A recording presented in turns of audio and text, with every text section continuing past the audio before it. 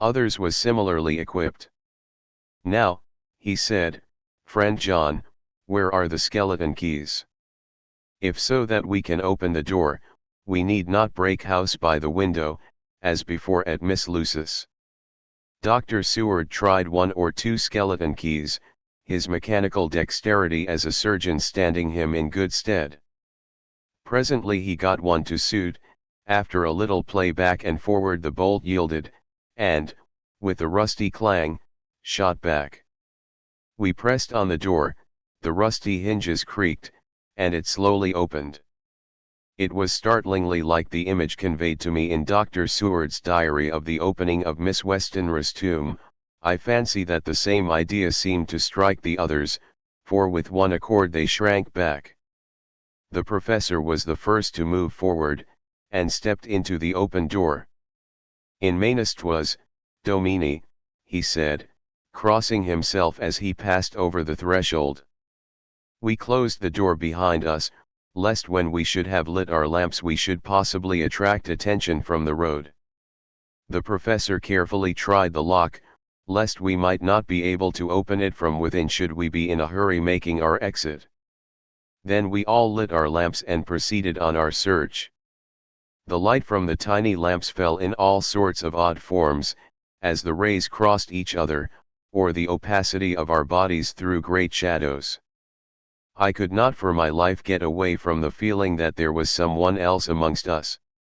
I suppose it was the recollection, so powerfully brought home to me by the grim surroundings, of that terrible experience in Transylvania. I think the feeling was common to us all, for I noticed that the others kept looking over their shoulders at every sound and every new shadow, just as I felt myself doing. The whole place was thick with dust. The floor was seemingly inches deep, except where there were recent footsteps, in which on holding down my lamp I could see marks of hobnails where the dust was cracked. The walls were fluffy and heavy with dust, and in the corners were masses of spiders' webs, whereon the dust had gathered till they looked like old tattered rags as the weight had torn them partly down. On a table in the hall was a great bunch of keys, with the time-yellowed label on each. They had been used several times, for on the table were several similar rents in the blanket of dust, similar to that exposed when the professor lifted them. He turned to me and said, "You know this place, Jonathan. You have copied maps of it, and you know it at least more than we do. Which is the way to the chapel?"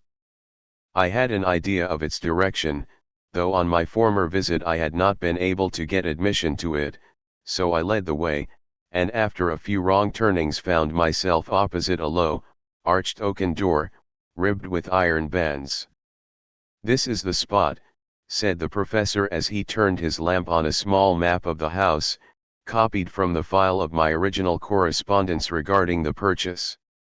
With a little trouble we found the key on the bunch and opened the door. We were prepared for some unpleasantness, for as we were opening the door a faint, malodorous air seemed to exhale through the gaps, but none of us ever expected such an odor as we encountered. None of the others had met the Count at all at close quarters, and when I had seen him he was either in the fasting stage of his existence in his rooms or, when he was gloated with fresh blood, in a ruined building open to the air, but here the place was small and close, and the long disuse had made the air stagnant and foul. There was an earthy smell, as of some dry miasma, which came through the fouler air. But as to the odor itself, how shall I describe it? It was not alone that it was composed of all the ills of mortality and with the pungent, acrid smell of blood, but it seemed as though corruption had become itself corrupt. Faugh! It sickens me to think of it. Every breath exhaled by that monster seemed to have clung to the place and intensified its loathsomeness.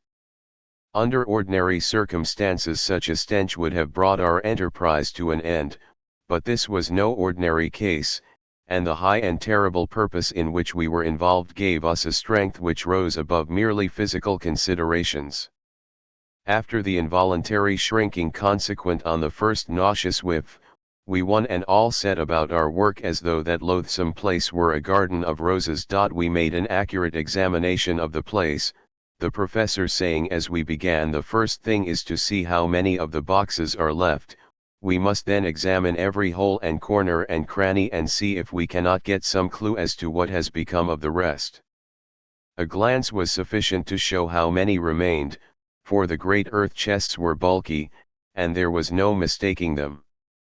There were only 29 left out of the 50. Once I got a fright, for, seeing Lord Godalming suddenly turn and look out of the vaulted door into the dark passage beyond, I looked too, and for an instant my heart stood still. Somewhere, looking out from the shadow, I seemed to see the highlights of the Count's evil face, the ridge of the nose, the red eyes, the red lips, the awful pallor. It was only for a moment, for, as Lord Godalming said, I thought I saw a face, but it was only the shadows, and resumed his inquiry. I turned my lamp in the direction, and stepped into the passage. There was no sign of anyone, and as there were no corners, no doors, no aperture of any kind, but only the solid walls of the passage, there could be no hiding place even for him. I took it that fear had helped imagination, and said nothing. A few minutes later I saw Morris step suddenly back from a corner, which he was examining. We all followed his movements with our eyes, for undoubtedly some nervousness was growing on us, and we saw a whole mass of phosphorescence, which twinkled like stars. We all instinctively drew back. The whole place was becoming alive with rats. For a moment or two we stood appalled, all save Lord Godalming, who was seemingly prepared for such an emergency. Rushing over to the great iron-bound oaken door, which Dr. Seward had described from the outside, and which I had seen myself, he turned the key in the lock, drew the huge bolts, and swung the door open. Then, taking his little silver whistle from his pocket, he blew a low, shrill call. It was answered from behind Dr. Seward's house by the yelping of dogs, and after about a minute 3 terriers came dashing round the corner of the house. Unconsciously we had all moved towards the door, and as we moved I noticed that the dust had been much disturbed, the boxes which had been taken out had been brought this way. But even in the minute that had elapsed the number of the rats had vastly increased. They seemed to swarm over the place all at once, till the lamplight, shining on their moving dark bodies and glittering, baleful eyes, made the place look like a bank of earth set with fireflies. The dogs dashed on, but at the threshold suddenly stopped and snarled, and then, simultaneously lifting their noses, began to howl in most lugubrious fashion. The rats were multiplying in thousands, and we moved out. Lord Godalming lifted one of the dogs, and carrying him in, placed him on the floor. The instant his feet touched the ground, he seemed to recover his courage, and rushed at his natural enemies. They fled before him so fast that before he had shaken the life out of a score, the other dogs, who had by now been lifted in the same manner, had but small prey ere the whole mass had vanished. With their going it seemed as if some evil presence had departed, for the dogs frisked about and barked merrily as they made sudden darts at their prostrate foes, and turned them over and tossed them in the air with vicious shakes. We all seemed to find our spirits rise. Whether it was the purifying of the deadly atmosphere by the opening of the chapel door, or the relief which we experienced by finding ourselves in the open, I know not, but most certainly the shadow of dread seemed to slip from us like a robe, and the occasion of our coming lost something of its grim significance, though we did not slacken a whit in our resolution. We closed the outer door and barred and locked it, and bringing the dogs with us, began our search of the house.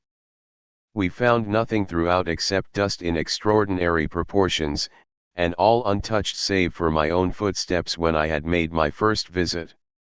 Never once did the dogs exhibit any symptom of uneasiness, and even when we returned to the chapel they frisked about as though they had been rabbit hunting in a summer wood. The morning was quickening in the east when we emerged from the front. Dr. Van Helsing had taken the key of the hall door from the bunch, and locked the door in orthodox fashion, putting the key into his pocket when he had done. "So far," he said, "our night has been eminently successful. No harm has come to us such as I feared might be, and yet we have ascertained how many boxes are missing. More than all do I rejoice that this, our first and perhaps our most difficult and dangerous step has been accomplished without the bringing therein to our most sweet Madam Mina, or troubling her waking or sleeping thoughts with sights and sounds and smells of horror which she might never forget.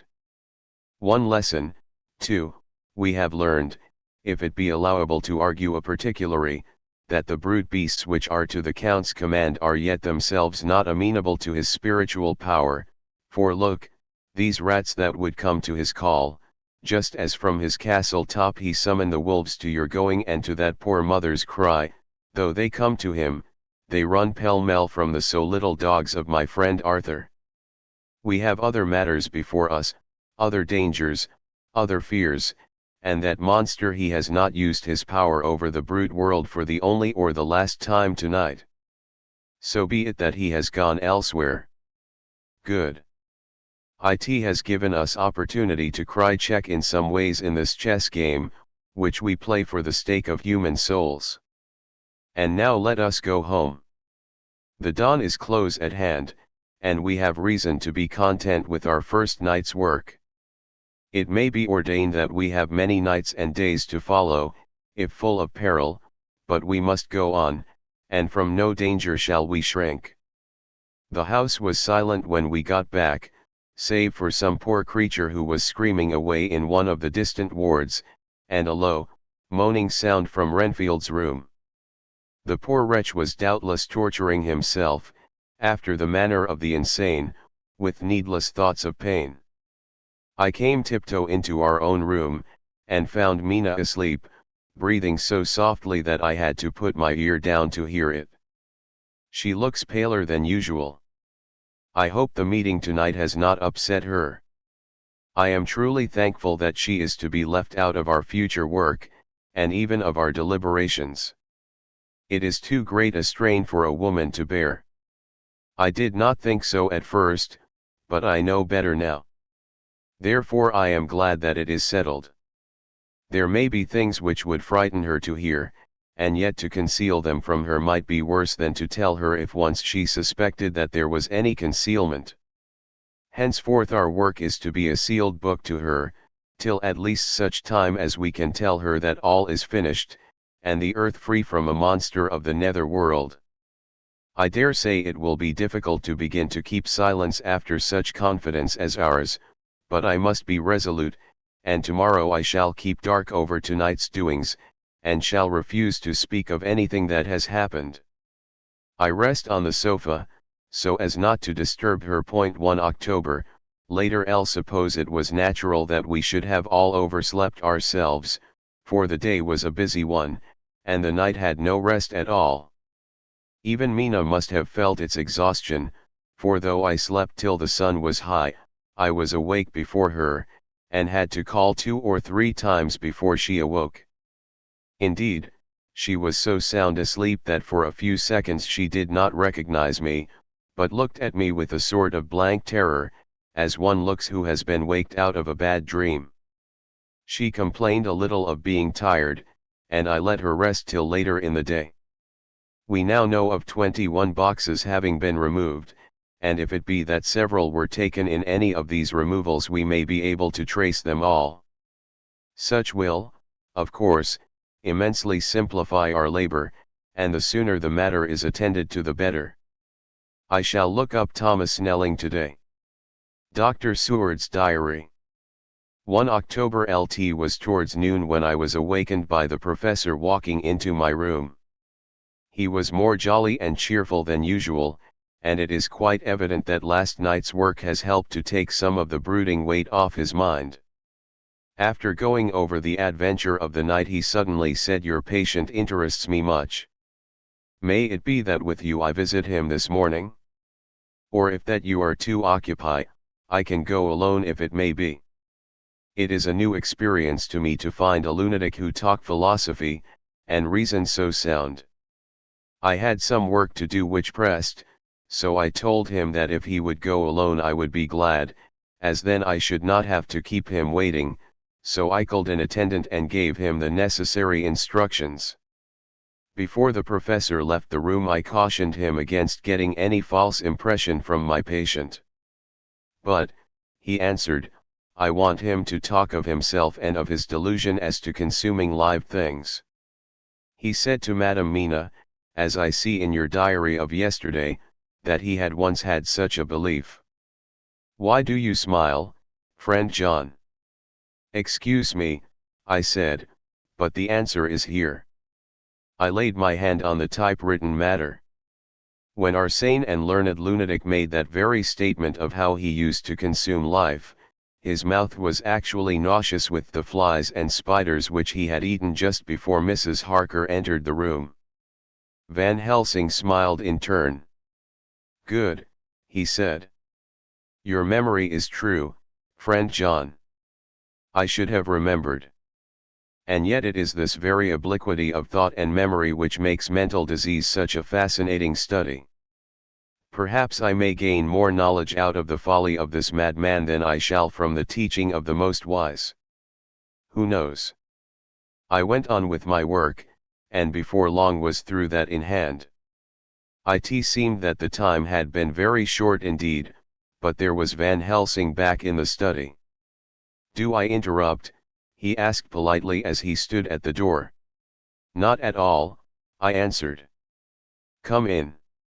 My work is finished, and I am free.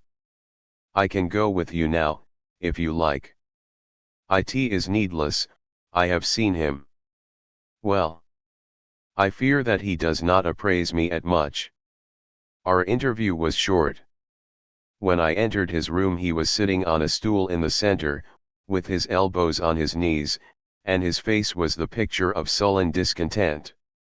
I spoke to him as cheerfully as I could, and with such a measure of respect as I could assume. He made no reply whatever. Don't you know me? I asked. His answer was not reassuring. I know you well enough, you are the old fool Van Helsing. I wish you would take yourself and your idiotic brain theories somewhere else.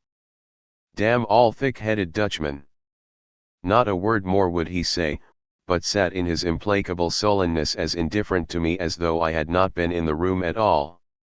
Thus departed for this time my chance of much learning from this so clever lunatic, so I shall go, if I may, and cheer myself with a few happy words with that sweet soul Madam Mina. Friend John, it does rejoice me unspeakable that she is no more to be pained, no more to be worried with our terrible things. Though we shall much miss her help, it is better so. I agree with you with all my heart, I answered earnestly, for I did not want him to weaken in this matter. Mrs. Harker is better out of it? Things are quite bad enough for us, all men of the world, and who have been in many tight places in our time, but it is no place for a woman, and if she had remained in touch with the affair, it would in time infallibly have wrecked her. So Van Helsing has gone to confer with Mrs. Harker, and Harker, Quincy and Art are all out following up the clues as to the earth boxes. I shall finish my round of work and we shall meet tonight. Mina Harker's Journal. 1 October LT is strange to me to be kept in the dark as I am today, after Jonathan's full confidence for so many years, to see him manifestly avoid certain matters, and those the most vital of all. This morning I slept late after the fatigues of yesterday, and though Jonathan was late too, he was the earlier. He spoke to me before he went out, never more sweetly or tenderly, but he never mentioned a word of what had happened in the visit to the Count's house. And yet he must have known how terribly anxious I was. Poor dear fellow! I suppose it must have distressed him even more than it did me. They all agreed that it was best that I should not be drawn further into this awful work, and I acquiesced. But to think that he keeps anything from me. And now I am crying like a silly fool, when I know it comes from my husband's great love and from the good wishes of those other strong men. That has done me good. Well, some day Jonathan will tell me all, and lest it should ever be that he should think for a moment that I kept anything from him, I still keep my journal as usual. Then if he has feared of my trust, one shall show it to him, with every thought of my heart put down for his dear eyes to read. I feel strangely sad and low-spirited today. I suppose it is the reaction from the terrible excitement. Last night I went to bed when the men had gone, simply because they told me to. I didn't feel sleepy, and I did feel full of devouring anxiety. I kept thinking over everything that has been ever since Jonathan came to see me in London, and it all seems like a horrible tragedy, with fate pressing on relentlessly to some destined end. Everything that one does seems, no matter how right it may be, to bring on the very thing which is most to be deplored. If I hadn't gone to Whitby, perhaps poor dear Lucy would be with us now. She hadn't taken to visiting the churchyard till I came, and if she hadn't come there in the daytime with me she wouldn't have walked there in her sleep, and if she hadn't gone there at night and asleep, that monster couldn't have destroyed her as he did. Oh, why did I ever go to Whitby? There now, crying again. I wonder what has come over me today. I must hide it from Jonathan, for if he knew that I had been crying twice in one morning, I, who never see Fed on my own account, and whom he has never caused to shed a tear, the dear fellow would fret his heart out. I shall put a bold face on, and if I do feel weepy, he shall never see it. I suppose it is one of the lessons that we poor women have to learn. I can't quite remember how I fell asleep last night. I remember hearing the sudden barking of the dogs and a lot of queer sounds, like praying on a very tumultuous scale, from Mr. Renfield's room, which is somewhere under this. And then there was silence over everything, silence so profound that it startled me, and I got up and looked out of the window. All was dark and silent, the black shadows thrown by the moonlight seeming full of a silent mystery of their own.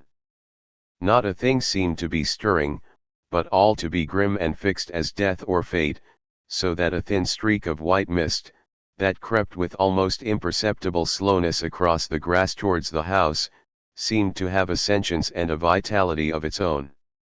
I think that the digression of my thoughts must have done me good, for when I got back to bed I found a lethargy creeping over me. I lay a while, but could not quite sleep, so I got out and looked out of the window again. The mist was spreading, and was now close up to the house, so that I could see it lying thick against the wall, as though it were stealing up to the windows. The poor man was more loud than ever, and though I could not distinguish a word he said, I could in some way recognize in his tones some passionate entreaty on his part. Then there was the sound of a struggle, and I knew that the attendants were dealing with him. I was so frightened that I crept into bed, and pulled the clothes over my head, putting my fingers in my ears. I was not then a bit sleepy, at least so I thought, but I must have fallen asleep, for, except dreams, I do not remember anything until the morning, when Jonathan woke me. I think that it took me an effort and a little time to realize where I was, and that it was Jonathan who was bending over me. My dream was very peculiar, and was almost typical of the way that waking thoughts become merged in, or continued in, dreams. I thought that I was asleep, and waiting for Jonathan to come back. I was very anxious about him, and I was powerless to act. My feet, and my hands, and my brain were weighted, so that nothing could proceed at the usual pace. And so I slept uneasily and thought. Then it began to dawn upon me that the air was heavy, and dank, and cold. I put back the clothes from my face, and found, to my surprise, that all was dim around. The gas light which I had left lit for Jonathan, but turned down, came only like a tiny red spark through the fog, which had evidently grown thicker and poured into the room. Then it occurred to me that I had shut the window before I had come to bed. I would have got out to make certain on the point, but some leaden lethargy seemed to chain my limbs and even my will. I lay still and endured, that was all. I closed my eyes, but could still see through my eyelids. It is wonderful what tricks our dreams play us, and how conveniently we can imagine. The mist grew thicker and I could see now how it came in, for I could see it like smoke or with the white energy of boiling water pouring in, not through the window, but through the joinings of the door. It got thicker and thicker, till it seemed as if it became concentrated into a sort of pillar of cloud in the room, through the top of which I could see the light of the gas shining like a red eye. Things began to whirl through my brain just as the cloudy column was now whirling in the room, and through it all came the scriptural words, a pillar of cloud by day and of fire by night. Was it indeed some such spiritual guidance that was coming to me in my sleep? But the pillar was composed of both the day and the night guiding, for the fire was in the red eye, which at the thought got a new fascination for me, till, as I looked, the fire divided, and seemed to shine on me through the fog like two red eyes, such as Lucy told me of in her momentary mental wandering when, on the cliff, the dying sunlight struck the windows of St. Marv's Church. Suddenly the horror burst upon me that it was thus that Jonathan had seen those awful women growing into reality through the whirling mist in the moonlight, and in my dream I must have fainted, for all became black darkness. The last conscious effort which imagination made was to show me a livid white face bending over me out of the mist. I must be careful of such dreams, for they would unseat one's reason if there were too much of them. I would get Dr. Van Helsing or Dr. Seward to prescribe something for me which would make me sleep, only that I fear to alarm them. Such a dream at the present time would become woven into their fears for me. Tonight I shall strive hard to sleep naturally. If I do not, I shall tomorrow night get them to give me a dose of chloral, that cannot hurt me for once, and it will give me a good night's sleep. Last night tired me more than if I had not slept at all.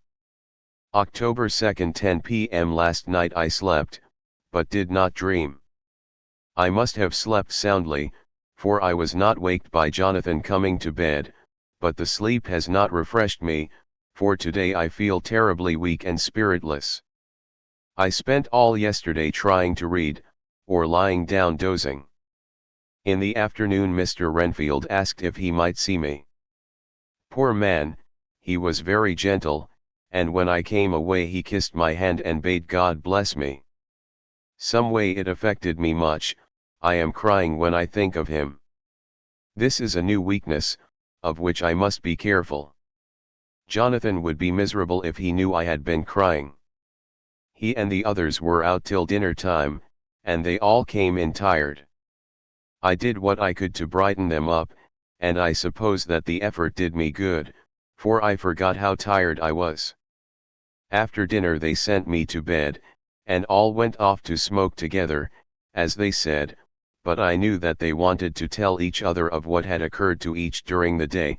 I could see from Jonathan's manner that he had something important to communicate. I was not so sleepy as I should have been, so before they went I asked Dr. Seward to give me a little opiate of some kind, as I had not slept well the night before. He very kindly made me up a sleeping draught, which he gave to me, telling me that it would do me no harm, as it was very mild. I have taken it, and am waiting for sleep which still keeps aloof. I hope I have not done wrong, for as sleep begins to flirt with me, a new fear comes, that I may have been foolish in thus depriving myself of the power of waking. I might want it. Here comes sleep. Good night. Chapter X Jonathan Harker's Journal October 1st, evening. L found Thomas Snelling in his house at Bethnal Green, but unhappily he was not in a condition to remember anything. The very prospect of beer which my expected coming had opened to him had proved too much, and he had begun too early on his expected debauch. I learned, however, from his wife, who seemed a decent, poor soul, that he was only the assistant to Smollett, who of the two mates was the responsible person. So off I drove to Walworth, and found Mr. Joseph Smollett at home and in his shirt sleeves, taking a late tea out of a saucer. He is a decent, intelligent fellow, distinctly a good, reliable type of workman, and with a headpiece of his own.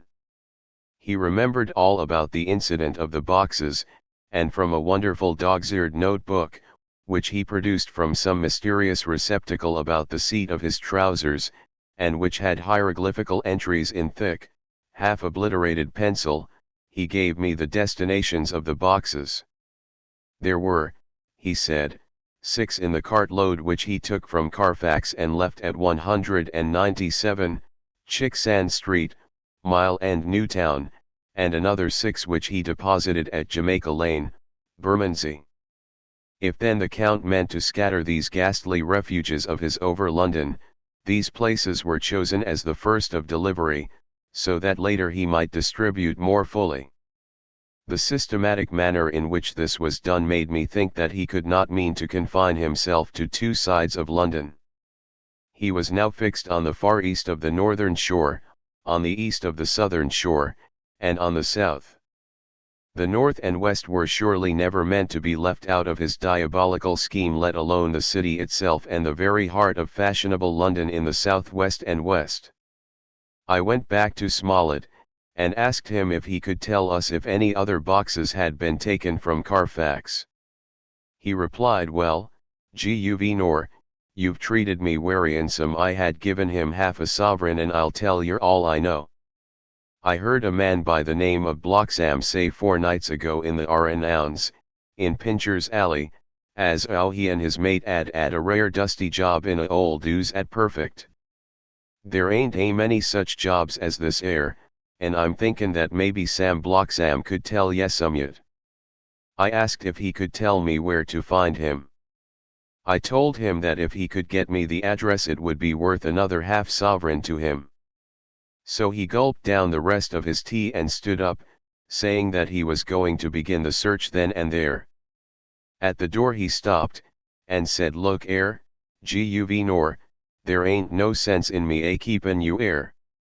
I may find Sam soon, or I mayn't, but anyhow he ain't like to be in a way to tell ye much tonight. Sam is a rare one when he starts on the booze. If you can give me a envelope with a stamp on it, and put your address on it, I'll find out where Sam is to be found and post it ye tonight. But ye'd better be up arter I'm soon in the mornin', or maybe ye won't catch 'im, for Sam gets off main early, never mind the booze the night afore. This was all practical, so one of the children went off with a penny to buy an envelope and a sheet of paper, and to keep the change. When she came back, I addressed the envelope and stamped it, and when Smollett had again faithfully promised to post the address when found, I took my way to home. We're on the track anyhow. I am tired tonight, and want sleep. Mina is fast asleep, and looks a little too pale. Her eyes look as though she had been crying. Poor dear, I've no doubt it frets her to be kept in the dark, and it may make her doubly anxious about me and the others. But it is best as it is. It is better to be disappointed and worried in such a way now than to have her nerve broken. The doctors were quite right to insist on her being kept out of this dreadful business. I must be firm, for on me this particular burden of silence must rest. I shall not ever enter on the subject with her under any circumstances. Indeed, it may not be a hard task, after all, for she herself has become reticent on the subject, and has not spoken of the Count or his doings ever since we told her of our decision. 2 October, evening, a long and trying and exciting day. By the first post I got my directed envelope with a dirty scrap of paper enclosed, on which was written with a carpenter's pencil in a sprawling hand, Sam Bloxham, Corcrans, 4, Potter's Court, Bartle Street, Walworth. Ask for the depot. I got the letter in bed, and rose without waking Mina. She looked heavy and sleepy and pale, and far from well. I determined not to wake her, but that, when I should return from this new search, I would arrange for her going back to Exeter. I think she would be happier in our own home, with her daily tasks to interest her, than in being here amongst us and in ignorance. I only saw Dr. Seward for a moment, and told him where I was off to, promising to come back and tell the rest so soon as I should have found out anything. I drove to Walworth and found, with some difficulty, Potter's Court. Mr. Smollett's spelling misled me, as I asked for Potter's Court instead of Potter's Court. However, when I had found the court, I had no difficulty in discovering Corcoran's lodging house. When I asked the man who came to the door for the depot, he shook his head, and said, "I dunno 'im. There ain't no such a person 'ere, I never 'eard of 'im in all my bloomin' days. Don't believe there ain't nobody of that kind livin' 'ere or anywheres."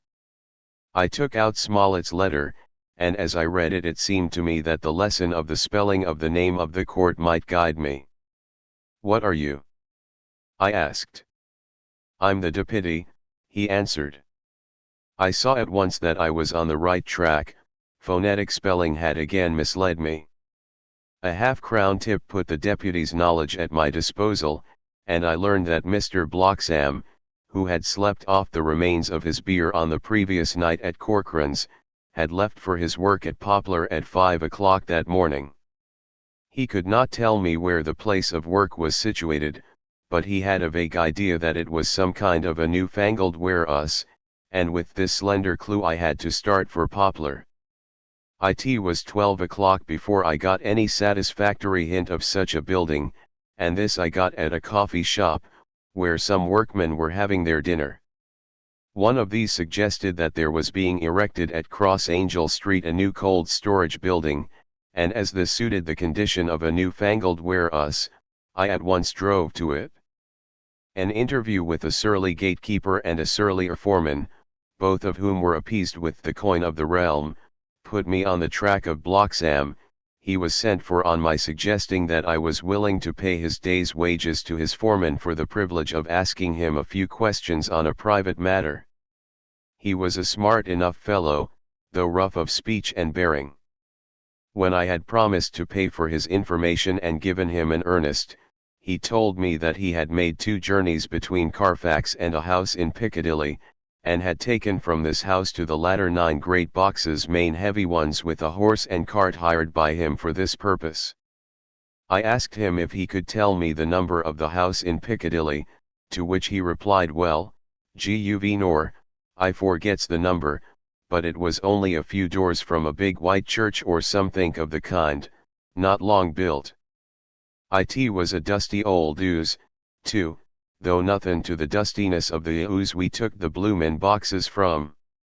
"How did you get into the houses if they were both empty?" "There was the old party what engaged me a waitin' in the ooze at Perfeet. He helped me to lift the boxes and put them in the dray. Curse me, but he was the strongest chap I ever struck, and him a old feller, with a white mustache, one that thin you would think he couldn't throw a shatter." How this phrase thrilled through me. Why, he took up his end o' the boxes like they was pounds of tea, and me a puffin' and a blowin' afore I could upend mine anyhow, and I'm no chicken, neither. "How did you get into the house in Piccadilly?" I asked. "He was there too. He must a started off and got there afore me, for when I rung of the bell he came and opened the door hisself and helped me to carry the boxes into the 'all." "The whole 9? I asked. "Yes, there was 5 in the first load and 4 in the second. It was main dry work, and I don't so well remember 'ow I got 'ome." I interrupted him. "Were the boxes left in the hall?" "Yes, it was a big 'all, and there was nothin' else in it." I made one more attempt to further matters. "You didn't have any key?" Never used no key nor nothink. The old gent, he opened the door himself and shut it again when I drove off. I don't remember the last time, but that was the beer. And you can't remember the number of the house? No, sir. But ye needn't have no difficulty about that. It's a iron with a stone front with a bow on it, and I steps up to the door. I know them steps, even 'ad to carry the boxes up with 3 loafers what come round to earn a copper. The old gent give them shillin's, and they see and they got so much, they wanted more, but he took one of them by the shoulder and was like to throw 'im down the steps, till the lot of them went away cussin'. I thought that with this description I could find the house, so, having paid my friend for his information, I started off for Piccadilly. I had gained a new painful experience. The Count could, it was evident, handle the earth boxes himself. If so, time was precious, for, now that he had achieved a certain amount of distribution, he could, by choosing his own time, complete the task unobserved. At Piccadilly Circus I discharged my cab, and walked westward. Beyond the Junior Constitutional I came across the house described, and was satisfied that this was the next of the lairs arranged by Dracula. The house looked as though it had been long untenanted. The windows were encrusted with dust, and the shutters were up. All the framework was black with time, and from the iron the paint had mostly scaled away. It was evident that up to lately there had been a large notice board in front of the balcony. It had, however, been roughly torn away, the uprights which had supported it still remaining. Behind the rails of the balcony I saw there were some loose boards, whose raw edges looked white. I would have given a good deal to have been able to see the notice board intact, as it would, perhaps, have given some clue to the ownership of the house. I remembered my experience of the investigation and purchase of Carfax, and I could not but feel that if I could find the former owner there might be some means discovered of gaining access to the house. There was at present nothing to be learned from the Piccadilly side, and nothing could be done, so I went round to the back to see if anything could be gathered from this quarter. The mews were active, the Piccadilly houses being mostly in occupation. I asked one or two of the grooms and helpers whom I saw around if they could tell me anything about the empty house. One of them said that he heard it had lately been taken, but he couldn't say from whom. He told me, however, that up to very lately there had been a notice board of for sale up, and that perhaps Mitchell, Sons, and Candy, the house agents, could tell me something, as he thought he remembered seeing the name of that firm on the board. I did not wish to seem too eager, or to let my informant know or guess too much, so, thanking him in the usual manner, I strolled away. It was now growing dusk, and the autumn night was closing in, so I did not lose any time. Having learned the address of Mitchell, Sons, and Candy from a directory at the Berkeley, I was soon at their office in Sackville Street. The gentleman who saw me was particularly suave in manner, but uncommunicative in equal proportion. Having once told me that the Piccadilly house which throughout our interview he called a mansion was sold, he considered my business as concluded. When I asked who had purchased it, he opened his eyes a thought wider, and paused a few seconds before replying, "It is sold, sir." "Pardon me," I said, with equal politeness, "but I have a special reason for wishing to know who purchased it." Again he paused longer, and raised his eyebrows still more. "It is sold, sir," was again his laconic reply. "Surely," I said, "you do not mind letting me know so much." "But I do mind," he answered. "The affairs of their clients are absolutely safe in the hands of Mitchell, Sons, and Candy." This was manifestly a prig of the first water, and there was no use arguing with him. I thought I had best meet him on his own ground, so I said, "Your clients, sir, are happy in having so resolute a guardian of their confidence. I am myself a professional man. Here I handed him my card. In this instance I am not prompted by curiosity, I act on the part of Lord Godalming, who wishes to know something of the property which was, he understood, lately for sale. These words put a different complexion on affairs. He said I would like to oblige you if I could, Mr. Harker, and especially would I like to oblige his lordship. We once carried out a small matter of renting some chambers for him when he was the Honourable Arthur Holmwood. If you will let me have his lordship's address I will consult the house on the subject, and will, in any case, communicate with his lordship by tonight's post. It will be a pleasure if we can so far deviate from our rules as to give the required information to his lordship.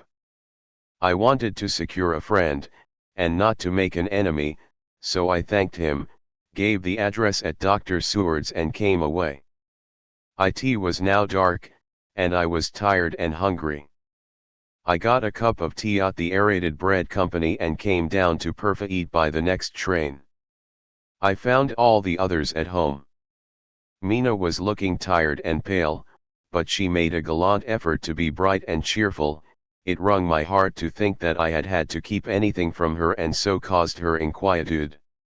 Thank God, this will be the last night of her looking on at our conferences, and feeling the sting of our not showing our confidence. It took all my courage to hold to the wise resolution of keeping her out of our grim task. She seems somehow more reconciled, or else the very subject seems to have become repugnant to her, for when any accidental allusion is made she actually shudders. I am glad we made our resolution in time, as with such a feeling as this, our growing knowledge would be torture to her. I could not tell the others of the Davs' discovery till we were alone, so after dinner followed by a little music to save appearances even amongst ourselves I took Mina to her room and left her to go to bed. The dear girl was more affectionate with me than ever, and clung to me as though she would detain me, but there was much to be talked of and I came away. Thank God, the ceasing of telling things has made no difference between us. When I came down again I found the others all gathered round the fire in the study.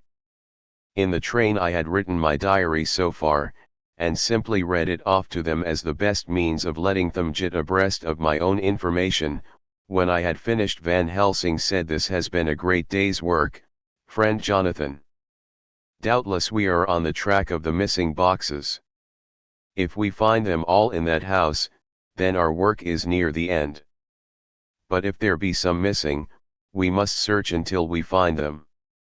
Then shall we make our final coup, and hunt the wretch to his real death." We all sat silent a while and all at once Mr. Morris spoke. "Say, how are we going to get into that house?"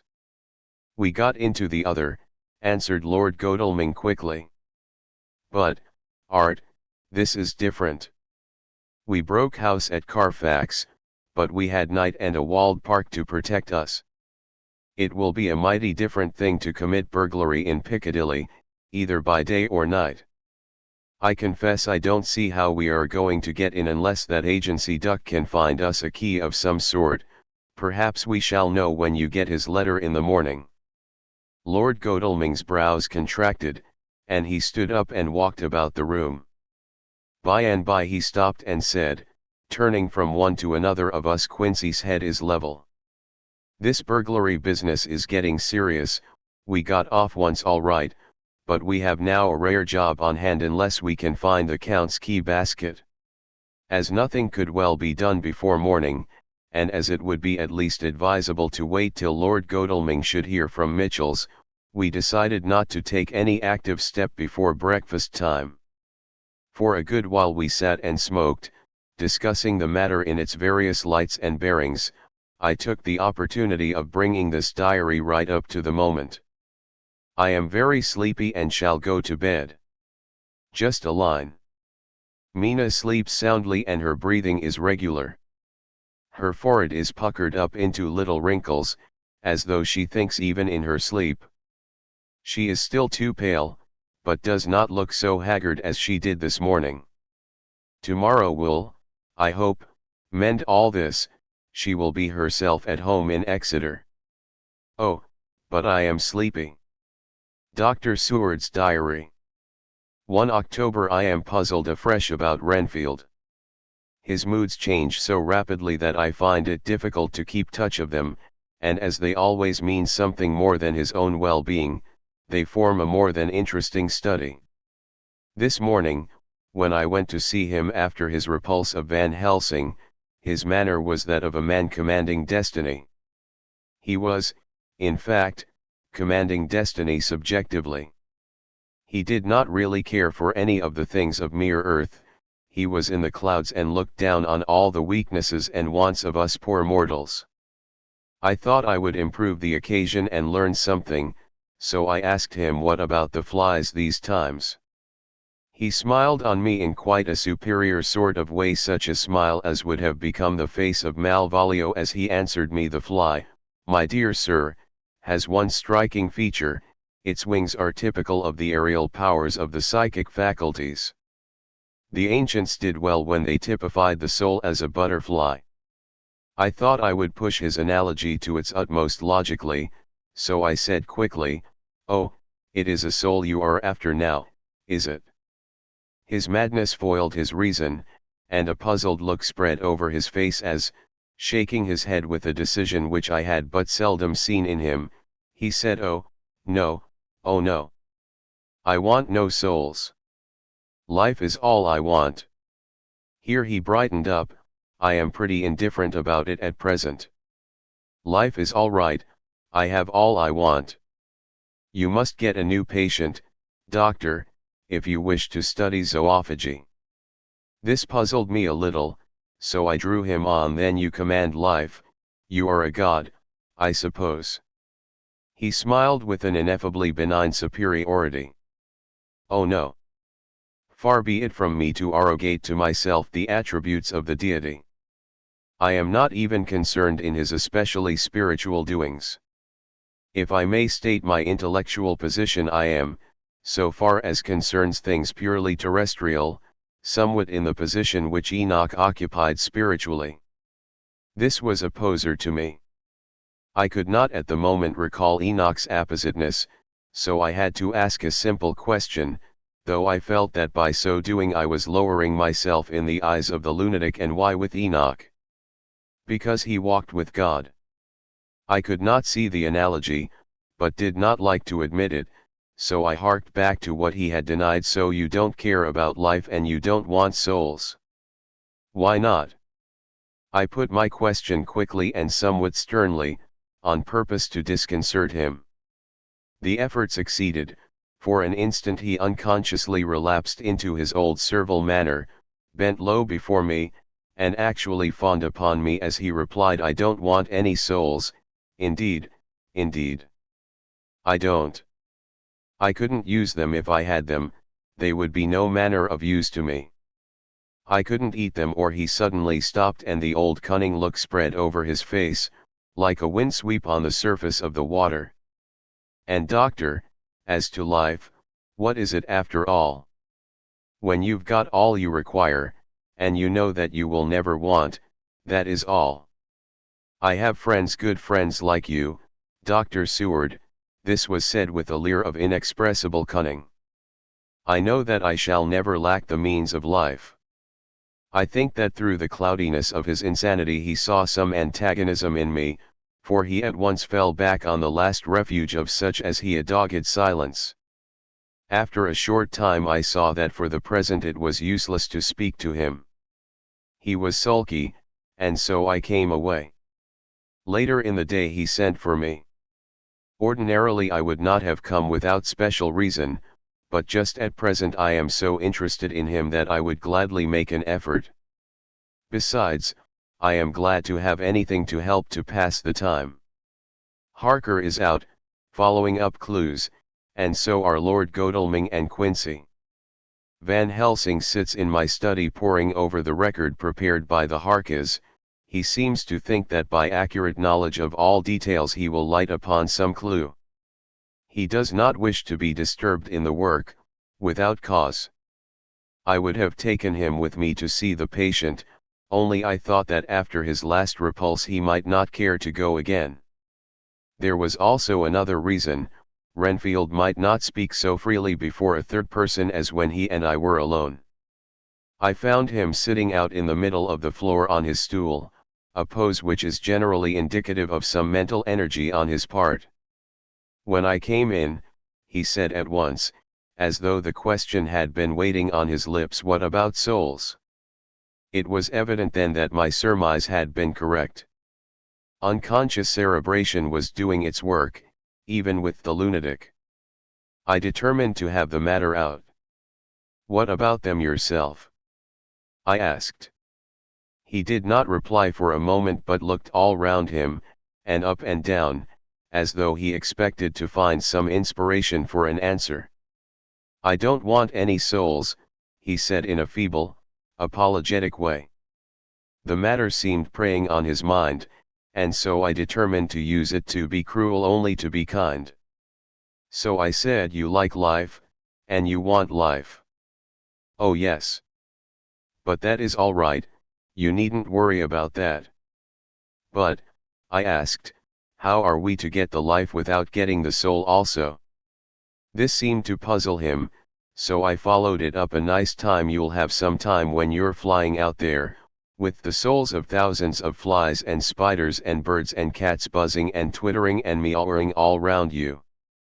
You've got their lives, you know, and you must put up with their souls."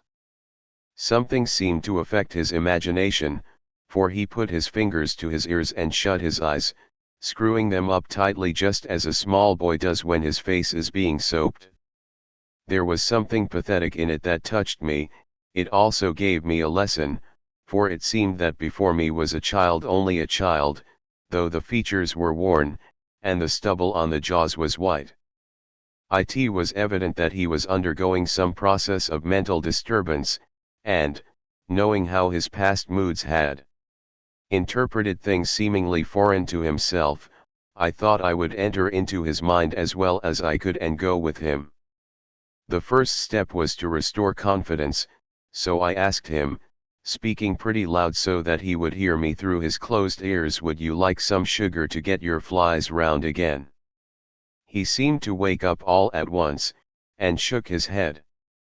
With a laugh he replied, "Not much. Flies are poor things, after all." After a pause he added, "But I don't want their souls buzzing round me, all the same." "Or spiders?" I went on. "Blow spiders. What's the use of spiders? There isn't anything in them to eat off." He stopped suddenly, as though reminded of a forbidden topic. So. I thought to myself, this is the second time he has suddenly stopped at the word drink. What does it mean? Renfield seemed himself aware of having made a lapse, for he hurried on, as though to distract my attention from it. "I don't take any stock at all in such matters. Rats and mice and such small deer, as Shakespeare has it, chicken feet of the larder they might be called. I'm past all that sort of nonsense. You might as well ask a man to eat molecules with a pair of chopsticks, as to try to interest me about the lesser carnivora, when I know of what is before me." "I see," I said.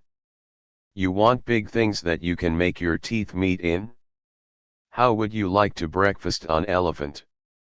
"What ridiculous nonsense you are talking." He was getting too wide awake, so I thought I would press him hard. "I wonder," I said reflectively, "what an elephant's soul is like." The effect I desired was obtained, for he at once fell from his high horse and became a child again. "I don't want an elephant's soul, or any soul at all," he said. For a few moments he sat despondently. Suddenly he jumped to his feet, with his eyes blazing and all the signs of intense cerebral excitement. "To hell with you and your souls," he shouted. "Why do you plague me about souls? Haven't I got enough to worry and pain and distract me already, without thinking of souls?" He looked so hostile that I thought he was in for another homicidal fit, so I blew my whistle. The instant, however, that I did so he became calm, and said apologetically, "Forgive me, doctor, I forgot myself. You do not need any help. I am so worried in my mind that I am apt to be irritable. If you only knew the problem I have to face, and that I am working out, you would pity and tolerate and pardon me. Pray do not put me in a strait waistcoat. I want to think and I cannot think freely when my body is confined. I am sure you will understand." He had evidently self-control, so when the attendants came I told them not to mind, and they withdrew. Renfield watched them go. When the door was closed he said, with considerable dignity and sweetness, "Dr. Seward, you have been very considerate towards me. Believe me that I am very, very grateful to you. I thought it well to leave him in this mood, and so I came away. There is certainly something to ponder over in this man's state. Several points seem to make what the American interviewer calls a story, if one could only get them in proper order. Here they are. Will not mention drinking. Fears the thought of being burdened with the soul of anything. Has no dread of wanting life in the future. Despises the meaner forms of life altogether, though he dreads being haunted by their souls. Logically all these things point one way. He has assurance of some kind that he will acquire some higher life. He dreads the consequence, the burden of a soul. Then it is a human life he looks to. And the assurance? Merciful God! The Count has been to him, and there is some new scheme of terror afoot.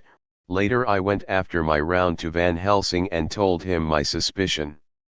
He grew very grave, and, after thinking the matter over for a while, asked me to take him to Renfield. I did so. As we came to the door we heard the lunatic within singing gaily, as he used to do in the time which now seems so long ago. When we entered we saw with amazement that he had spread out his sugar as of old.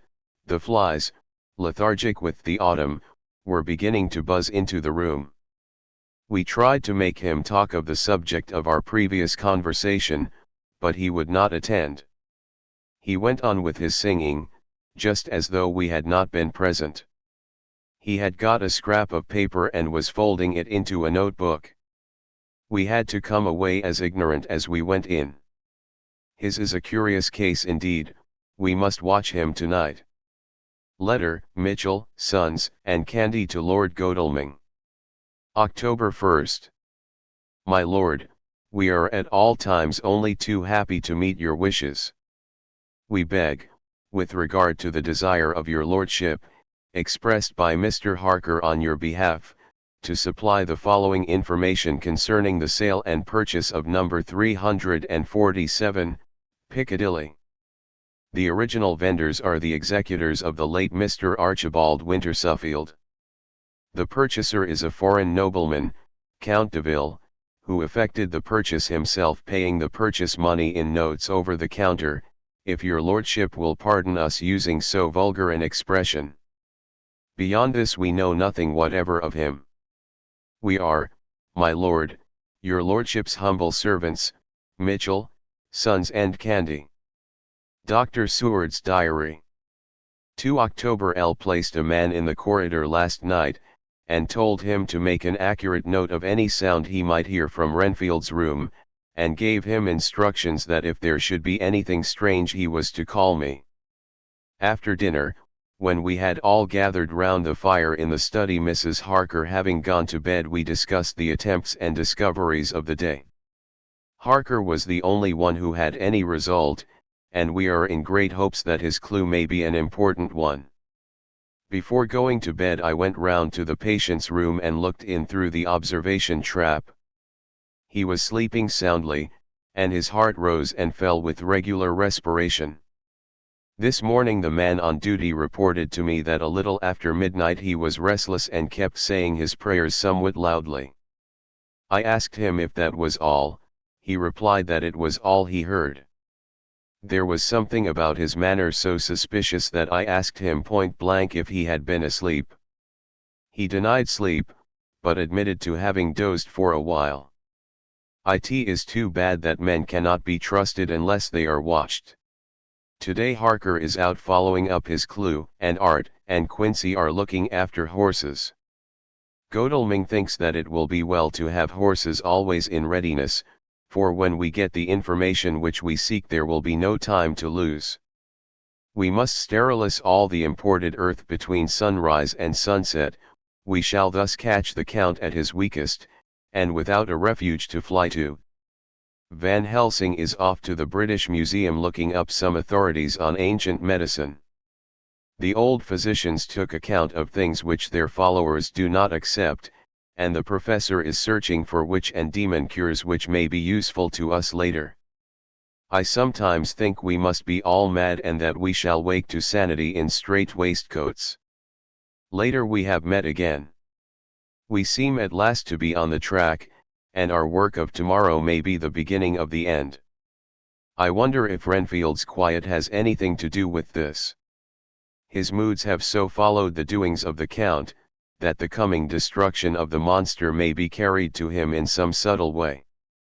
If we could only get some hint as to what passed in his mind, between the time of my argument with him today and his resumption of fly-catching, it might afford us a valuable clue. He is now seemingly quiet for a spell. Is he? That wild yell seemed to come from his room.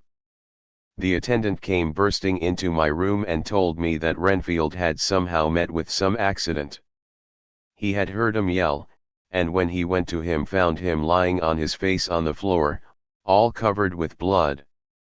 I must go at once. Dr. Seward's diary 3 October let me put down with exactness all that happened, as well as I can remember it, since last I made an entry. Not a detail that I can recall must be forgotten. In all calmness I must proceed.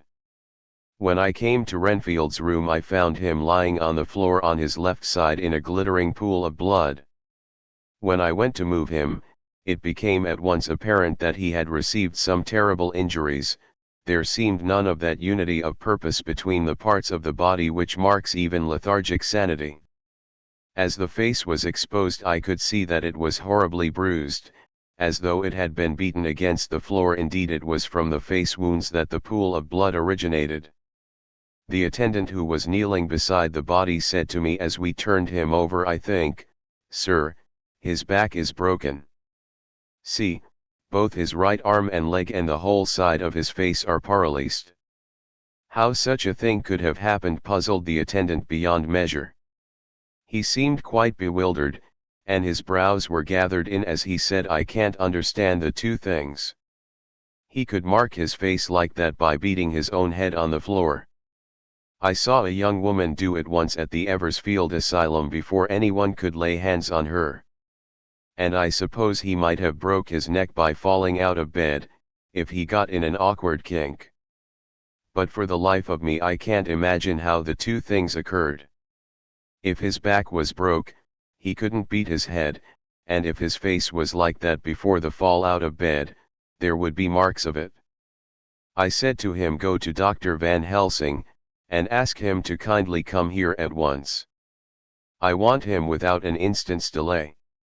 The man ran off, and within a few minutes the professor, in his dressing gown and slippers, appeared. When he saw Renfield on the ground, he looked keenly at him a moment, and then turned to me. I think he recognized my thought in my eyes, for he said very quietly, manifestly for the ears of the attendant, "Ah, a sad accident. He will need very careful watching, and much attention. I shall stay with you myself, but I shall first dress myself. If you will remain I shall in a few minutes join you."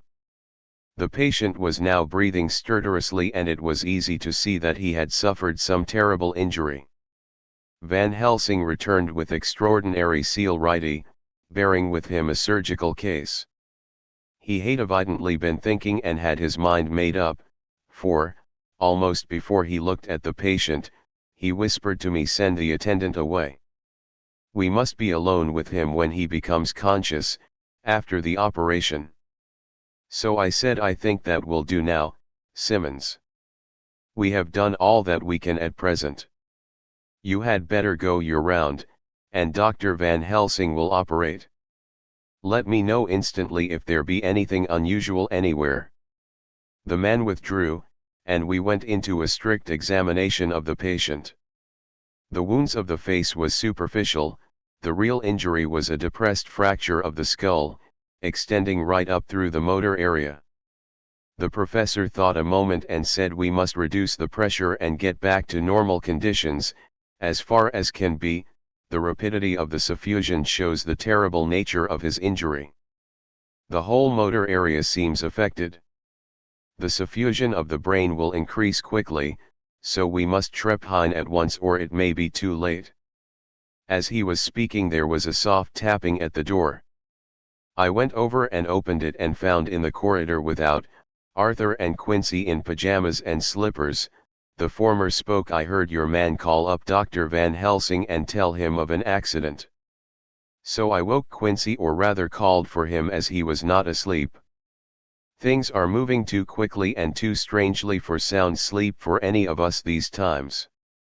I've been thinking that tomorrow night we'll not see things as they have been. We'll have to look back and forward a little more than we have done.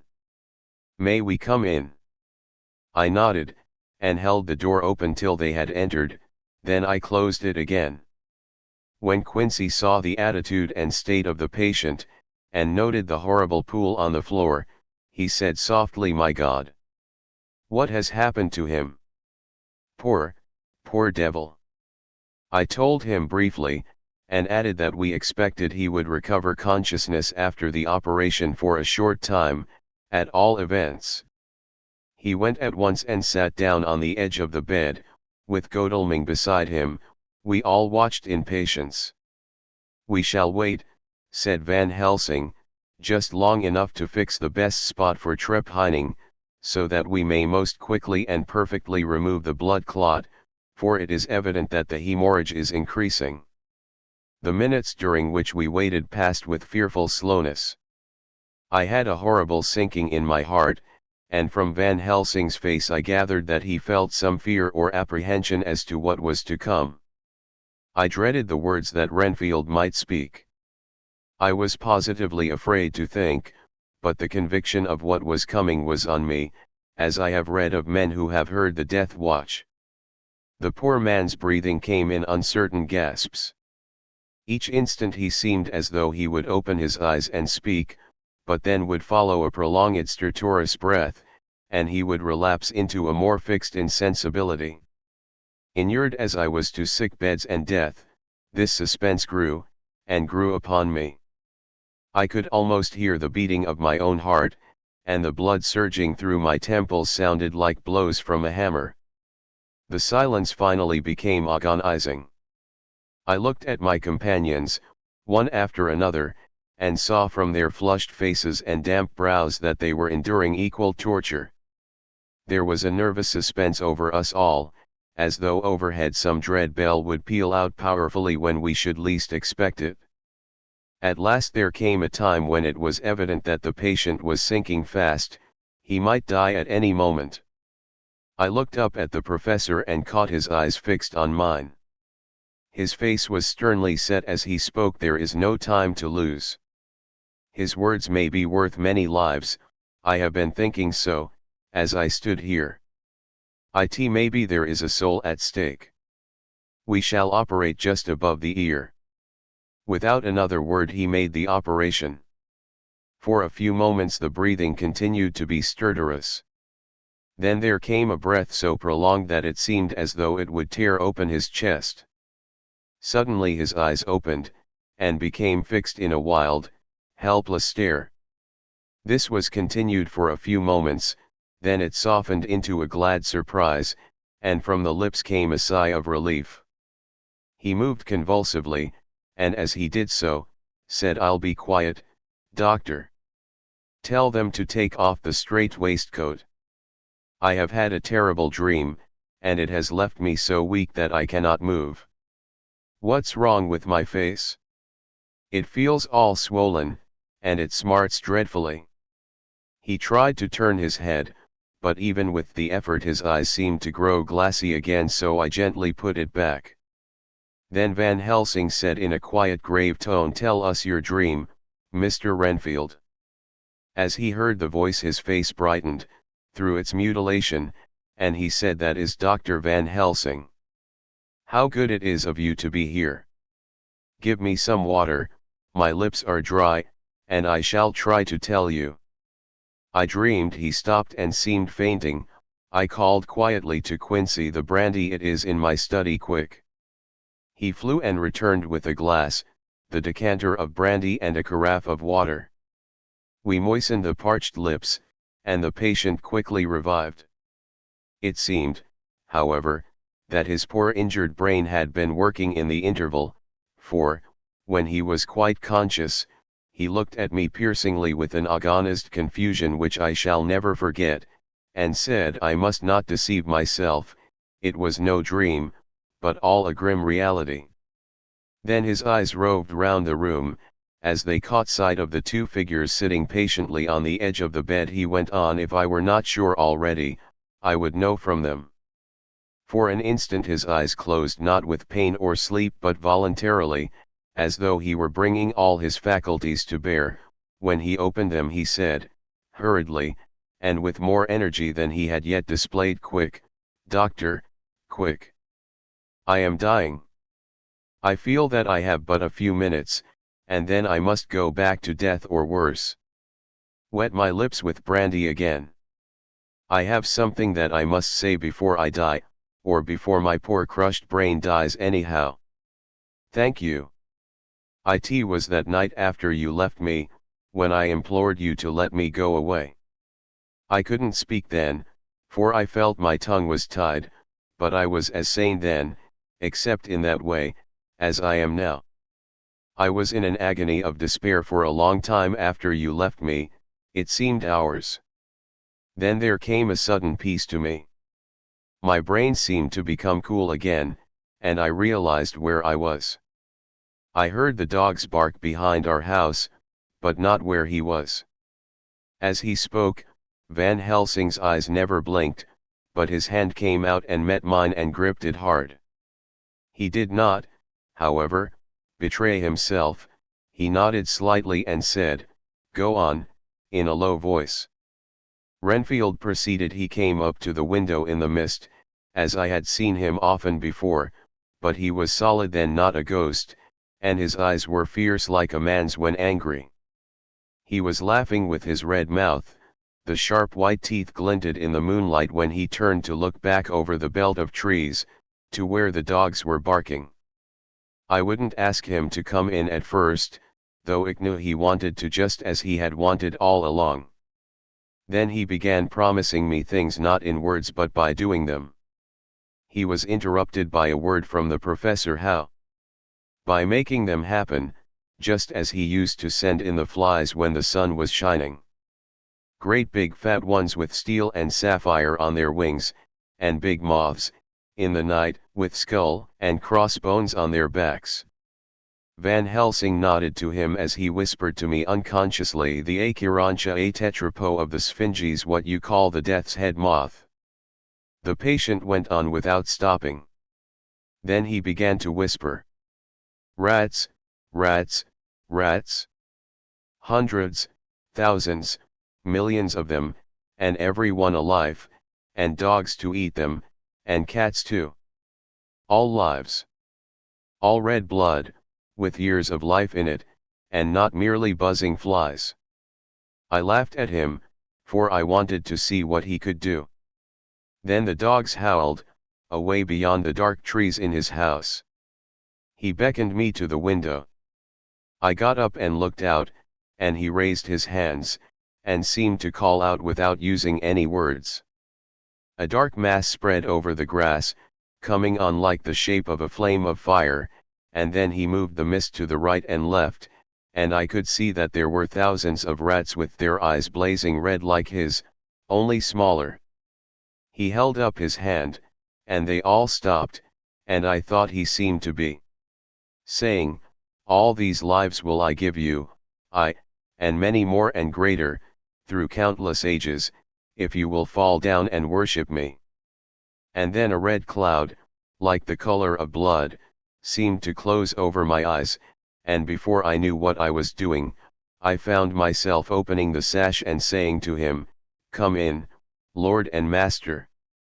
The rats were all gone, but he slid into the room through the sash, though it was only open an inch wide, just as the moon herself has often come in through the tiniest crack and has stood before me in all her size and splendor. His voice was weaker, so I moistened his lips with the brandy again, and he continued, but it seemed as though his memory had gone on working in the interval, for his story was further advanced. I was about to call him back to the point, but Van Helsing whispered to me, "Let him go on. Do not interrupt him, he cannot go back, and maybe could not proceed at all if once he lost the thread of his thought." He proceeded all day. I waited to hear from him, but he did not send me anything, not even a blowfly, and when the moon got up I was pretty angry with him. When he slid in through the window, though it was shut, and did not even knock, I got mad with him. He sneered at me, and his white face looked out of the mist with his red eyes gleaming, and he went on as though he owned the whole place, and I was no one. He didn't even smell the same as he went by me.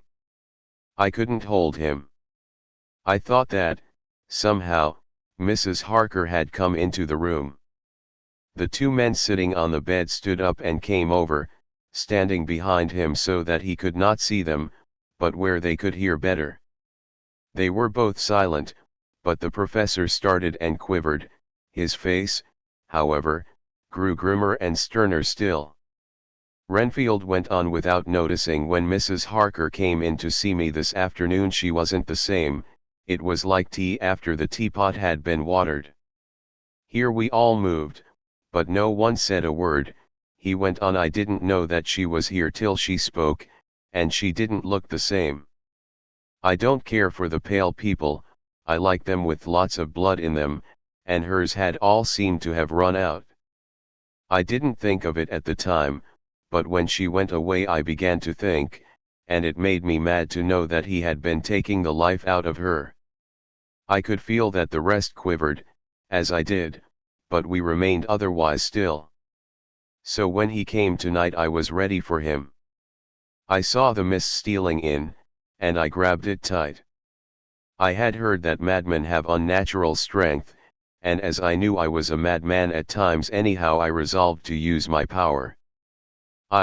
And he felt it too, for he had to come out of the mist to struggle with me.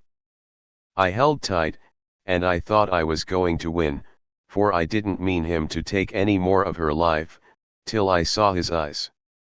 They burned into me, and my strength became like water. He slipped through it, and when I tried to cling to him, he raised me up and flung down.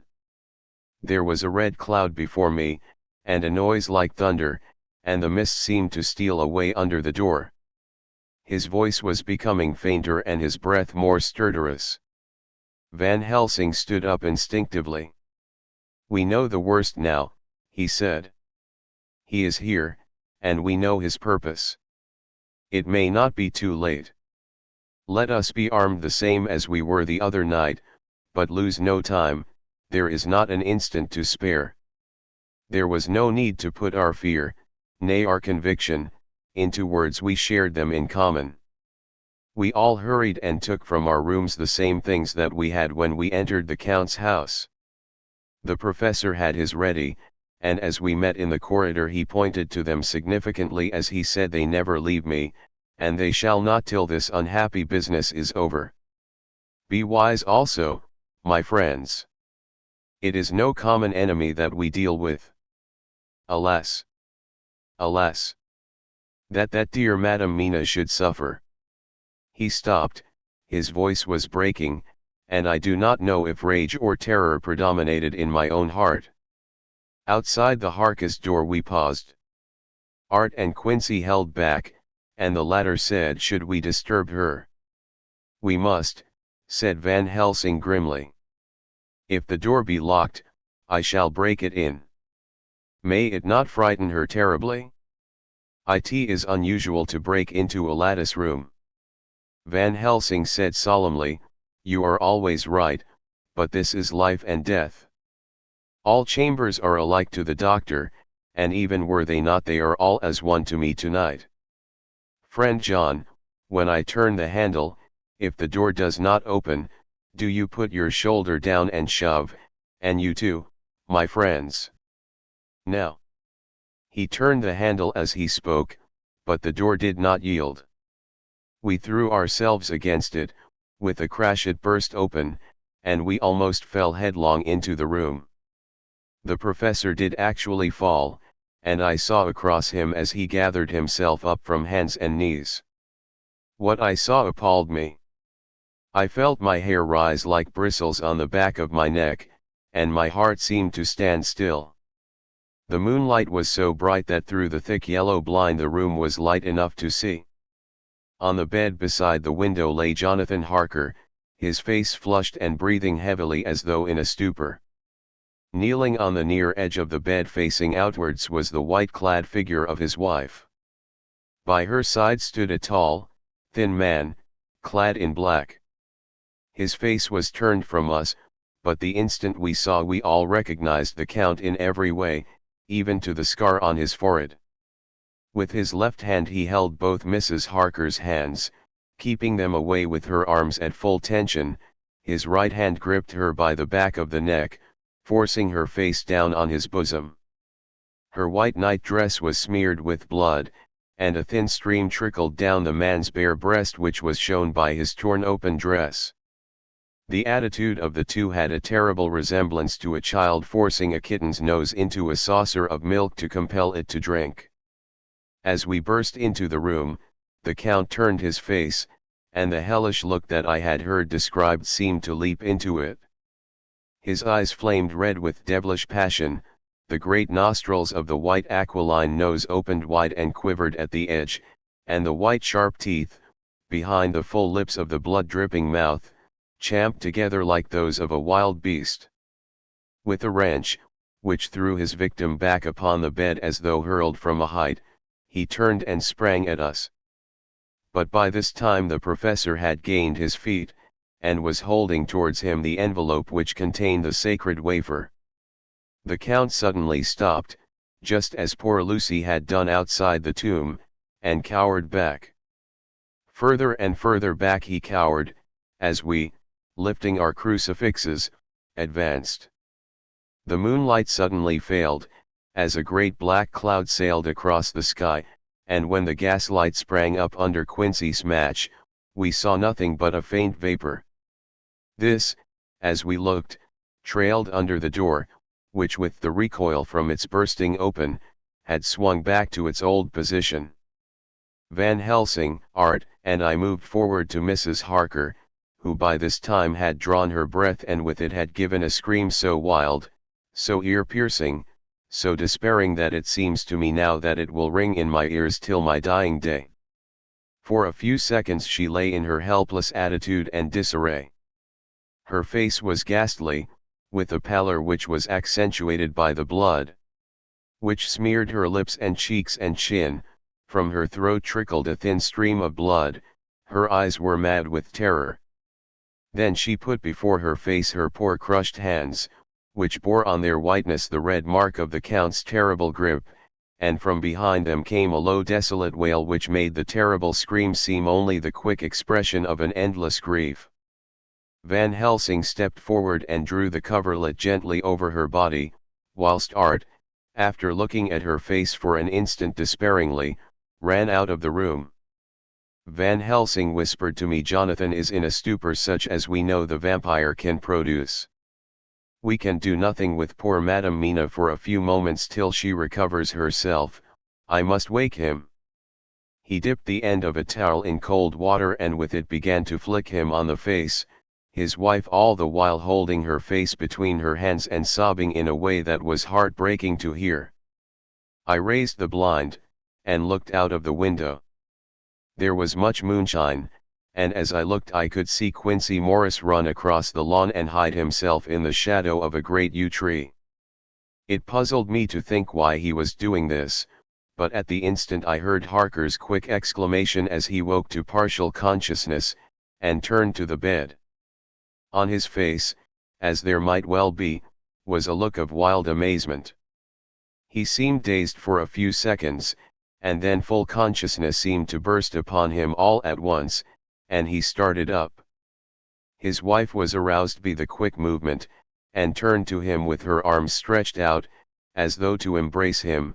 Instantly, however, she drew them in again, and putting her elbows together, held her hands before her face, and shuddered till the bed beneath her shook. "In God's name, what does this mean?" Harker cried out. "Dr. Seward, Dr. Van Helsing, what is it? What has happened? What is wrong?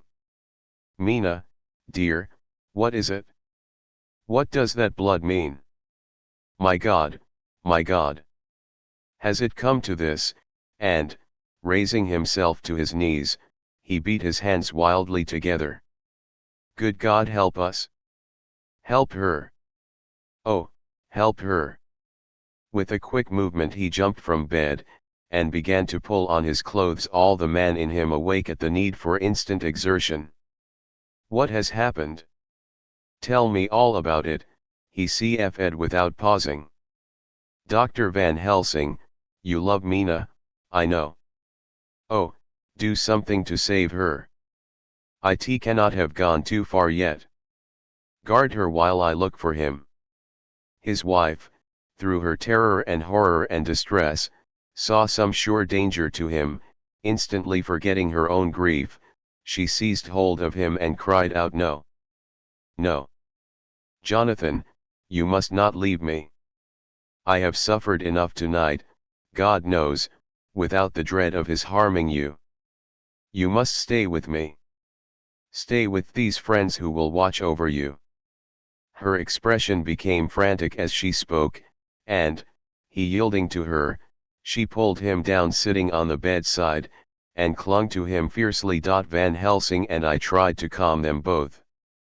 The professor held up his little golden crucifix, and said with wonderful calmness, "Do not fear, my dear.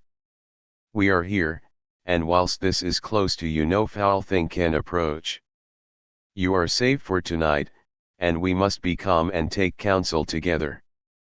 She shuddered and was silent, holding down her head on her husband's breast. When she raised it, his white night robe was stained with blood where her lips had touched, and where the thin open wound in her neck had sent forth drops. The instant she saw it she drew back, with a low wail, and whispered, amidst choking sobs, "Unclean, unclean! I must touch him or kiss him no more. Oh, that it should be that it is I who am now his worst enemy, and whom he may have most cause to fear." To this he spoke out resolutely, "Nonsense, Mina. It is a shame to me to hear such a word. I would not hear it of you, and I shall not hear it from you. May God judge me by my deserts, and punish me with more bitter suffering than even this hour, if by any act or will of mine anything ever come between us." He put out his arms and folded her to his breast, and for a while she lay there sobbing. He looked at us over her bowed head, with eyes that blinked damply above his quivering nostrils. His mouth was set as steel. After a while her sobs became less frequent and more faint, and then he said to me, speaking with a studied calmness which I felt tried his nervous power to the utmost, "And now, Dr. Seward, tell me all about it. Too well I know the broad fact, tell me all that has been." I told him exactly what had happened, and he listened with seeming impassiveness, but his nostrils twitched and his eyes blazed as I told how the ruthless hands of the Count had held his wife in that terrible and horrid position, with her mouth to the open wound in his breast. It interested me, even at that moment, to see, that, whilst the face of white-set passion worked convulsively over the bowed head, the hands tenderly and lovingly stroked the ruffled hair. Just as I had finished, Quincy and Godalming knocked at the door. They entered in obedience to our summons. Van Helsing looked at me questioningly. I understood him to mean if we were to take advantage of their coming to divert if possible the thoughts of the unhappy husband and wife from each other and from themselves, so on nodding acquiescence to him he asked them what they had seen or done. To which Lord Godalming answered I could not see him anywhere in the passage, or in any of our rooms. I looked in the study but, though he had been there, he had gone. He had, however he stopped suddenly, looking at the poor drooping figure on the bed. Van Helsing said gravely, "Go on, friend Arthur. We want here no more concealments. Our hope now is in knowing all. Tell freely." So Art went on. He had been there, and though it could only have been for a few seconds, he made rare hay of the place. All the manuscript had been burned, and the blue flames were flickering amongst the white ashes. The cylinders of your phonograph too were thrown on the fire, and the wax had helped the flames. Here I interrupted. "Thank God there is the other copy in the safe." His face lit for a moment, but fell again as he went on. I ran downstairs then, but could see no sign of him. I looked into Renfield's room, but there was no trace there except. Again he paused. "Go on," said Harker hoarsely, so he bowed his head and moistening his lips with his tongue, added, "except that the poor fellow is dead." Mrs. Harker raised her head, looking from one to the other of us. She said solemnly, "God's will be done." I could not but feel that Art was keeping back something, but, as I took it that it was with a purpose, I said nothing. Van Helsing turned to Morris and asked, "And you, friend Quincy, have you any to tell?" "A little," he answered. "It may be much eventually, but at present I can't say. I thought it well to know if possible where the Count would go when he left the house. I did not see him, but I saw a bat rise from Renfield's window, and flap westward. I expected to see him in some shape go back to Carfax, but he evidently sought some other lair. He will not be back tonight. For the sky is reddening in the east, and the dawn is close.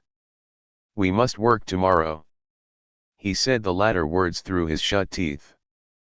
For a space of perhaps a couple of minutes there was silence, and I could fancy that I could hear the sound of our hearts beating. Then Van Helsing said, placing his hand very tenderly on Mrs. Harker's head, "And now, Madam Mina, poor, dear Madam Mina, tell us exactly what happened. God knows that I do not want that you be pained, but it is need that we know all. For now more than ever has all work to be done quick and sharp, and in deadly earnest. The day is close to us that must end all, if it may be so, and now is the chance that we may live and learn."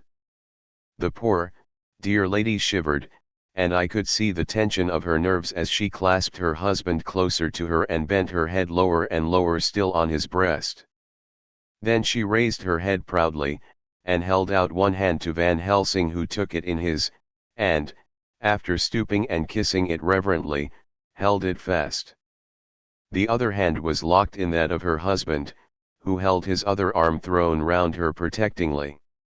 After a pause in which she was evidently ordering her thoughts, she began, "I took the sleeping draught which you had so kindly given me, but for a long time it did not act.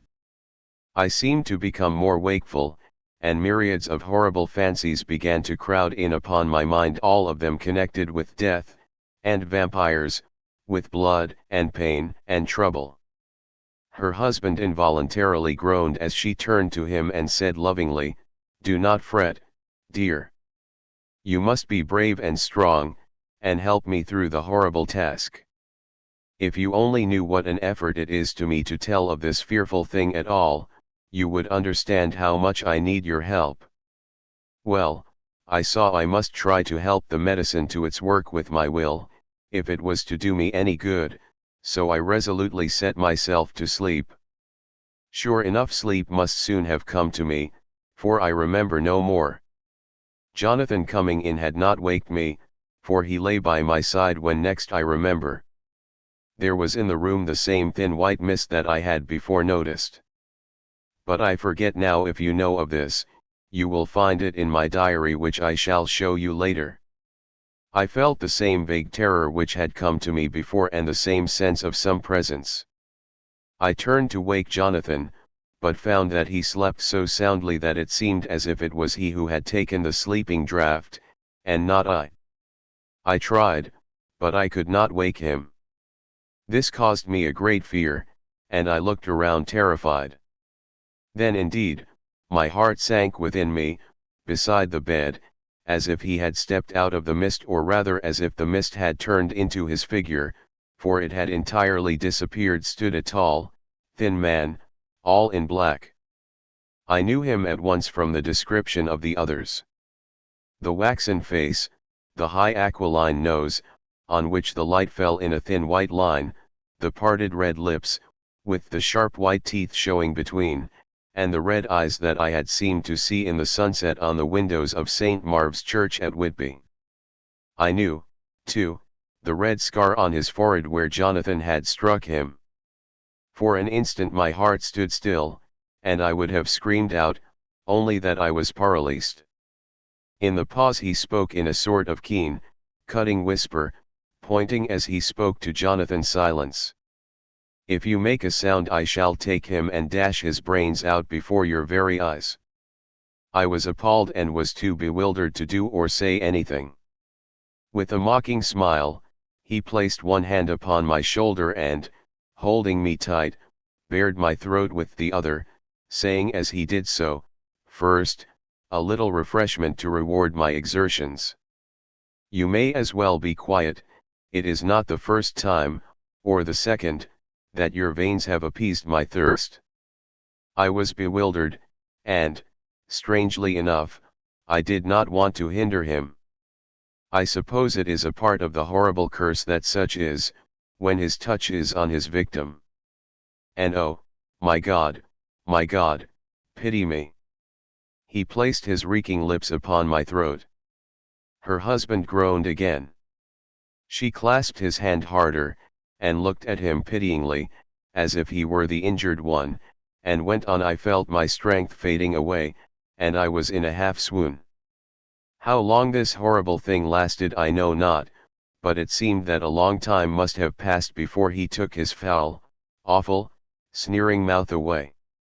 I saw it drip with the fresh blood. The remembrance seemed for a while to overpower her, and she drooped and would have sunk down but for her husband's sustaining arm. With a great effort she recovered herself and went on. Then he spoke to me mockingly, "And so you, like the others, would play your brains against mine. You would help these men to hunt me and frustrate me in my designs. You know now, and they know in part already, and will know in full before long, what it is to cross my path. They should have kept their energies for use closer to home. Whilst they played wits against me who commanded nations, and intrigued for them, and fought for them, hundreds of years before they were born, I was countermanding them.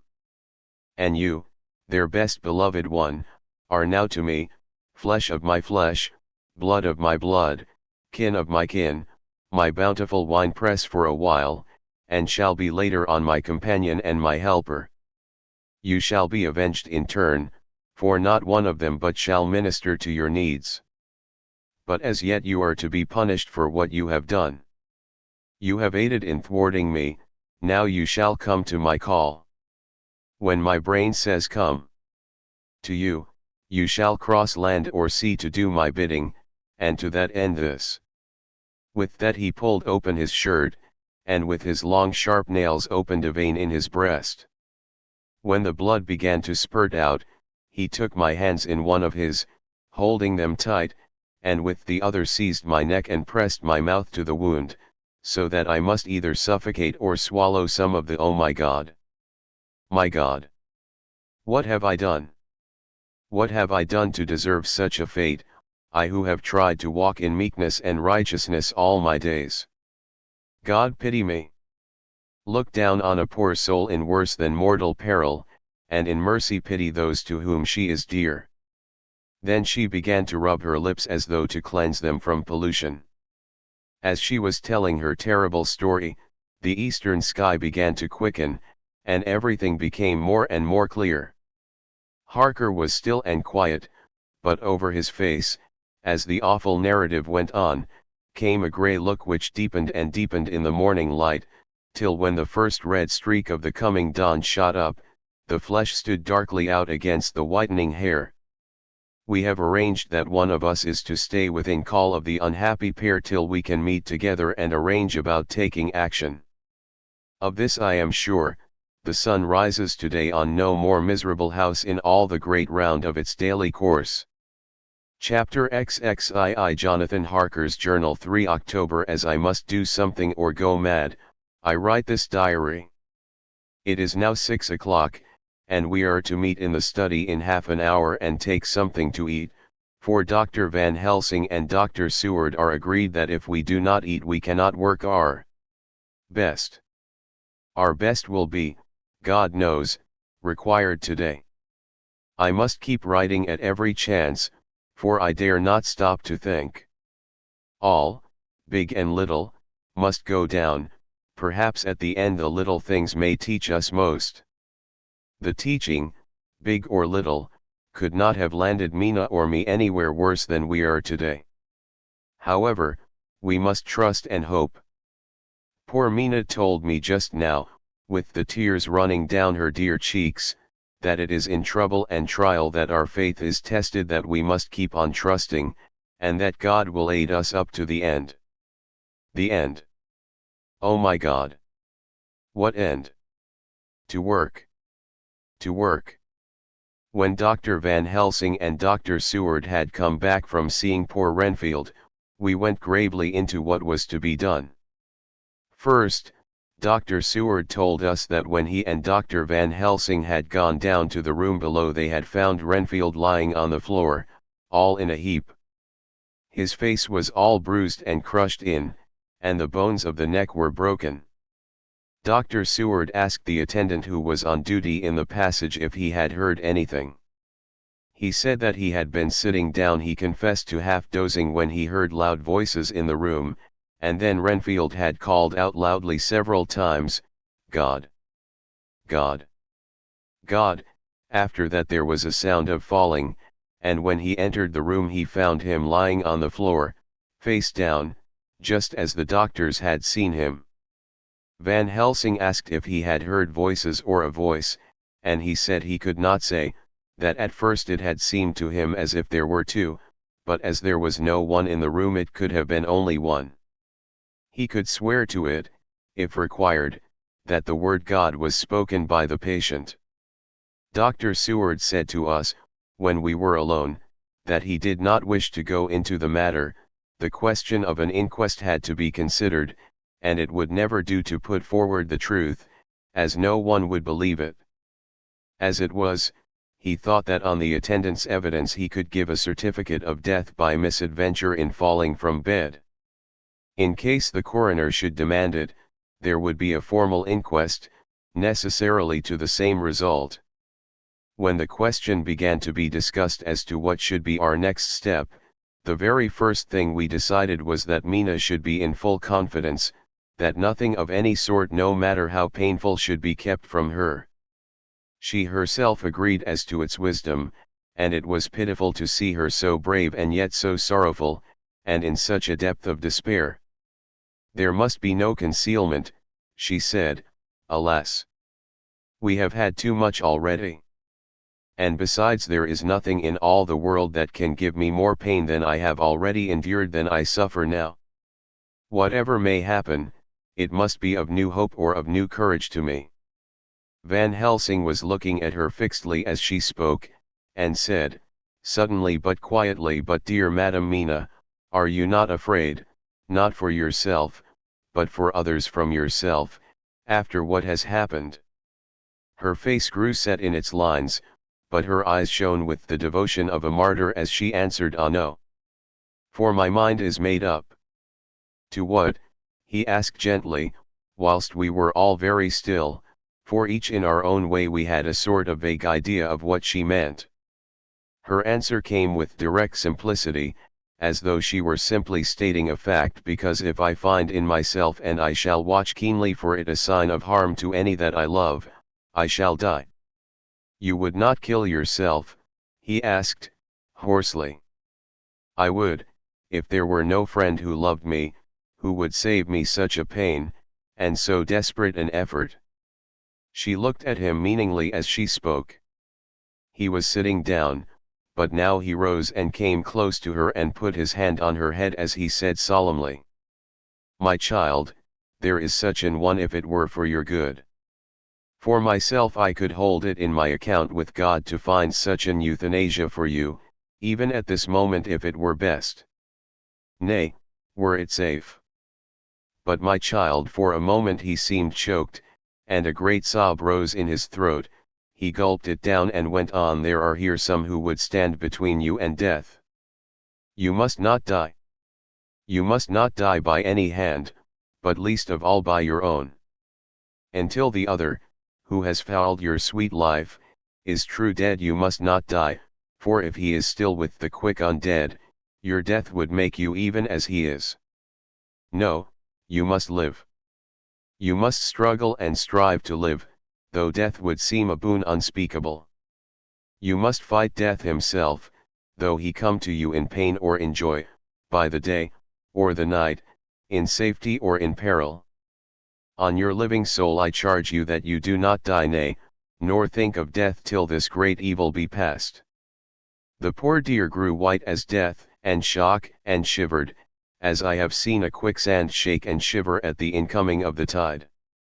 We were all silent, we could do nothing. At length she grew more calm, and turning to him said, sweetly, but oh, so sorrowfully, as she held out her hand, "I promise you, my dear friend, that if God will let me live, I shall strive to do so, till, if it may be in his good time, this horror may have passed away from me." She was so good and brave that we all felt that our hearts were strengthened to work and endure for her, and we began to discuss what we were to do. I told her that she was to have all the papers in the safe, and all the papers or diaries and phonographs we might hereafter use, and was to keep the record as she had done before. She was pleased with the prospect of anything to do, if pleased could be used in connection with so grim an interest. As usual, Van Helsing had thought ahead of everyone else, and was prepared with an exact ordering of our work. "It is perhaps well," he said, "that at our meeting after our visit to Carfax we decided not to do anything with the earth boxes that lay there. Had we done so, the Count must have guessed our purpose, and would doubtless have taken measures in advance to frustrate such an effort with regard to the others, but now he does not know our intentions. Nay, more, in all probability, he does not know that such a power exists to us as can sterilize his lairs, so that he cannot use them as of old. We are now so much further advanced in our knowledge as to their disposition that, when we have examined the house in Piccadilly, we may track the very last of them. Today, then, is ours, and in it rests our hope. The sun that rose on our sorrow this morning guards us in its course. Until it sets tonight, that monster must retain whatever form he now has. He is confined within the limitations of his earthly envelope. He cannot melt into thin air nor disappear through cracks or chinks or crannies. If he go through a doorway, he must open the door like a mortal. And so we have this day to hunt out all his lairs and sterilize them. So we shall, if we have not yet catch him and destroy him, drive him to bay in some place where the catching and the destroying shall be, in time, sure. Here I started up, for I could not contain myself at the thought that the minutes and seconds so preciously laden with Mina's life and happiness were flying from us, since whilst we talked action was impossible. But Van Helsing held up his. "To you and yours. Be not afraid for Madam Mina, she will be my care, if I may. I am old. My legs are not so quick to run as once, and I am not used to ride so long or to pursue as need be, or to fight with lethal weapons. But I can be of other service, I can fight in other way. And I can die, if need be, as well as younger men. Now let me say that what I would is this, while you, my Lord Godalming and friend Jonathan go in your so swift little steamboat up the river, and whilst John and Quincy guard the bank where perchance he might be landed, I will take Madam Mina right into the heart of the enemy's country. Whilst the old fox is tied in his box, floating on the running stream whence he cannot escape to land where he dares not raise the lid of his coffin box lest his Slovak carriers should in fear leave him to perish, we shall go in the track where Jonathan went from Bistritz over the Borgo, and find our way to the castle of Dracula. Here, Madam Mina's hypnotic power will surely help, and we shall find our way all dark and unknown otherwise after the first sunrise when we are near that fateful place. There is much to be done, and other places to be made sanctify, so that that nest of vipers be obliterated. Here Jonathan interrupted him hotly. Do you mean to say, Professor Van Helsing, that you would bring Mina, in her sad case and tainted as she is with that devil's illness, right into the jaws of his death trap? Not for the world. Not for heaven or hell. He became almost speechless for a minute, and then went on. Do you know what the place is? Have you seen that awful den of hellish infamy with the very moonlight alive with grisly shapes, and every speck of dust that whirls in the wind a devouring monster in embryo? Have you felt the vampire's lips upon your throat? Here he turned to me, and as his eyes lit on my forehead he threw up his arms with a cry, "Oh, my God, what have we done to have this terror upon us?" and he sank down on the sofa in a collapse of misery. The professor's voice, as he spoke in clear, sweet tones, which seemed to vibrate in the air, calmed us all. "Oh, my friend, it is because I would save Madam Mina from that awful place that I would go. God forbid that I should take her into that place. There is work, wild work to be done there, that her eyes may not see. We men here, all save Jonathan, have seen with their own eyes what is to be done before that place can be purified. Remember that we are in terrible straits. If the Count escape us this time, and he is strong and subtle and cunning, he may choose to sleep him for a century, and then in time our dear one he took my hand would come to him to keep him company, and would be as those others that you, Jonathan, saw. You have told us of their gloating lips, you heard their ribald laugh as they clutched the moving bag that the Count threw to them. You shudder, and well may it be. Forgive me that I make you so much pain, but it is necessary. My friend, is it not a dire need for the which I am giving, possibly my life? If it were that any one went into that place to stay, it is I who would have to go to keep them company."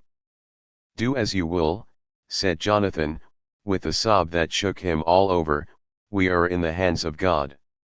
Later, oh, it did me good to see the way that these brave men worked.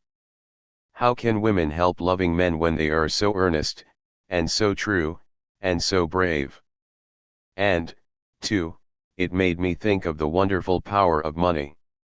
What can it not do when it is properly applied, and what might it do when basely used? I felt so thankful that Lord Godalming is rich, and that both he and Mr. Morris, who also has plenty of money, are willing to spend it so freely. For if they did not, our little expedition could not start, either so promptly or so well equipped, as it will within another hour. It is not 3 hours since it was arranged what part each of us was to do, and now Lord Godalming and Jonathan have a lovely steam launch, with steam up ready to start at a moment's notice. Dr. Seward and Mr. Morris have half a dozen good horses, well appointed. We have all the maps and appliances of various kinds that can be had. Professor Van Helsing and I are to leave by the 11:40 train tonight for Veresti, where we are to get a carriage to drive to the Borgo Pass. We're bringing a good deal of ready money, as we are to buy a carriage and horses. We shall drive ourselves, for we have no one whom we can trust in the matter. The professor knows something of a great many languages, so we shall get on all right. We have all got arms, even for me a large bore revolver. Jonathan would not be happy unless I was armed like the rest. Alas! I cannot carry one arm that the rest do, the scar on my forehead forbids that. Dear Dr. Van Helsing comforts me by telling me that I am fully armed as there may be wolves. The weather is getting colder every hour, and there are snow flurries which come and go as warnings. Later it took all my courage to say goodbye to my darling. We may never meet again. Courage, Mina. The professor is looking at you keenly, his look is a warning. There must be no tears now unless it may be that God will let them fall in gladness. Jonathan Harker's Journal. October 30th. Night. I am writing this in the light from the furnace door of the steam launch. Lord Godalming is firing up. He is an experienced hand at the work, as he has had for years a launch of his own on the Thames, and another on the Norfolk Broads. Regarding our plans, we finally decided that Mina's guess was correct, and that if any waterway was chosen for the Count's escape back to his castle, the Sereth, and then the Bistritza at its junction, would be the one. We took it, that somewhere about the 47th degree, north latitude, would be the place chosen for the crossing the country between the river and the Carpathians. We have no fear in running at good speed up the river at night, there is plenty of water, and the banks are wide enough apart to make steaming, even in the dark, easy enough. Lord Godalming tells me to sleep for a while, as it is enough for the present for one to be on watch. But I cannot sleep. How can I, with the terrible danger hanging over my darling, and her going out into that awful place? My only comfort is that we are in the hands of God. Only for that faith it would be easier to die than to live, and so be quit of all the trouble. Mr. Morris and Dr. Seward were off on their long ride before we started. They are to keep up the right bank, far enough off to get on higher lands where they can see a good stretch of river and avoid the following of its curves. They have, for the first stages, 2 men to ride and lead their spare horses, 4 in all, so as not to excite curiosity. When they dismiss the men, which shall be shortly, they shall themselves look after the horses. It may be necessary for us to join forces, if so they can mount our whole party. One of the saddles has a movable horn, and can be easily adapted for Mina, if required. It is a wild adventure we are on. Here, as we are rushing along through the darkness, with the cold from the river seeming to rise up and strike us, with all the mysterious voices of the night around us, it all comes home. We seem to be drifting into the Count's extraordinary power. I had to give in, for Mina's resolution was fixed. She said that it was the last hope for her that we should all work together. As for me, she said, I have no fear. Things have been as bad as they can be, and whatever may happen must have in it some element of hope or comfort. Go, my husband. God can, if he wishes it, guard me as well alone as with any one present. So I started up crying out, then in God's name let us come at once, for we are losing time. The Count may come to Piccadilly earlier than we think. Not so, said Van Helsing, holding up his hand. But why?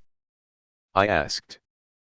Do you forget, he said, with actually a smile, that last night he banqueted heavily, and will sleep late? Did I forget? Shall I ever? Can I ever? Can any of us ever forget that terrible scene? Mina struggled hard to keep her brave countenance, but the pain overmastered her and she put her hands before her face, and shuddered whilst she moaned. Van Helsing had not intended to recall her frightful experience. He had simply lost sight of her and her part in the affair in his intellectual effort. When it struck him what he said, he was horrified at his thoughtlessness and tried to comfort her. "Oh, Madam Mina," he said, "dear, dear Madam Mina, alas! That I of all who so reverence you should have said anything so forgetful. These stupid old lips of mine and this stupid old head do not deserve so, but you will forget it, will you not?" He bent low beside her as he spoke. She took his hand, and looking at him through her tears, said hoarsely, "No, I shall not forget, for it is well that I remember, and with it I have so much in memory of you that is sweet, that I take it all together. Now, you must all be going soon. Breakfast is ready, and we must all eat that we may be strong."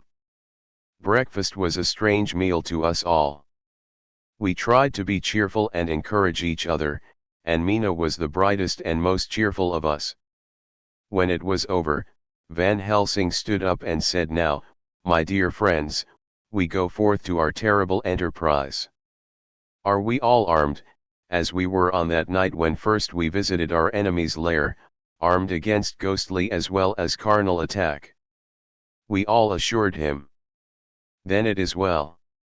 Now, Madam Mina, you are in any case quite safe here until the sunset, and before then we shall return if we shall return. But before we go let me see you armed against personal attack. I have myself, since you came down, prepared your chamber by the placing of things of which we know, so that he may not enter. Now let me guard yourself.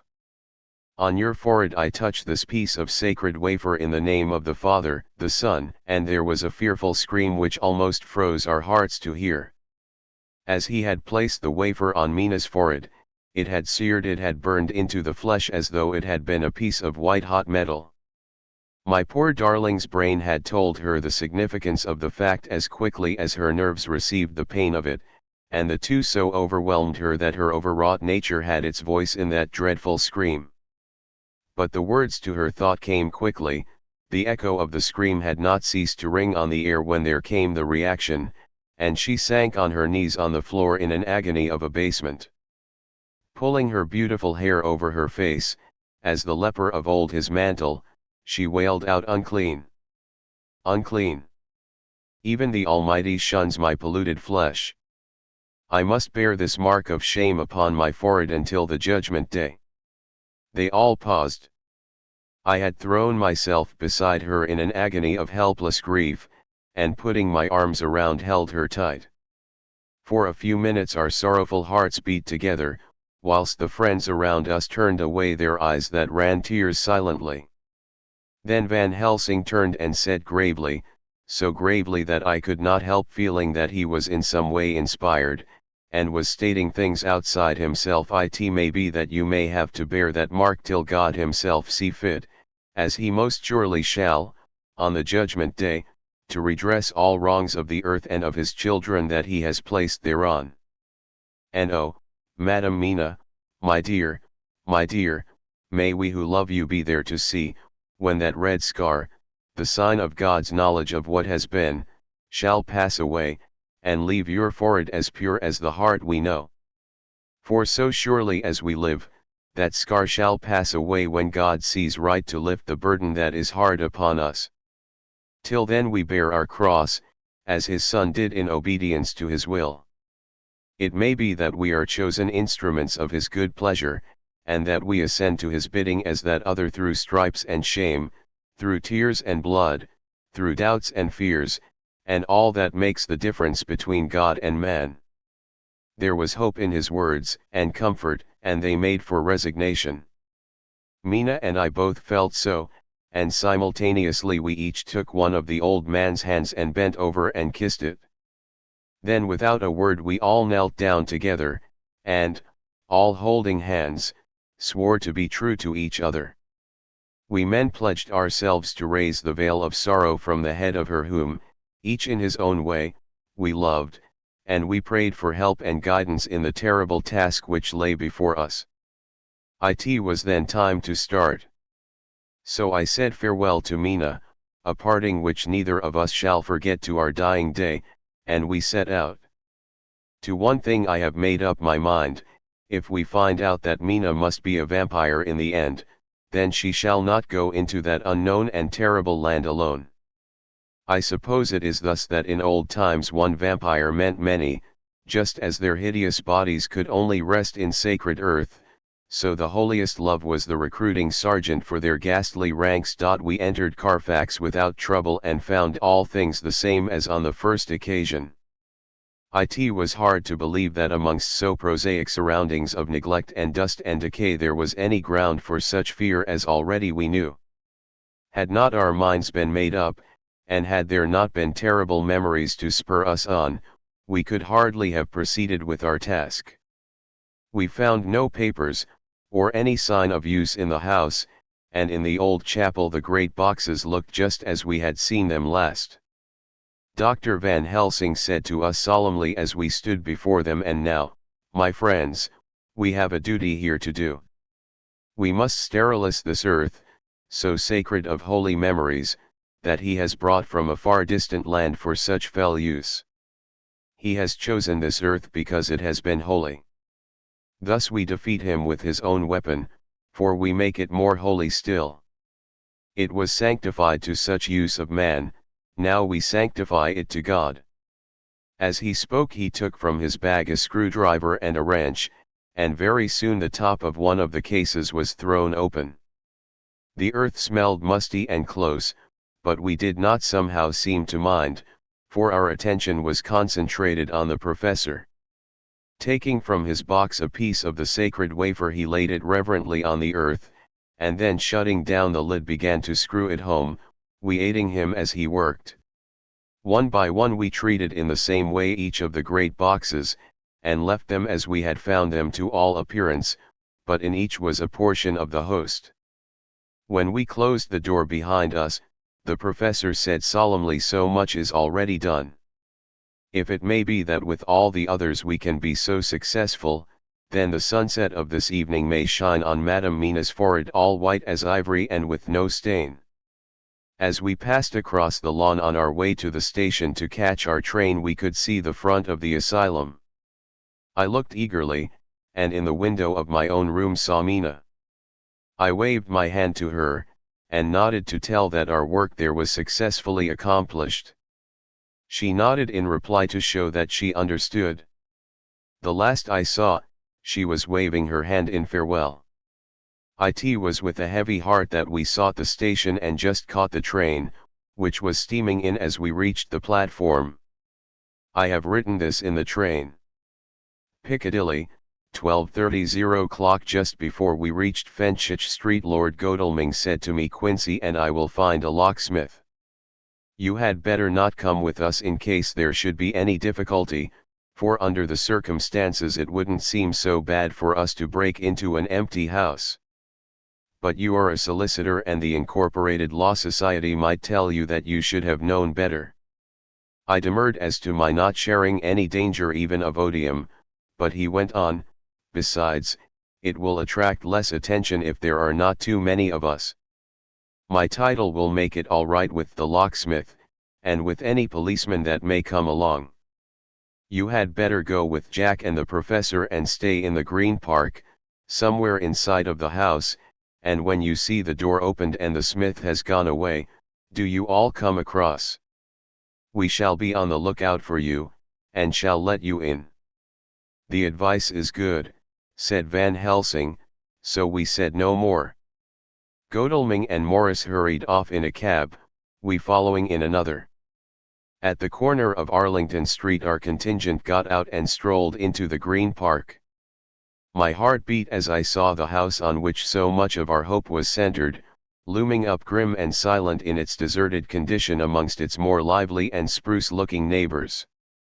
We sat down on a bench within good view, and began to smoke cigars so as to attract as little attention as possible. The minutes seemed to pass with leaden feet as we waited for the coming of the others. At length we saw a four-wheeler drive up. Out of it, in leisurely fashion, got Lord Godalming and Morris, and down from the box descended a thick-set working man with his rush-woven basket of tools. Morris paid the cabman, who touched his hat and drove away. Together the two ascended the steps, and Lord Godalming pointed out what he wanted done.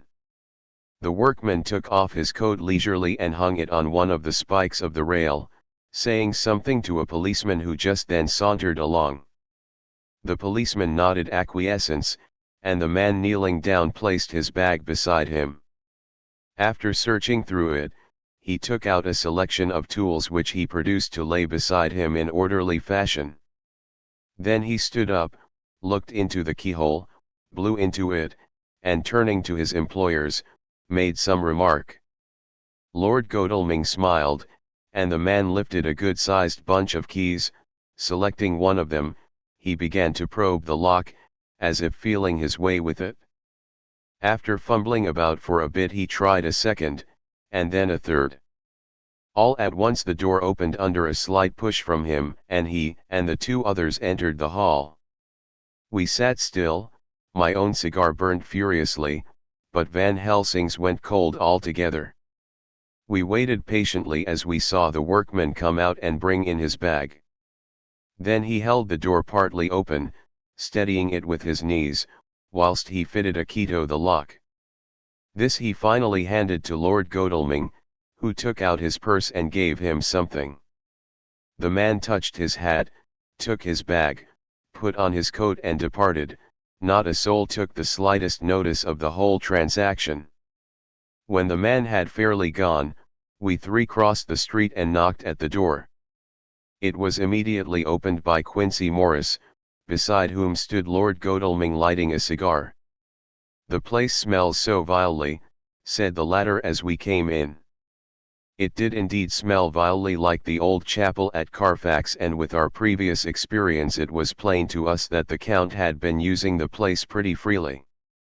We moved to explore the house, all keeping together in case of attack, for we knew we had a strong and wily enemy to deal with, and as yet we did not know whether the Count might not be in the house. In the dining room, which lay at the back of the hall, we found 8 boxes of earth. 8 boxes only out of the 9, which we sought. Our work was not over, and would never be until we should have found the missing box. First we opened the shutters of the window which looked out across a narrow stone-flagged yard at the blank face of a stable, pointed to look like the front of a miniature house.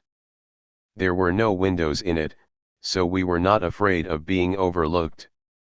We did not lose any time in examining the chests. With the tools which we had brought with us we opened them, one by one, and treated them as we had treated those others in the old chapel. It was evident to us that the Count was not at present in the house, and we proceeded to search for any of his effects. After a cursory glance at the rest of the rooms, from basement to attic, we came to the conclusion that the dining room contained any effects which might belong to the Count, and so we proceeded to minutely examine them. They lay in a sort of orderly disorder on the great dining room table. There were title deeds of the Piccadilly house in a great bundle, deeds of the purchase of the houses at Mile End and Bermondsey, note paper, envelopes, and pens and ink. All were covered up in thin wrapping paper to keep them from the dust. There were also a clothes brush, a brush and comb, and a jug and basin, the latter containing dirty water which was reddened as if with blood. Last of all was a little heap of keys of all sorts and sizes, probably those belonging to the other houses. When we had examined this last find, Lord Godalming and Quincy Morris, taking accurate notes of the various addresses of the houses in the east and the south, took with them the keys in a great bunch, and set out to destroy the boxes in these places. The rest of us are, with what patience we can, waiting their return or the coming of the Count. CHAPTERXXIII. Dr. Seward's Diary, 3 October. The time seemed terrible long whilst we were waiting for the coming of Godalming and Quincy Morris. The professor tried to keep our minds active by using them all the time. I could see his beneficent purpose, by the side glances which he threw from time to time at Harker. The poor fellow is overwhelmed in a misery that is appalling to see. Last night he was a frank, happy-looking man, with strong, youthful face, full of energy, and with dark brown hair. Today he is a drawn, haggard old man, whose white hair matches well with the hollow burning eyes and grief-written lines of his face. His energy is still intact, in fact, he is like a living flame. This may yet be his salvation, for, if all go well, it will tide him over the despairing period. He will then, in a kind of way, wake again to the realities of life. Poor fellow, I thought my own trouble was bad enough, but his. The professor knows this well enough, and is doing his best to keep his mind active. What he has been saying was, under the circumstances, of absorbing interest. So well as I can remember, here it is I have studied, over and over again since they came into my hands, all the papers relating to this monster, and the more I have studied, the greater seems the necessity to utterly stamp him out. All through there are signs of his advance, not only of his power, but of his knowledge of it. As I learned from the researches of my friend Arminus of Budapest, he was in life a most wonderful man. Soldier, statesman, and alchemist, which latter was the highest development of the science knowledge of his time. He had a mighty brain, a learning beyond compare, and a heart that knew no fear and no remorse. He dared even to attend the scholomance, and there was no branch of knowledge of his time that he did not essay.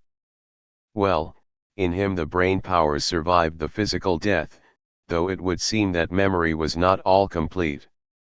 In some faculties of mind he has been, and is, only a child, but he is growing, and some things that were childish at the first are now of man's stature. He is experimenting, and doing it well, and if it had not been that we have crossed his path he would be yet, he may be yet, if we fail, the father or furtherer of a new order of beings, whose road must lead through death, not life. Harker groaned and said, and this is all arrayed against my darling. But how is he experimenting?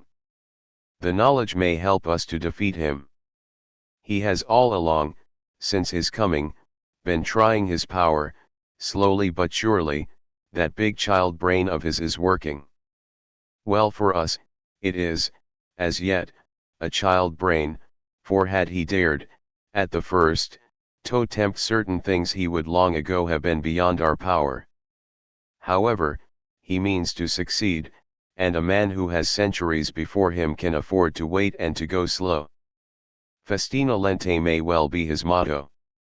I fail to understand, said Harker wearily. Oh, do be more plain to me. Perhaps grief and trouble are dulling my brain. The professor laid his hand tenderly on his shoulder as he spoke. Ah, my child, I will be plain. Do you not see how, of late, this monster has been creeping into knowledge experimentally? How he has been making use of the zoophagous patient to effect his entry into friend John's home, for your vampire, though in all afterwards he can come when and how he will, must at the first make entry only when asked thereto by an inmate. But these are not his most important experiments. Do we not see how at the first all these so great boxes were moved by others? He knew not then but that must be so.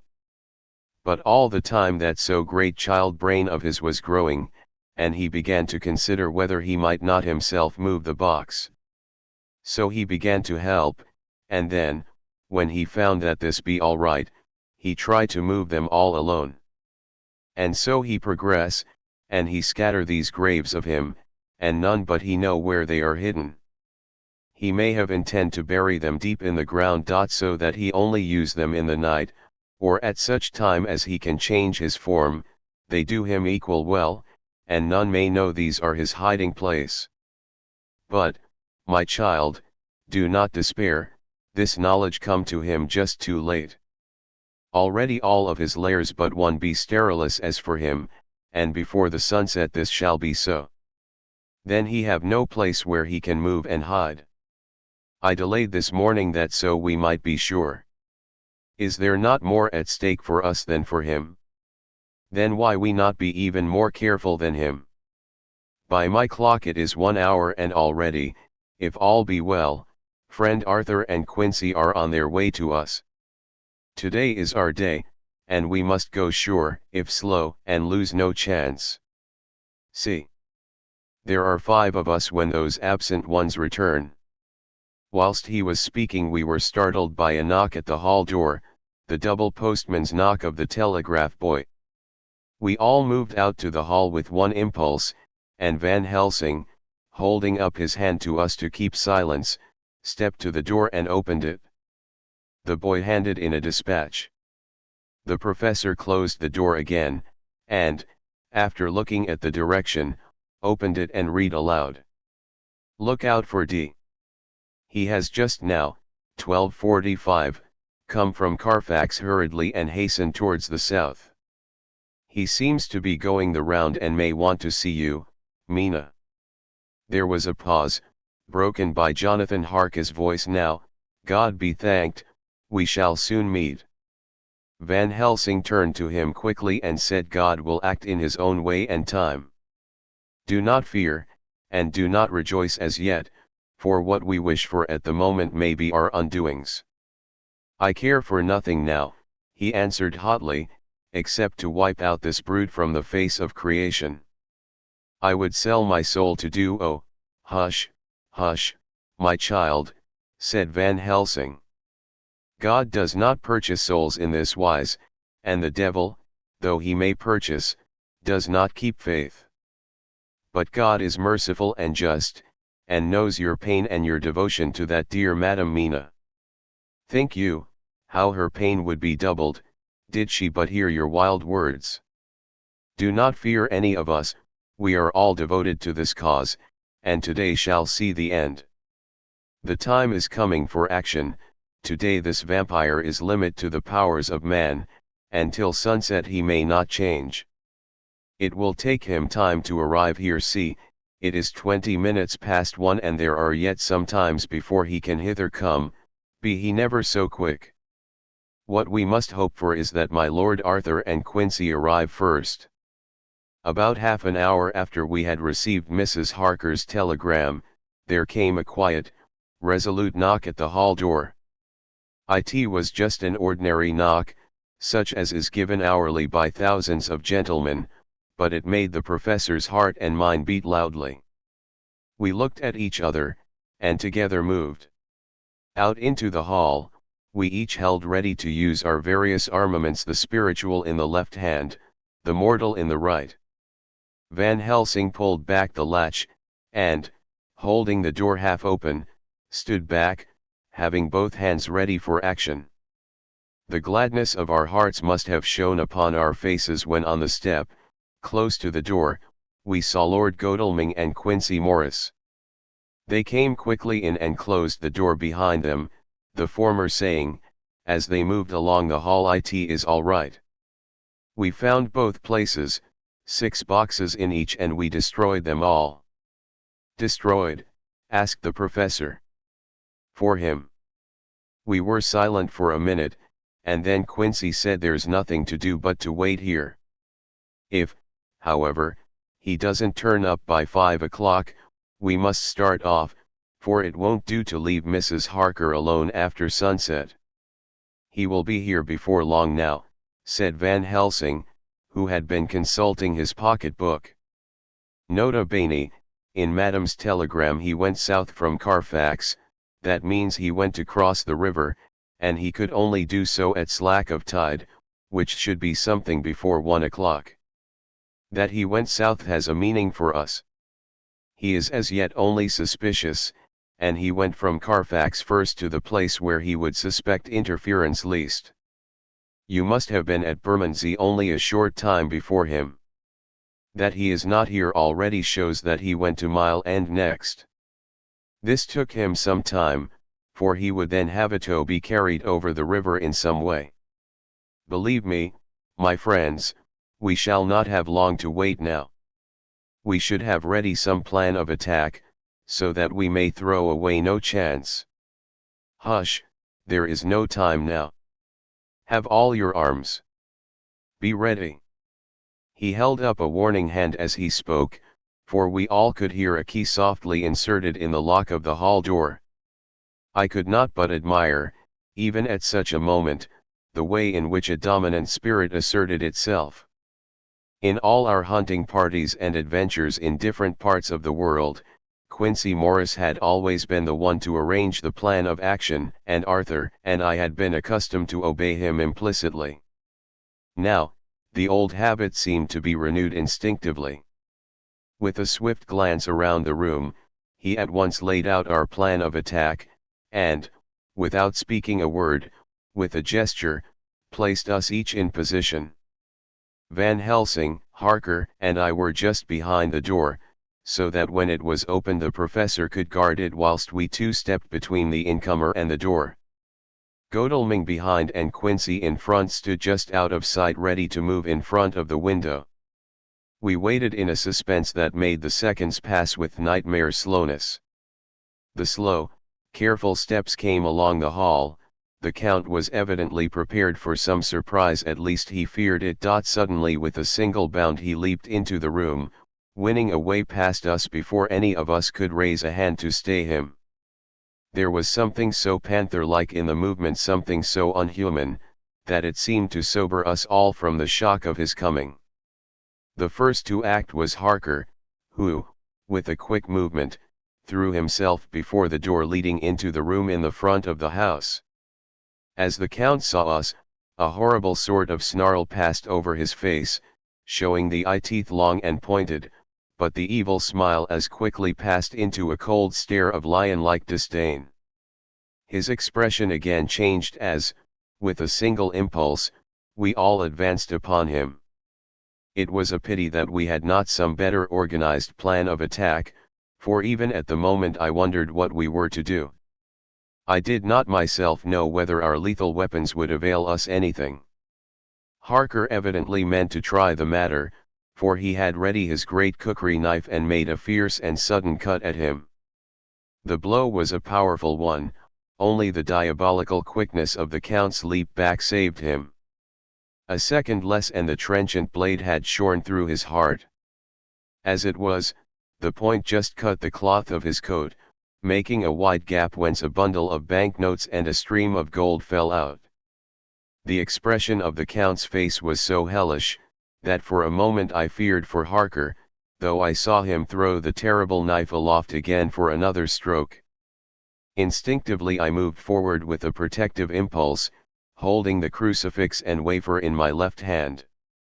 I felt a mighty power fly along my arm, and it was without surprise that I saw the monster cower back before a similar movement made spontaneously by each one of us. It would be impossible to describe the expression of hate and baffled goodnighty of anger and hellish rage which came over the Count's face. His waxen hue became greenish-yellow by the contrast of his burning eyes, and the red scar on the forehead showed on the pallid skin like a palpitating wound. The next instant, with a sinuous dive he swept under Harker's arm, ere his blow could fall, and, grasping a handful of the money from the floor, dashed across the room, threw himself at the window. Amid the crash and glitter of the falling glass, he tumbled into the flagged area below. Through the sound of the shivering glass I could hear the ting of the gold, as some of the sovereigns fell on the flagging. We ran over and saw him spring unhurt from the ground. He, rushing up the steps, crossed the flagged yard, and pushed open the stable door. There he turned and spoke to us. "You think to baffle me, you with your pale faces all in a row, like sheep in a butcher's. You shall be sorry yet, each one of you. You think you have left me without a place to rest, but I have more. My revenge is just begun. I spread it over centuries, and time is on my side. Your girls that you all love are mine already, and through them you and others shall yet be mine, my creatures, to do my bidding and to be my jackals when I want to feed." Bah! With a contemptuous sneer, he passed quickly through the door, and we heard the rusty bolt creak as he fastened it behind him. A door beyond opened and shut. The first of us to speak was the professor, as, Realizing the difficulty of following him through the stable, we moved toward the hall. We have learned something much. Notwithstanding his brave words, he fears us, he fear time, he fear want. For if not, why he hurry so? His very tone betray him, or my ears deceive. Why take that money?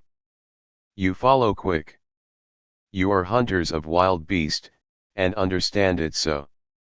For me, I make sure that nothing here may be of use to him, if so that he return.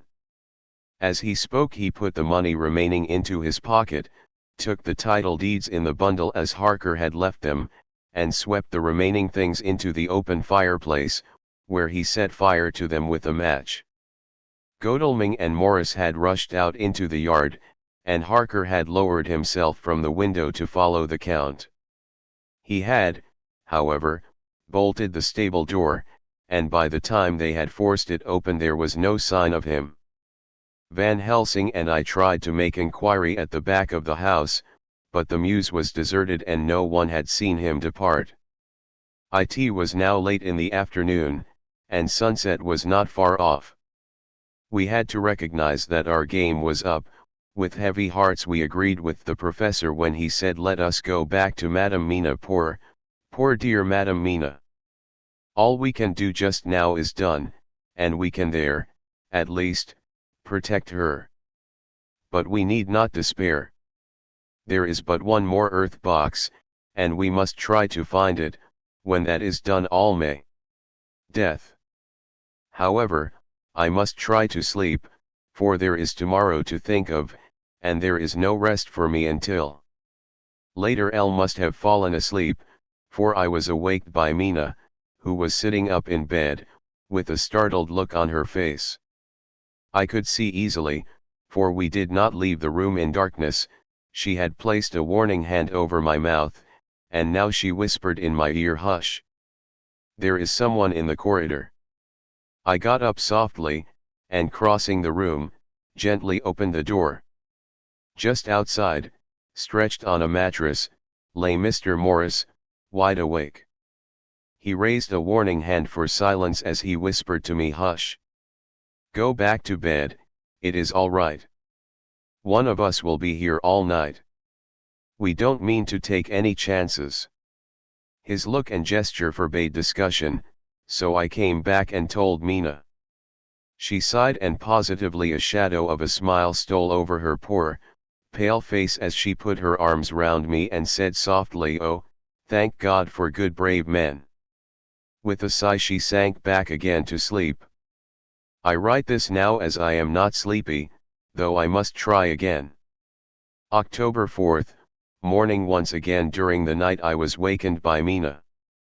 This time we had all had a good sleep, for the grey of the coming dawn was making the windows into sharp oblongs, and the gas flame was like a speck rather than a disk of light. She said to me hurriedly, "Go, call the professor. I want to see him at once." "Why?" I asked. "I have an idea. I suppose it must have come in the night, and matured without my knowing it. He must hypnotize me before the dawn, and then I shall be able to speak. Go quick, dearest, the time is getting close." I went to the door. Dr. Seward was resting on the mattress, and, seeing me, he sprang to his feet. "Is anything wrong?" he asked, in alarm. "No," I replied, "but Mina wants to see Dr. Van Helsing at once." "I will go," he said, and hurried into the professor's room. In 2 or 3 minutes later Van Helsing was in the room in his dressing gown, and Mr. Morris and Lord Godalming were with Dr. Seward at the door asking questions. When the professor saw Mina a positive smile ousted the anxiety of his face. He rubbed his hands as he said, "Oh, my dear Madam Mina, this is indeed a change. See, friend Jonathan, we have got our dear Madam Mina, as of old, back to us today." Then turning to her, he said, cheerfully, "And what am I do for you? For at this hour you do not want me for nothings." I want you to hypnotize me, she said. Do it before the dawn, for I feel that then I can speak, and speak freely. Be quick, for the time is short. Without a word he motioned her to sit up in bed. Looking fixedly at her, he commenced to make passes in front of her, from over the top of her head downward, with each hand in turn. Mina gazed at him fixedly for a few minutes, during which my own heart beat like a trip hammer, for I felt that some crisis was at hand. Gradually her eyes closed, and she sat, stock still. Only by the gentle heaving of her bosom could one know that she was alive. The professor made a few more passes and then stopped, and I could see that his forehead was covered with great beads of perspiration. Mina opened her eyes, but she did not seem the same woman. There was a faraway look in her eyes, and her voice had a sad dreaminess which was new to me. Raising his hand to impose silence, the professor motioned to me to bring the others in. They came on tiptoe, closing the door behind them, and stood at the foot of the bed, looking on. Mina appeared not to see them. The stillness was broken by Van Helsing's voice speaking in a low-level tone which would not break the current of her thoughts. Where are you? The answer came in a neutral way. I do not know. Sleep has no place it can call its own. For several minutes there was silence. Mina sat rigid, and the professor stood staring at her fixedly. The rest of us hardly dared to breathe. The room was growing lighter. Without Takigi's eyes from Mina's face, Dr. Van Helsing motioned me to pull up the blind. I did so, and the day seemed just upon us. A red streak shot up, and a rosy light seemed to diffuse itself through the room. On the instant the professor spoke again. Where are you now? The answer came dreamily, but with intention. It were as though she were interpreting something. I have heard her use the same tone when reading her shorthand notes. I do not know. It is all strange to me. What do you see? I can see nothing, it is all dark. What do you hear? I could detect the strain in the professor's patient voice. The lapping of water. It is gurgling by, and little waves leap. I can hear them on the outside. Then you are on a ship. We all looked at each other, trying to glean something each from the other. We were afraid to think. The answer came quick. Oh, yes. What else do you hear? The sound of men stamping overhead as they run about. There is the creaking of a chain, and the loud tinkle as the check of the capstan falls into the ratchet. What are you doing? I am still, oh, so still. It is like death. The voice faded away into a deep breath as of one sleeping, and the open eyes closed again. By this time the sun had risen, and we were all in the full light of day. Dr. Van Helsing placed his hands on Mina's shoulders, and laid her head down softly on her pillow. She lay like a sleeping child for a few moments, and then, with a long sigh, awoke and stared in wonder to see us all around her. Have I been talking in my sleep? Was all she said. She seemed, however, to know the situation without telling, though she was eager to know what she had told. The professor repeated the conversation, and she said, then there is not a moment to lose, it may not be yet too late. Mr. Morris and Lord Godalming started for the door, but the professor's calm voice called them back. Stay, my friends. That ship, wherever it was weighing anchor whilst she spoke. There are many ships weighing anchor at the moment in your so great port of London.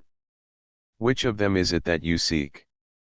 God be thanked that we have once again a clue, though whither it may lead us we know not. We have been blind somewhat, blind after the manner of men, since when we can look back we see what we might have seen looking forward if we had been able to see what we might have seen. Alas, but that sentence is a puddle, is it not?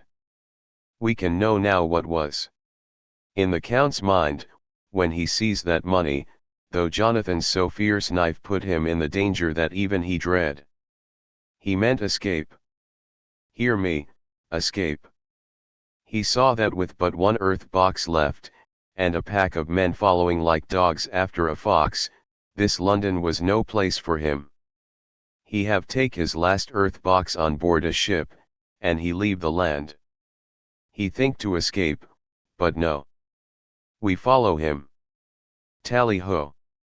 As friend Arthur would say when he put on his red frock. Our old fox is wily, oh, so wily, and we must follow with wile. I, too, am wily, and I think his mind in a little while. In meantime we may rest and in peace, for there are waters between us which he do not want to pass, and which he could not if he would, unless the ship were to touch the land, and then only at full or slack tide. See, and the sun is just rose, and all day to sunset is to us. Let us take bath, and dress, and have breakfast which we all need, and which we can eat comfortably since he be not in the same land with us. Mina looked at him appealingly as she asked, but why need we seek him further, when he is gone away from us? He took her hand and patted it as he replied, ask me nothings as yet.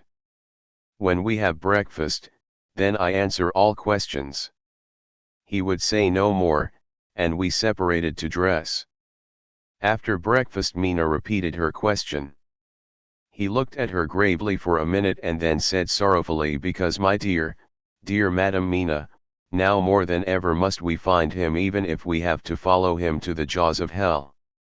She grew paler as she asked faintly, because, he answered solemnly, he can live for centuries, and you are but mortal woman. Time is now to be dreaded, since once he put that mark upon your throat. I was just in time to catch her as she fell forward in a faint. Chapterxiv Dr. Seward's phonograph diary, spoken by Van Helsing this to Jonathan Harker. You are to stay with your dear Madam Mina. We shall go to make our search, if I can call it so, for it is not search but knowing, and we seek confirmation only. But do you stay and take care of her today. This is your best and most holiest office. This day nothing can find him here.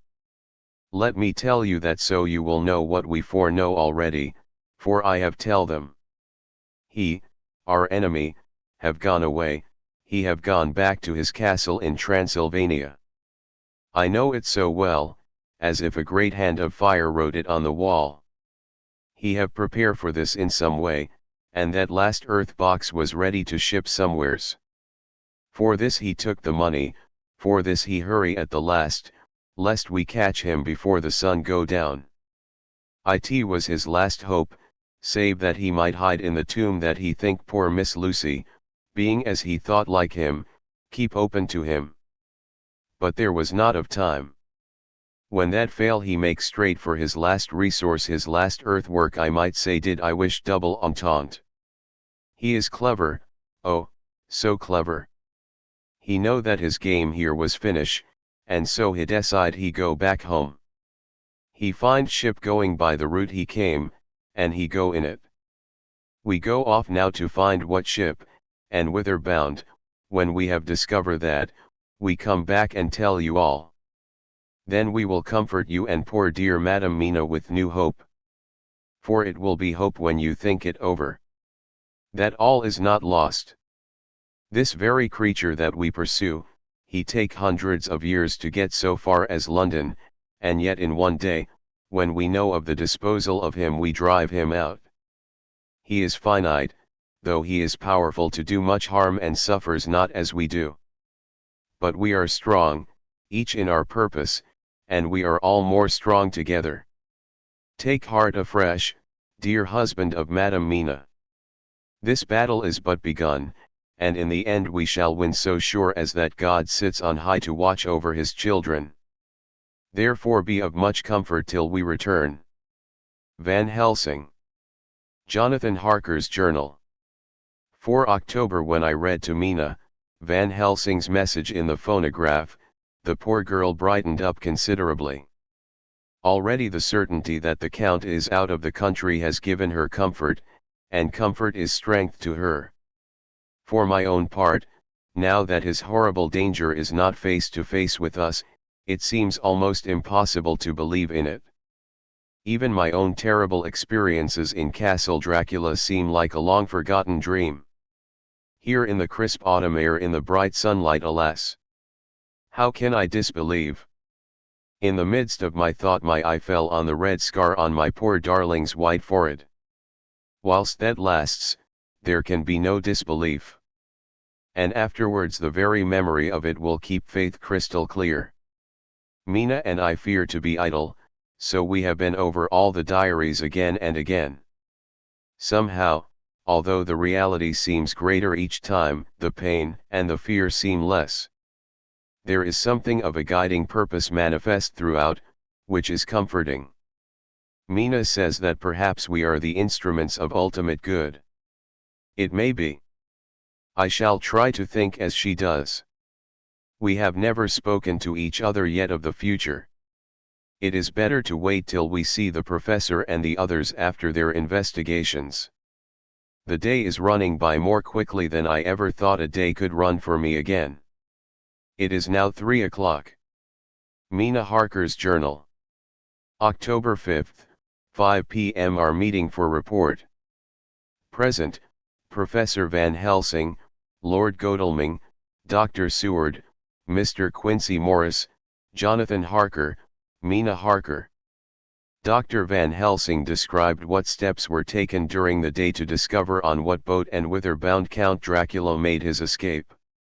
As I knew that he wanted to get back to Transylvania, I felt sure that he must go by the Danube mouth, or by somewhere in the Black Sea, since by that way he come. It was a dreary blank that was before us. Omnignotum pro magnifico, and so with heavy hearts we start to find what ships leave for the Black Sea last night. He was in sailing ship, since Madam Mina tell of sails being set. These not so important as to go in your list of the shipping in the Times, and so we go, by suggestion of Lord Godalming, to your Lloyd's, where are note of all ships that sail, however so small. There we find that only one Black Sea-bound ship go out with the tide. She is the Tsarina Catherine, and she sail from Doolittle's wharf for Varna, and thence on to other parts and up the Danube. So, said I, this is the ship whereon is the Count. So off we go to Doolittle's wharf, and there we find a man in an office of wood so small that the man looked bigger than the office. From him we inquire of the goings of the Tsarina Catherine. He swear much, and he red face and loud of voice, but he good fellow all the same, and when Quincy give him something from his pocket which crackle as he roll it up, and put it in a so small bag which he have hid deep in his clothing, he still better fellow and humble servant to us. He come with us, and ask many men who are rough and hot, these be better fellows too when they have been no more thirsty. They say much of blood and bloom, and of others which I comprehend not, though I guess what they mean, but nevertheless they tell us all things which we want to know. They make known to us among them, how last afternoon at about 5 o'clock comes a man so hurry. A tall man, thin and pale, with high nose and teeth so white, and eyes that seem to be burning. That he be all in black, except that he have a hat of straw which suit not him or the time. That he scatter his money in making quick inquiry as to what ship sails for the Black Sea and for where. Some took him to the office and then to the ship, where he will not go aboard but halt at shore end of gangplank, and ask that the captain come to him. The captain come, when told that he will be pay well, and though he swear much at the first he agree to term. Then the thin man go and some one tell him where horse and cart can be hired. He go there and soon he come again, himself driving cart on which a great box, this he himself lift down, though it take several to put it on truck for the ship. He give much talk to captain as to how and where his box is to be place, but the captain like it not and swear at him in many tongues, and tell him that if he like he can come and see where it shall be. But he say no, that he come not yet, for that he have much to do. Whereupon the captain tell him that he had better be quick with blood, for that his ship will leave the place of blood before the turn of the tide with blood. Then the thin man smile and say that of course he must go when he think fit, but he will be surprised if he go quite so soon. The captain swear again, polyglot, and the thin man make him bow, and thank him, and say that he will so far intrude on his kindness as to come aboard before the sailing.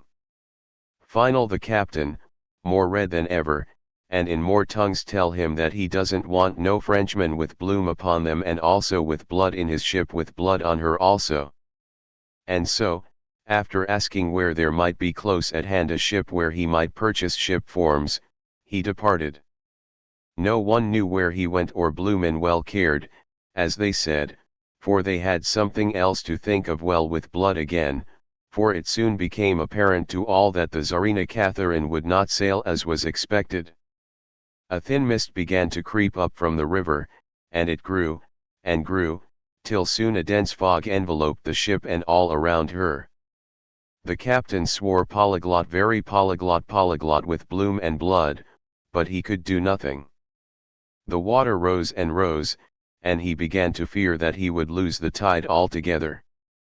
He was in no friendly mood, when just at full tide, the thin man came up the gangplank again and asked to see where his box had been stowed. Then the captain replied that he wished that he and his box, old and with much bloom and blood, were in hell.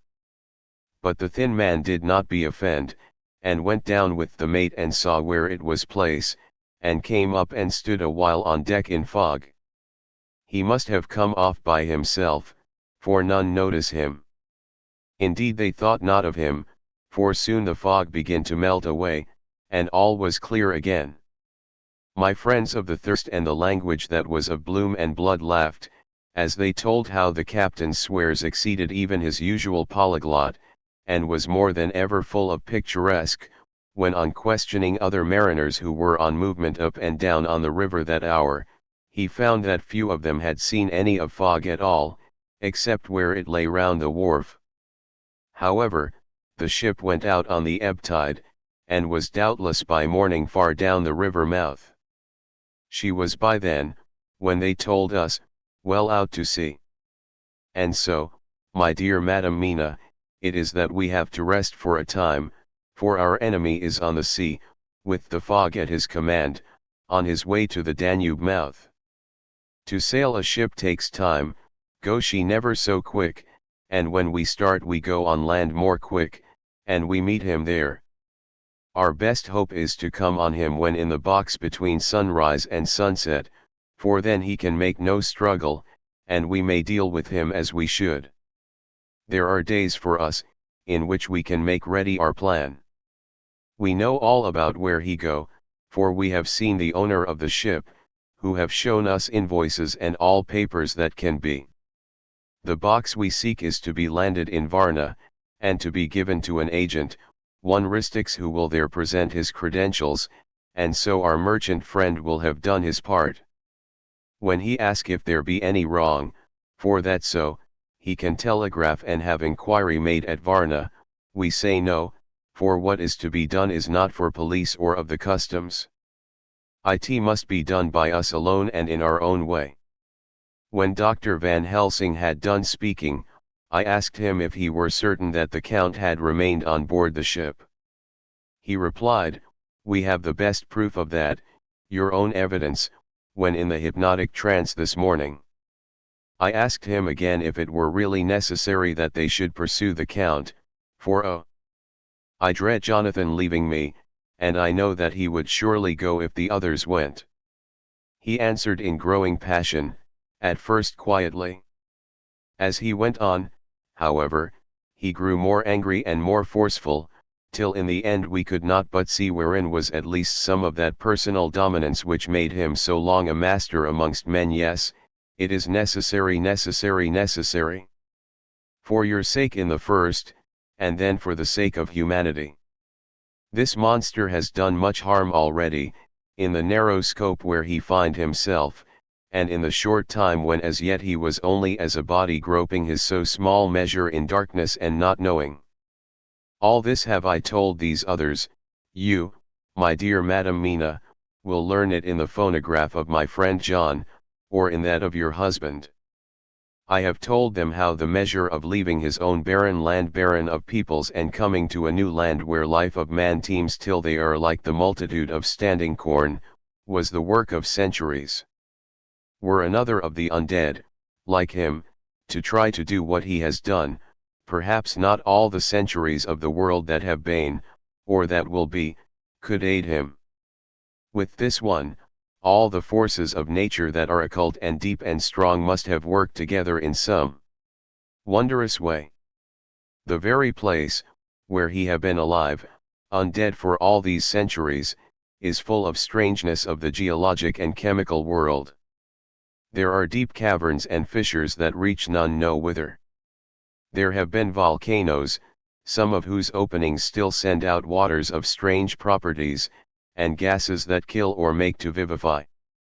Doubtless, there is something magnetic or electric in some of these combinations of occult forces which work for physical life in strange way, and in himself were from the first some great qualities.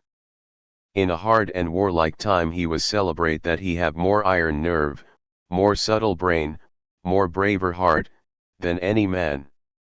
In him some vital principle have in strange way found their utmost, and as his body keeps strong and grow and thrive, so his brain grow too.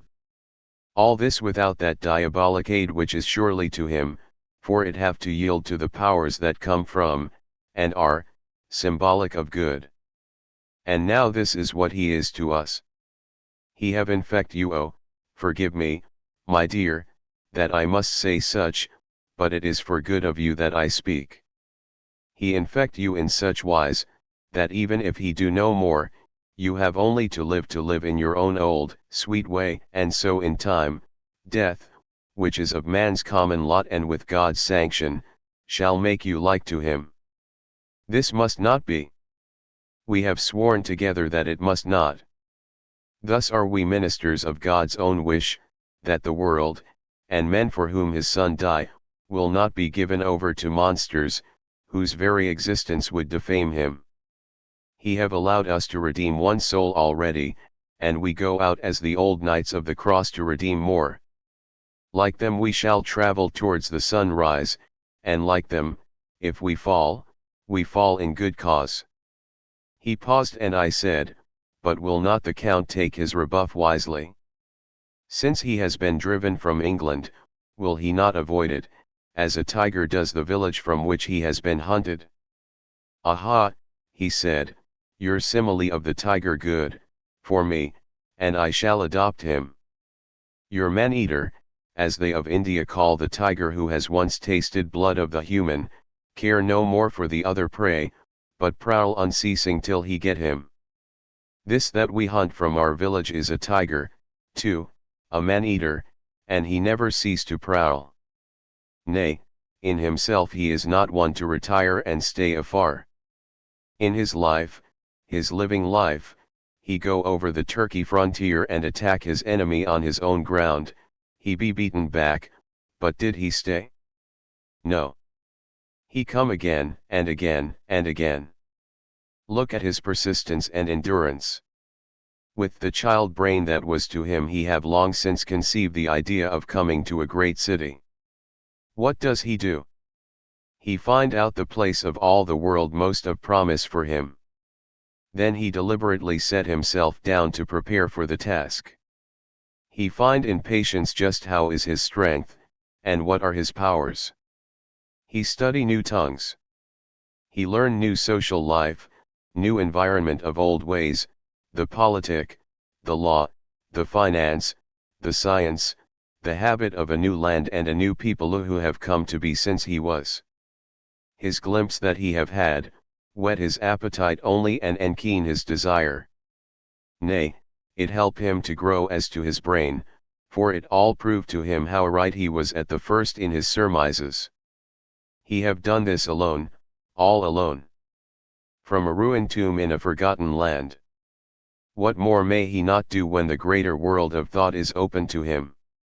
He that can smile at death, as we know him, who can flourish in the midst of diseases that kill off whole peoples. Oh, if such an one was to come from God, and not the devil, what a force for good might he not be in this old world of ours. But we are pledged to set the world free. Our toil must be in silence, and our efforts all in secret, for in this enlightened age, when men believe not even what they see, the doubting of wise men would be his greatest strength. It would be at once his sheath and his armor, and his weapons to destroy us, his enemies, who are willing to peril even our own souls for the safety of one we love, for the good of mankind, and for the honor and glory of God. After a general discussion, it was determined that for tonight nothing be definitely settled, that we should all sleep on the facts, and try to think out the proper conclusions. Tomorrow, at breakfast, we are to meet again, and, after making our conclusions known to one another, we shall decide on some definite cause of action. I feel a wonderful peace and rest tonight. It is as if some haunting presence were removed from me.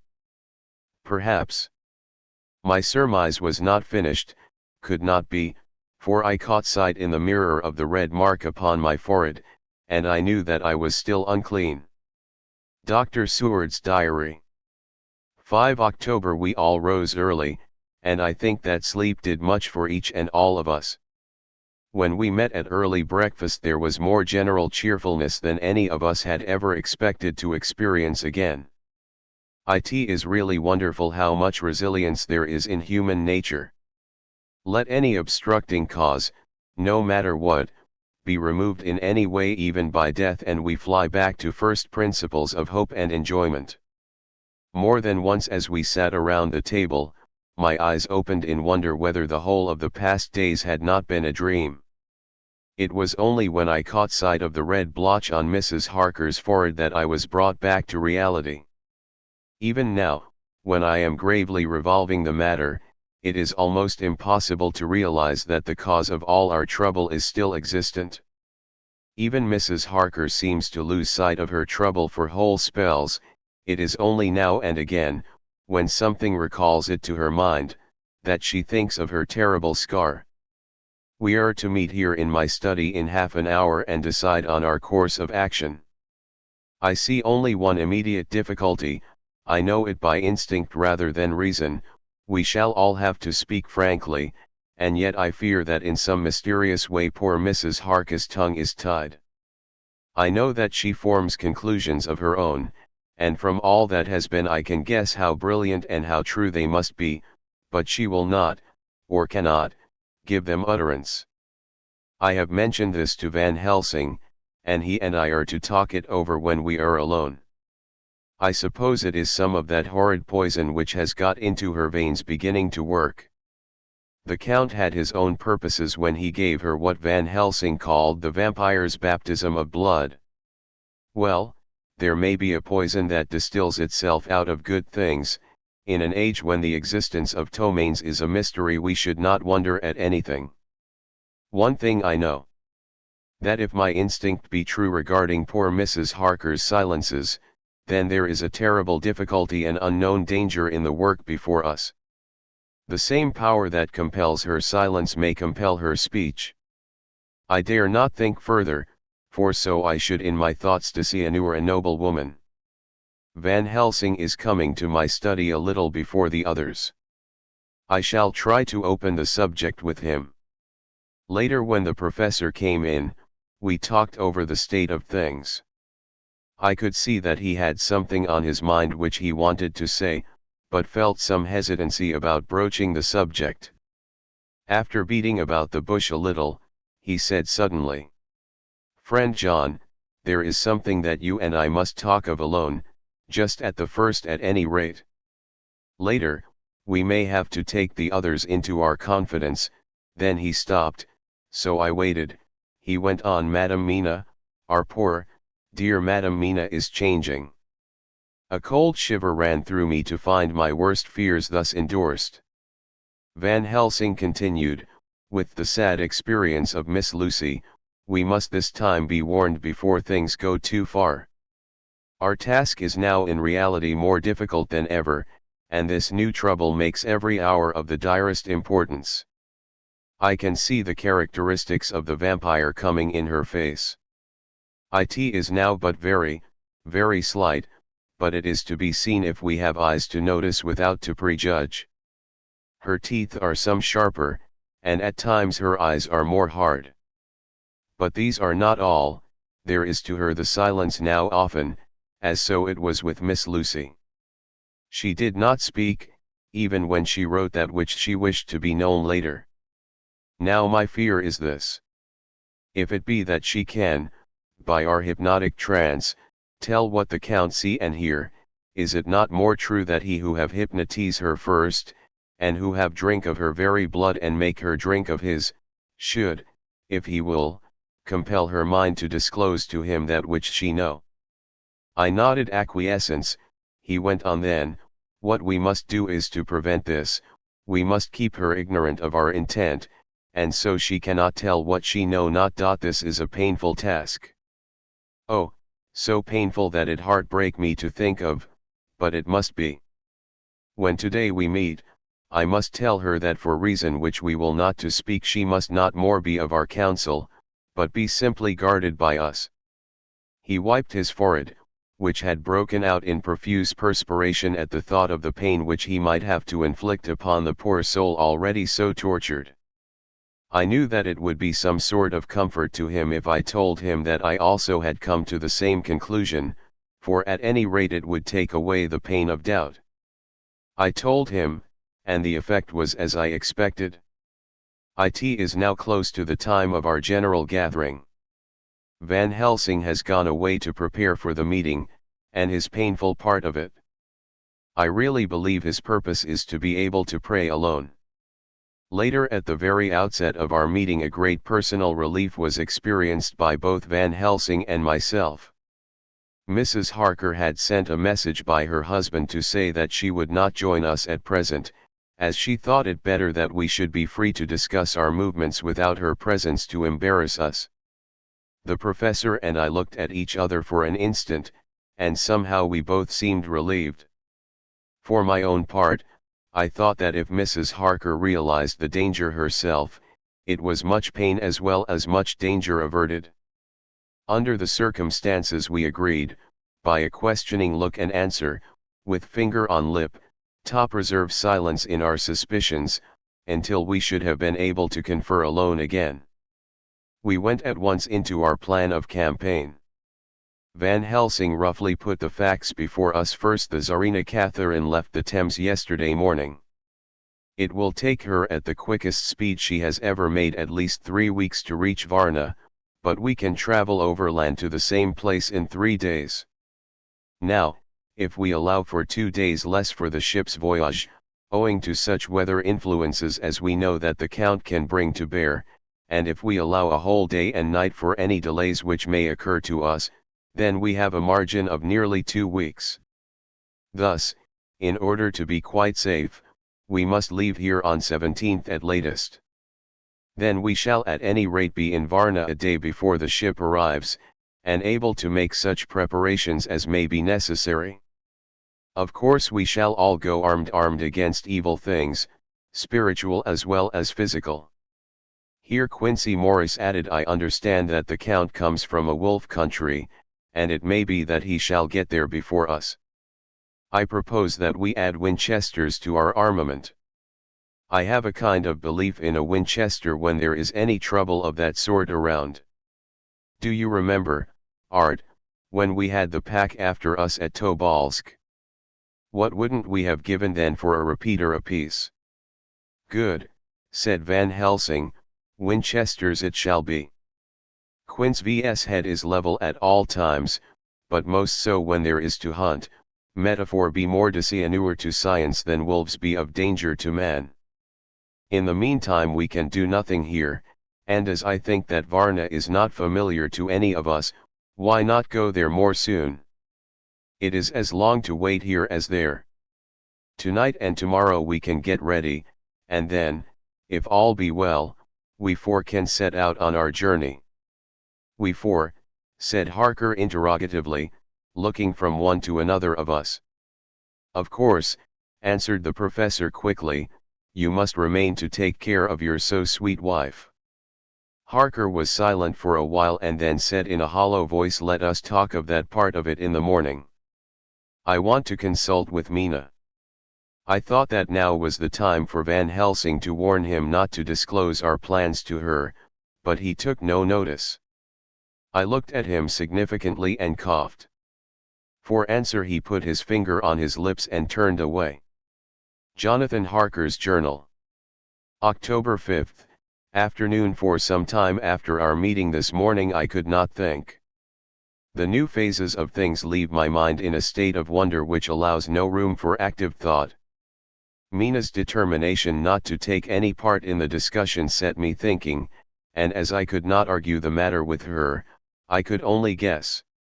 I am as far as ever from a solution now. The way the others received it, too, puzzled me.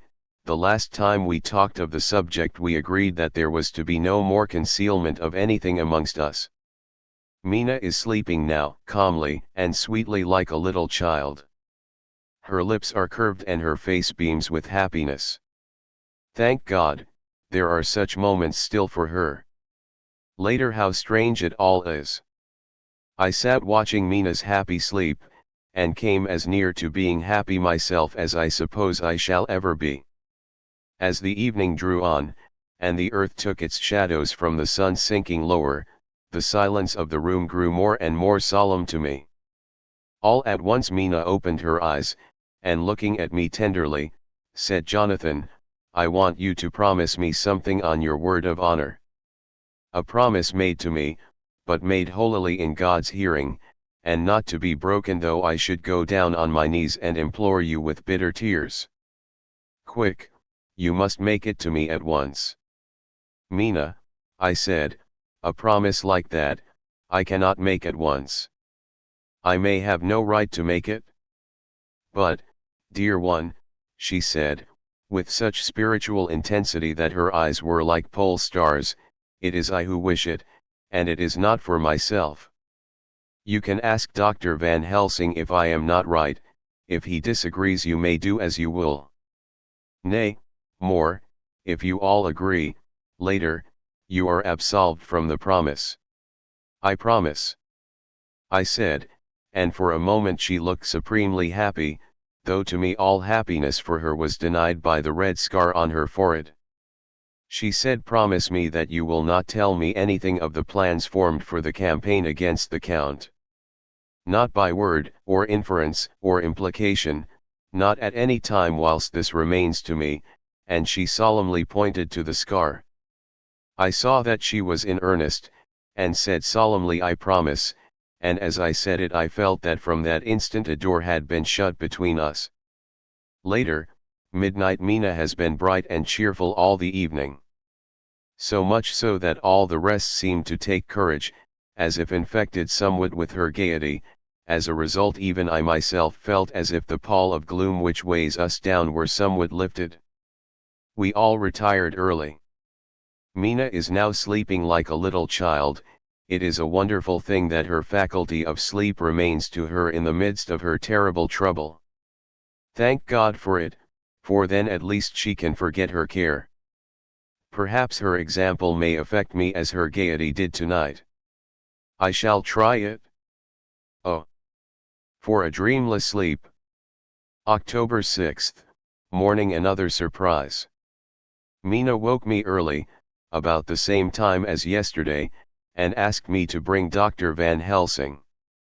I thought that it was another occasion for hypnotism, and without question went for the professor.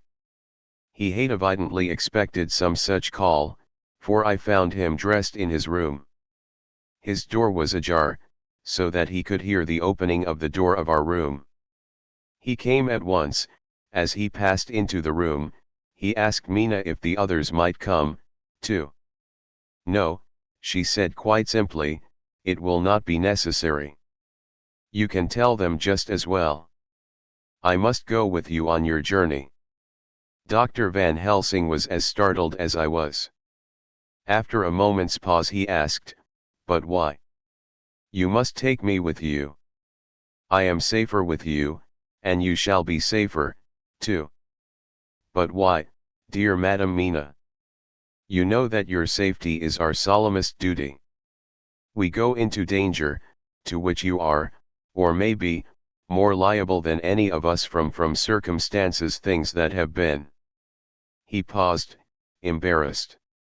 As she replied, she raised her finger and pointed to her forehead. "I know. That is why I must go. I can tell you now, whilst the sun is coming up, I may not be able again. I know that when the Count wills me I must go. I know that if he tells me to come in secret, I must come by any device to hoodwink even Jonathan." God saw the look that she turned on me as she spoke, and if there be indeed a recording angel, that look is noted to her everlasting honor. I could only clasp her hand. I could not speak, my emotion was too great for even the relief of tears. She went on, "You men are brave and strong. You are strong in your numbers, for you can defy that which would break down the human endurance of one who had to guard alone. Besides, I may be of service, since you can hypnotize me and so learn that which even I myself do not know."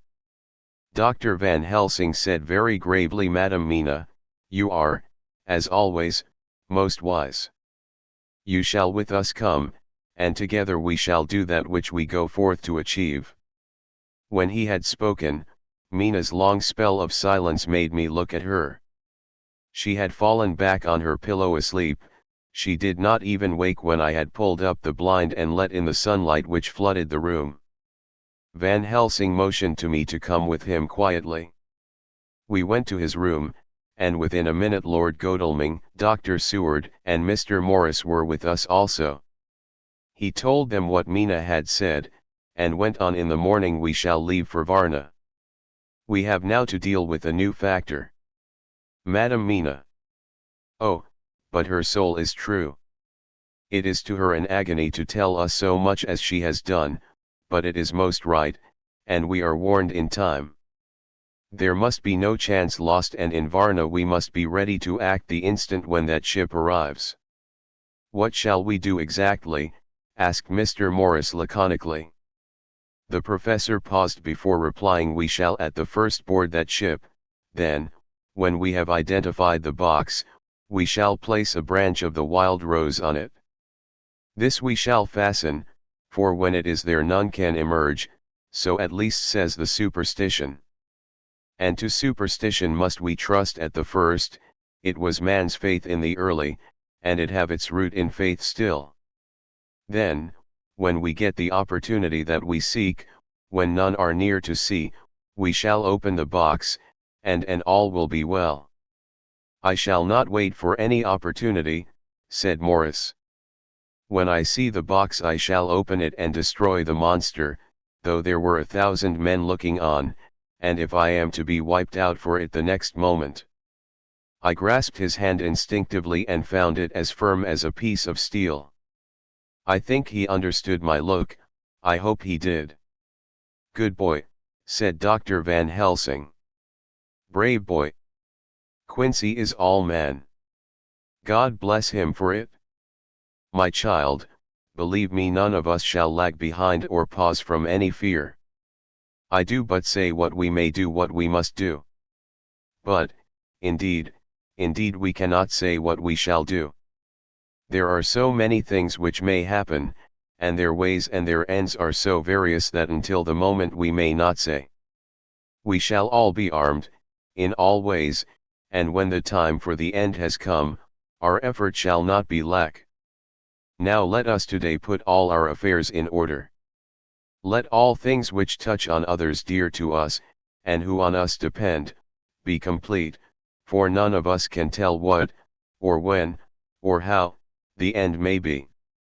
As for me, my own affairs are regulate, and as I have nothing else to do, I shall go make arrangements for the travel. I shall have all tickets and so forth for our journey." There was nothing further to be said, and we parted. I shall now settle up all my affairs of earth, and be ready for whatever may come. Later it is all done, my will is made, and all complete. Mina, if she survive, is my sole heir. If it should not be so, then the others who have been so good to us shall have remainder. It is now drawing towards the sunset.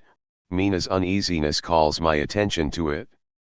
I am sure that there is something on her mind which the time of exact sunset will reveal. These occasions are becoming harrowing times for us all, for each sunrise and sunset opens up some new danger, some new pain, which, however, may in God's will be means to a good end. I write all these things in the diary since my darling must not hear them now, but if it may be that she can see them again, they shall be ready. She is calling to me. Chapter X. Dr. Seward's Diary, October 11th, evening. Jonathan Harker has asked me to note this, as he says he is hardly equal to the task, and he wants an exact record kept. I think that none of us were surprised when we were asked to see Mrs. Harker a little before the time of sunset. We have of late come to understand that sunrise and sunset are to her times of peculiar freedom, when her old self can be manifest without any controlling force subduing or restraining her, or inciting her to action. This mood or condition begins some half hour or more before actual sunrise or sunset, and lasts till either the sun is high, or whilst the clouds are still aglow with the rays streaming above the horizon. At first there is a sort of negative condition, as if some tie were loosened, and then the absolute freedom quickly follows.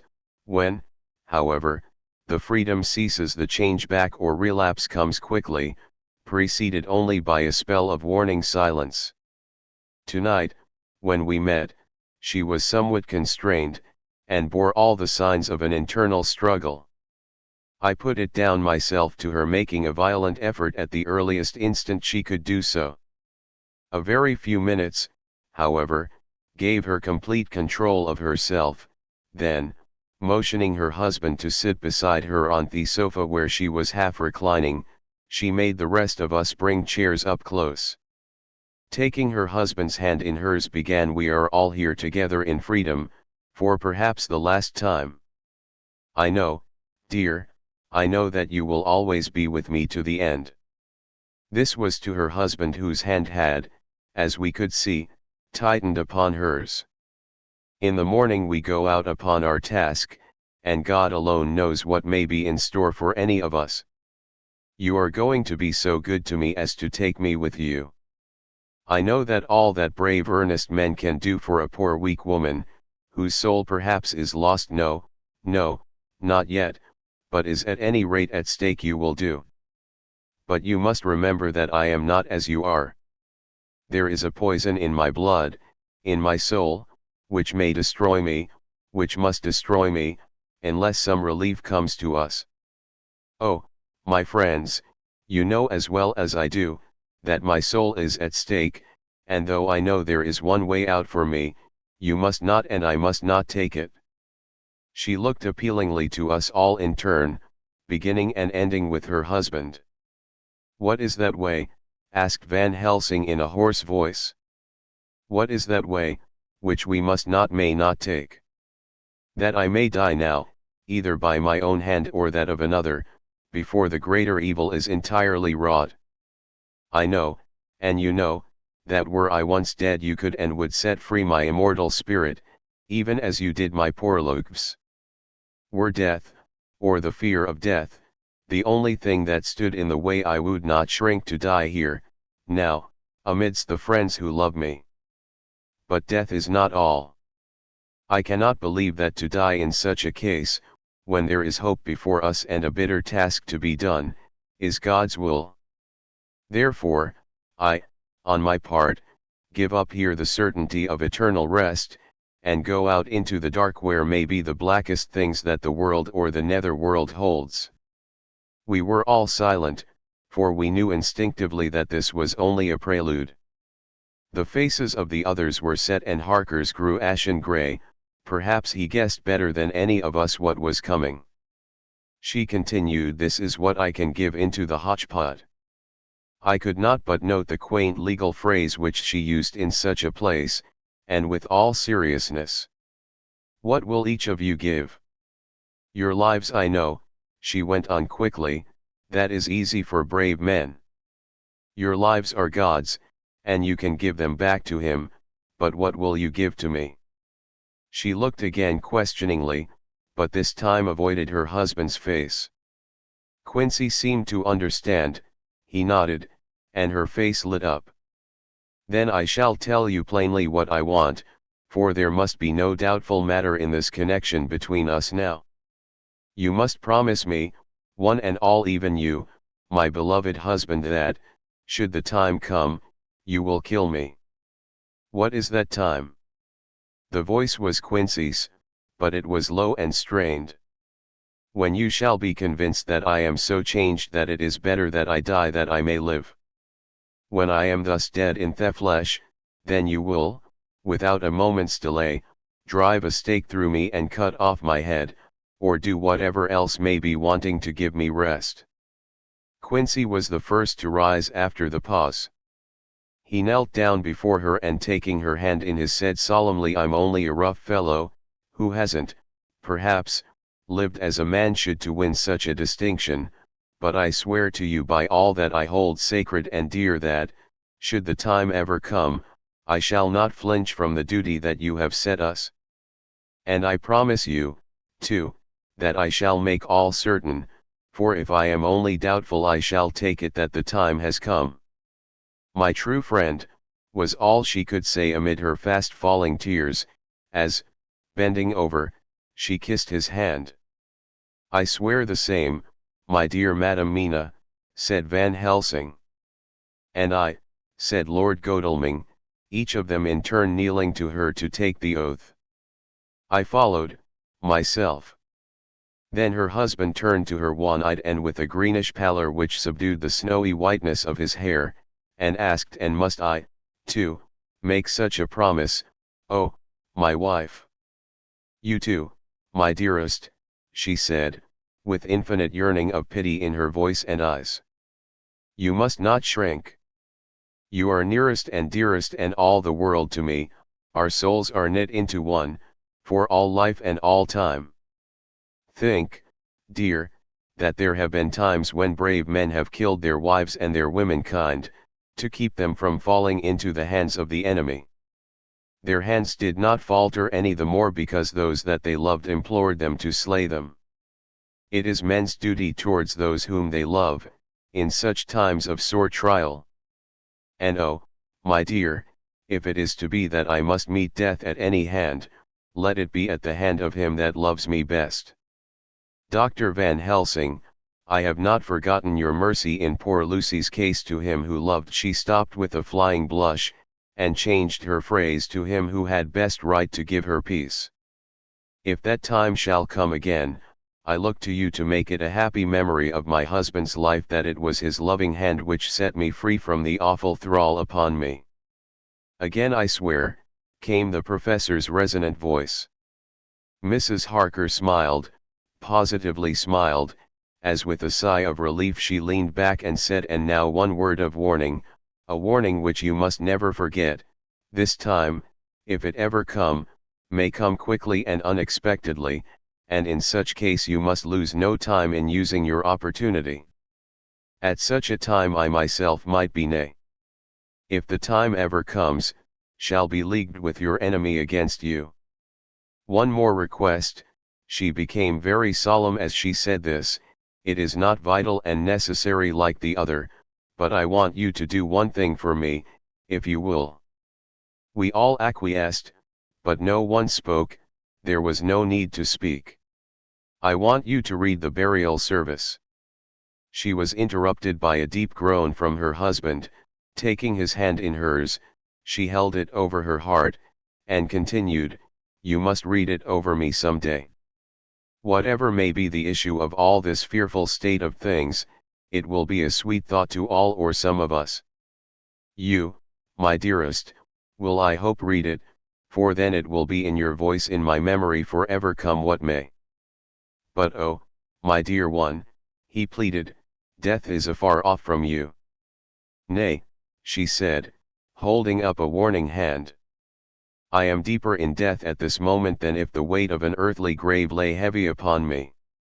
Oh, my wife, must I read it, he said, before he began. It would comfort me, my husband, was all she said, and he began to read when she had got the book ready. How could anyone tell of that strange scene, its solemnity, its gloom, its sadness, its horror, and, withal, its sweetness? Even a sceptic, who can see nothing but a travesty of bitter truth in anything holy or emotional, would have been melted to the heart had he seen that little group of loving and devoted friends kneeling round that stricken and sorrowing lady, or heard the tender passion of her husband's voice, as in tones so broken with emotion that often he had to pause, he read the simple and beautiful service from the burial of the dead. I cannot go on, words and voice fail me. She was right in her instinct. Strange as it all was, bizarre as it may hereafter seem even to us who felt its potent influence at the time, it comforted us much, and the silence, which showed Mrs. Hark's coming relapse from her freedom of soul, did not seem so full of despair to any of us as we had dreaded. Jonathan Harker's Journal. October 15, Varna. We left Charing Cross on the morning of the 12th, got to Paris the same night, and took the places secured for us in the Orient Express. We travelled night and day, arriving here at about 5 o'clock. Lord Godalming went to the consulate to see if any telegram had arrived for him, whilst the rest of us came on to this hotel, the Oudches. The journey may have had incidents. I was, however, too eager to get on, to care for them. Until the Tsarina Catherine comes into port there will be no interest for me in anything in the wide world. Thank God. Mina is well, and looks to be getting stronger, her color is coming back. She sleeps a great deal, throughout the journey she slept nearly all the time. Before sunrise and sunset, however, she is very wakeful and alert, and it has become a habit for Van Helsing to hypnotize her at such times. At first, some effort was needed, and he had to make many passes, but now, she seems to yield at once, as if by habit, and scarcely any action is needed. He seems to have power at these particular moments to simply will, and her thoughts obey him. He always asks her what she can see and hear. She answers to the first, nothing, all is dark. And to the second, I can hear the waves lapping against the ship, and the water rushing by. Canvas and cordage strain and masts and yards creak. The wind is high, I can hear it in the shrouds, and the bow throws back the foam. It is evident that the Tsarina Catherine is still at sea, hastening on her way to Varna. Lord Godalming has just returned. He had 4 telegrams, one each day since we started, and all to the same effect, that the Tsarina Catherine had not been reported to Lloyd's from anywhere. He had arranged before leaving London that his agent should send him every day a telegram saying if the ship had been reported. He was to have a message even if she were not reported, so that he might be sure that there was a watch being kept at the other end of the wire. We had dinner and went to bed early. Tomorrow we are to see the vice-consul, and to arrange, if we can, about getting on board the ship as soon as she arrives. Van Helsing says that our chance will be to get on the boat between sunrise and sunset. The Count, even if he takes the form of a bat, cannot cross the running water of his own volition, and so cannot leave the ship. As he dare not change to man's form without suspicion, which he evidently wishes to avoid, he must remain in the box. If then, we can come on board after sunrise, he is at our mercy, for we can open the box and make sure of him, as we did of poor Lucy, before he wakes. What mercy he shall get from us will not count for much. We think that we shall not have much trouble with officials or the seamen. Thank God. This is the country where bribery can do anything, and we are well supplied with money. We have only to make sure that the ship cannot come into port between sunset and sunrise without our being warned, and we shall be safe. Judge Moneybag will settle this case, I think. 16 October. Mina's report still the same, lapping waves and rushing water, darkness and favoring winds. We are evidently in good time, and when we hear of the Tsarina Catherine we shall be ready. As she must pass the Dardanelles we are sure to have some report. 17 October. Everything is pretty well fixed now, I think, to welcome the Count on his return from his tour. Godalming told the shippers that he fancied that the box sent aboard might contain something stolen from a friend of his, and got a half consent that he might open it at his own risk. The owner gave him a paper telling the captain to give him every facility in doing whatever he chose on board the ship, and also a similar authorization to his agent at Varna. We have seen the agent, who was much impressed with Godalming's kind limanner to him, and we are all satisfied that whatever he can do to aid our wishes will be done. We have already arranged what to do in case we get the box open. If the Count is there, Van Helsing and Seward will cut off his head at once and drive a stake through his heart. Morris and Godalming and I shall prevent interference, even if we have to use the arms which we shall have ready. The professor says that if we can so treat the Count's body, it will soon after fall into dust. In such case there would be no evidence against us, in case any suspicion of murder were aroused. But even if it were not, we should stand or fall by our act, and perhaps some day this very script may be evidence to come between some of us and a rope.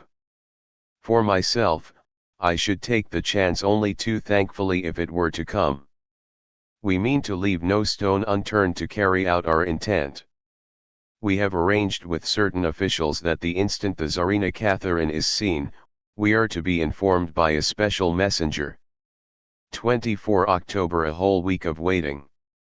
Daily telegrams to Godalming, but only the same story.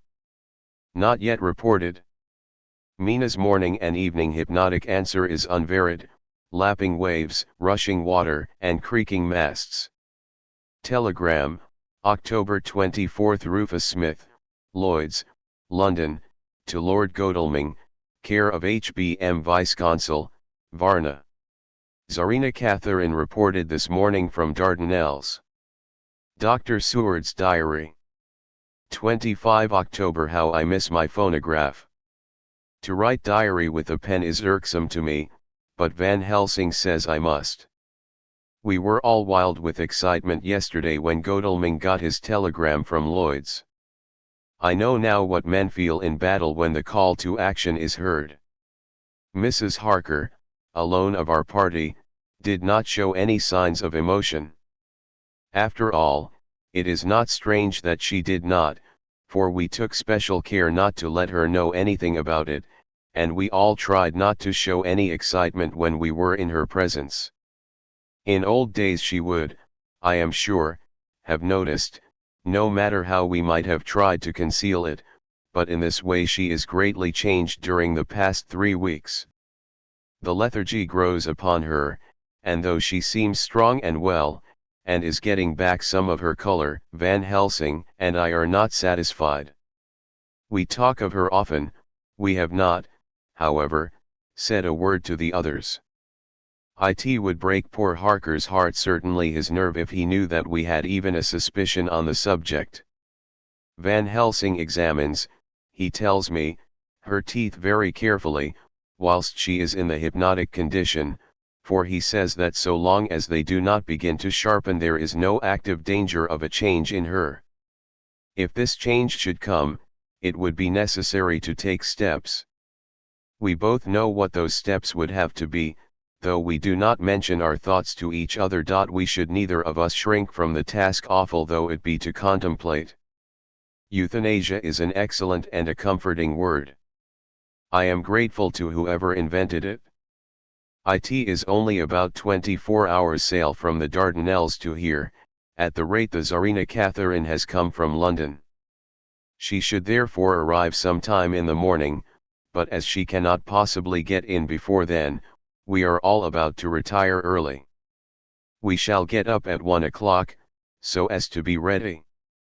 October 25th, noon. No news yet of the ship's arrival.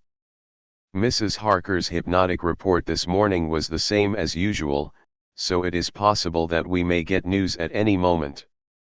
We men are all in a fever of excitement, except Harker, who is calm. His hands are cold as ice, and an hour ago I found him whetting the edge of the great Gurkha knife which he now always carries with him. It will be a bad lookout for the Count if the edge of that kukri ever touches his throat, driven by that stern, ice-cold hand. Van Helsing and I were a little alarmed about Mrs. Harker today. About noon she got into a sort of lethargy which we did not like. Although we kept silence to the others, we were neither of us happy about it. She had been restless all the morning, so that we were at first glad to know that she was sleeping. When, however, her husband mentioned casually that she was sleeping so soundly that he could not wake her, we went to her room to see for ourselves. She was breathing naturally and looked so well and peaceful that we agreed that the sleep was better for her than anything else. Poor girl, she has so much to forget that it is no wonder that sleep, if it brings oblivion to her, does her good. Later our opinion was justified, for when after a refreshing sleep of some hours she woke up, she seemed brighter and better than she had been for days. At sunset she made the usual hypnotic report. Wherever he may be in the Black Sea, the Count is hurrying to his destination. To his doom, I trust. 26 October. Another day and no tidings of the Tsarina Catherine. She ought to be here by now. That she is still journeying somewhere is apparent, for Mrs. Harker's hypnotic report at sunrise was still the same. It is possible that the vessel may be lying by, at times, for fog. Some of the steamers which came in last evening reported patches of fog both to north and south of the port. We must continue our watching, as the ship may now be signaled any moment. October 27th, noon. Most strange, no news yet of the ship we wait for. Mrs. Harker reported last night and this morning as usual, lapping waves and rushing water, though she added that the waves were very faint. The telegrams from London have been the same, no further report. Van Helsing is terribly anxious, and told me just now that he fears the Count is escaping us. He added significantly, I did not like that lethargy of Madame Mina's. Souls and memories can do strange things during trance. I was about to ask him more, but Harker just then came in, and he held up a warning hand. We must try tonight at sunset to make her speak more fully when in her hypnotic state. 28 October. Telegram. Rufus Smith, London, to Lord Godalming, care HBM Vice-Consul, Varna. Tsarina Catherine reported entering Galatz at 1 o'clock today. Dr. Seward's diary. 28 October. When the telegram came announcing the arrival in Galatz, I do not think it was such a shock to any of us as might have been expected. True, we did not know whence, or how, or when, the bolt would come, but I think we all expected that something strange would happen. The delay of arrival at Varna made us individually satisfied that things would not be just as we had expected. We only waited to learn where the change would occur. Nonetheless, however, was it a surprise? I suppose that nature works on such a hopeful basis that we believe against ourselves that things will be as they ought to be, not as we should know that they will be. Transcendentalism is a beacon to the angels, even if it be a will-o'-the-wisp to man. It was an odd experience and we all took it differently. Van Helsing raised his hand over his head for a moment, as though in remonstrance with the Almighty, but he said not a word, and in a few seconds stood up with his face sternly set. Lord Godalming grew very pale, and sat breathing heavily. I was myself half stunned and looked in wonder at one after another. Quincy Morris tightened his belt with that quick movement which I knew so well. In our old wandering days it meant action. Mrs. Harker grew ghastly white, so that the scar on her forehead seemed to burn, but she folded her hands meekly and looked up in prayer. Harker smiled, actually smiled, the dark, bitter smile of one who is without hope, but at the same time his action belied his words, for his hands instinctively sought the hilt of the great cookery knife and rested there. "When does the next train start for Galatz?" said Van Helsing to us generally. "At 6:30 tomorrow morning." We all started, for the answer came from Mrs. Harker. "How on earth do you know?" said Art. "You forget, or perhaps you do not know, though Jonathan does and so does Dr. Van Helsing, that I am the train fiend. At home in Exeter I always used to make up the timetables, so as to be helpful to my husband.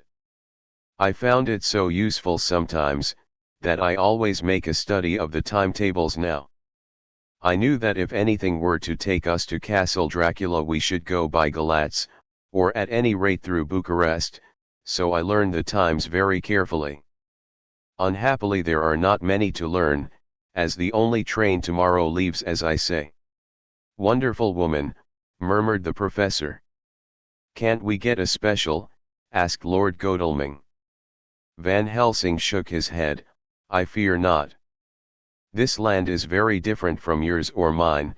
Even if we did have a special, it would probably not arrive as soon as our regular train. Moreover, we have something to prepare. We must think. Now let us organize. You, friend Arthur, go to the train and get the tickets and arrange that all be ready for us to go in the morning. Do you, friend Jonathan, go to the agent of the ship and get from him letters to the agent in Galatz, with authority to make search the ship just as it was here.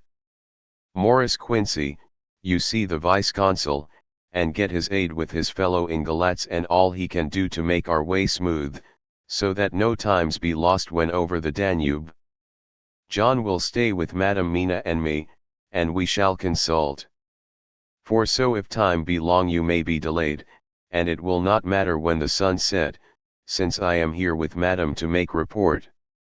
"And I," said Mrs. Harker brightly, and more like her old self than she had been for many a long day, "shall try to be of use in all ways, and shall think and write for you as I used to do. Something is shifting from me in some strange way, and I feel freer than I have been of late." The three younger men looked happier at the moment as they seemed to realize the significance of her words, but Van Helsing and I, turning to each other, met each a grave and troubled glance. We said nothing at the time, however. When the three men had gone out to their tasks, Van Helsing asked Mrs. Harker to look up the copy of the diaries and find him the part of Harker's journal at the castle. She went away to get it. When the door was shut upon her he said to me, "We mean the same. Speak out. There is some change. It is a hope that makes me sick, for it may deceive us." "Quite so. Do you know why I asked her to get the manuscript?" "No," said I, "unless it was to get an opportunity of seeing me alone." "You are in part right, friend John, but only in part. I want to tell you something. And oh, my friend, I am taking a terrible risk, but I believe it is right." In the moment when Madam Mina said those words that arrest both our understanding, an inspiration came to me. In the trance of 3 days ago the Count sent her his spirit to read her mind, or more like he took her to see him in his earth box in the ship with water rushing, just as it go free at rise and set of sun. He learned then that we are here, for she have more to tell in her open life with eyes to see and ears to hear than he, shut, as he is, in his coffin box. Now he make his most effort to escape us. At present he want her not. He is sure with his so great knowledge that she will come at his call, but he cut her off, take her, as he can do, out of his own power, that so she come not to him. Ah! there I have hope that our man brains that have been of man so long and that have not lost the grace of God, will come higher than his child brain that lie in his tomb for centuries, that grow not yet to our stature, and that do only work selfish and therefore small. Here comes Madam Mina, not a word to her of her trance. She know it not, and it would overwhelm her and make despair just when we want all her hope, all her courage, when most we want all her great brain which is trained like man's brain, but is of sweet woman and have a special power which the Count give her, and which he may not take away altogether though he think not so. Hush! Let me speak, and you shall learn. Oh, John, my friend, we are in awful straits. I fear, as I never feared before. We can only trust the good God. Silence. Here she comes.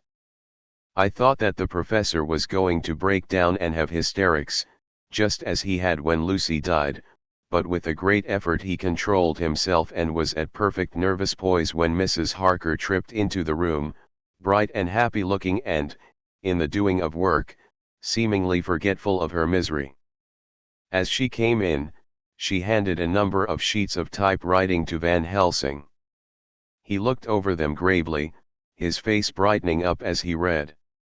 Then holding the pages between his finger and thumb he said, "Friend John, to you with so much of experience already and you, too, dear Madam Mina, that are young, here is a lesson, do not fear ever to think. A half thought has been buzzing often in my brain, but I fear to let him loose his wings. Here now, with more knowledge, I go back to where that half thought come from and I find that he be no half thought at all, that be a whole thought, though so young that he is not yet strong to use his little wings. Nay, like the ugly duck of my friend Hans Andersen, he be no duck thought at all, but a big swan thought that sail nobly on big wings, when the time come for him to try them. See, I read here what Jonathan have written, that other of his race who, in a later age, again and again, brought his forces over the great river into Turkey land, who, when he was beaten back, came again, and again, and again, though he had to come alone from the bloody field where his troops were being slaughtered, since he knew that he alone could ultimately triumph. What does this tell us? Not much. No. The Count's child thought see nothing, therefore he speaks so free. Your man thought see nothing, my man thought see nothing, till just now. No. But there comes another word from someone who speak without thought, because she, too, know not what it might mean. Just as there are elements which rest, yet when in nature's course they move on their way and they touch, then poof. And there comes a flash of light, heaven wide, that blind and kill and destroy some, but that show up all earth below for leagues and leagues. Is it not so? Well, I shall explain. To begin, have you ever studied the philosophy of crime? Yes, and know you, John, yes, for it is a study of insanity. You, know, Madam Mina, for crime touch you not but once. Still, your mind works true, and argues not a particulari ad universale. There is this peculiarity in criminals. It is so constant, in all countries and at all times, that even police, who know not much from philosophy, come to know it empirically, that it is. That is to be empiric. The criminal always work at one crime, that is the true criminal who seems predestinate to crime, and who will of none other. This criminal has not full man brain. He is clever and cunning and resourceful, but he be not of man stature as to brain. He be of child brain in much. Now this criminal of ours is predestinate to crime also, he, too, have child brain, and it is of the child to do what he have done. The little bird, the little fish, the little animal learn not by principle, but empirically, and when he learn to do, then there is to him the ground to start from to do more. Dos posto, said Archimedes. Give me a fulcrum, and I shall move the world. To do once, is the fulcrum whereby child brain become man brain, and until he have the purpose to do more, he continue to do the same again every time, just as he have done before. Oh, my dear, I see that your eyes are opened, and that to you the lightning flash show all the leagues, for Mrs. Harker began to clap her hands and her eyes sparkled. He went on, now you shall speak. Tell us two dry men of science what you see with those so bright eyes. He took her hand and held it whilst she spoke. His finger and thumb closed on her pulse, as I thought instinctively and unconsciously. As she spoke, the Count is a criminal and of criminal type. Norda and Lombroso would so classify him, and qua criminal he is of imperfectly formed mind. Thus, in a difficulty he has to seek resource in habit. His past is a clue, and the one page of it that we know and that from his own lips tells that once before, when in what Mr. Morris would call a tight place, he went back to his own country from the land he had tried to invade, and thence, without losing purpose, prepared himself for a new effort. He came again better equipped for his work, and won. So he came to London to invade a new land. He was beaten, and when all hope of success was lost, and his existence in danger, he fled back over the sea to his home, just as formerly he had fled back over the Danube from Turkey land. Good, good. Oh, you so clever lady, said Van Helsing, enthusiastically, as he stooped and kissed her hand. A moment later he said to me, as calmly as though we had been having a sick room consultation 72 only, and in all this excitement, I have hope. Turning to her again, he said with keen expectation, but go on. Go on. There is more to tell if you will. Be not afraid, John, and I know. I do in any case, and shall tell you if you are right. Speak, without fear. I will try to, but you will forgive me if I seem egotistical. Nay. Fear not, you must be egotist, for it is of you that we think.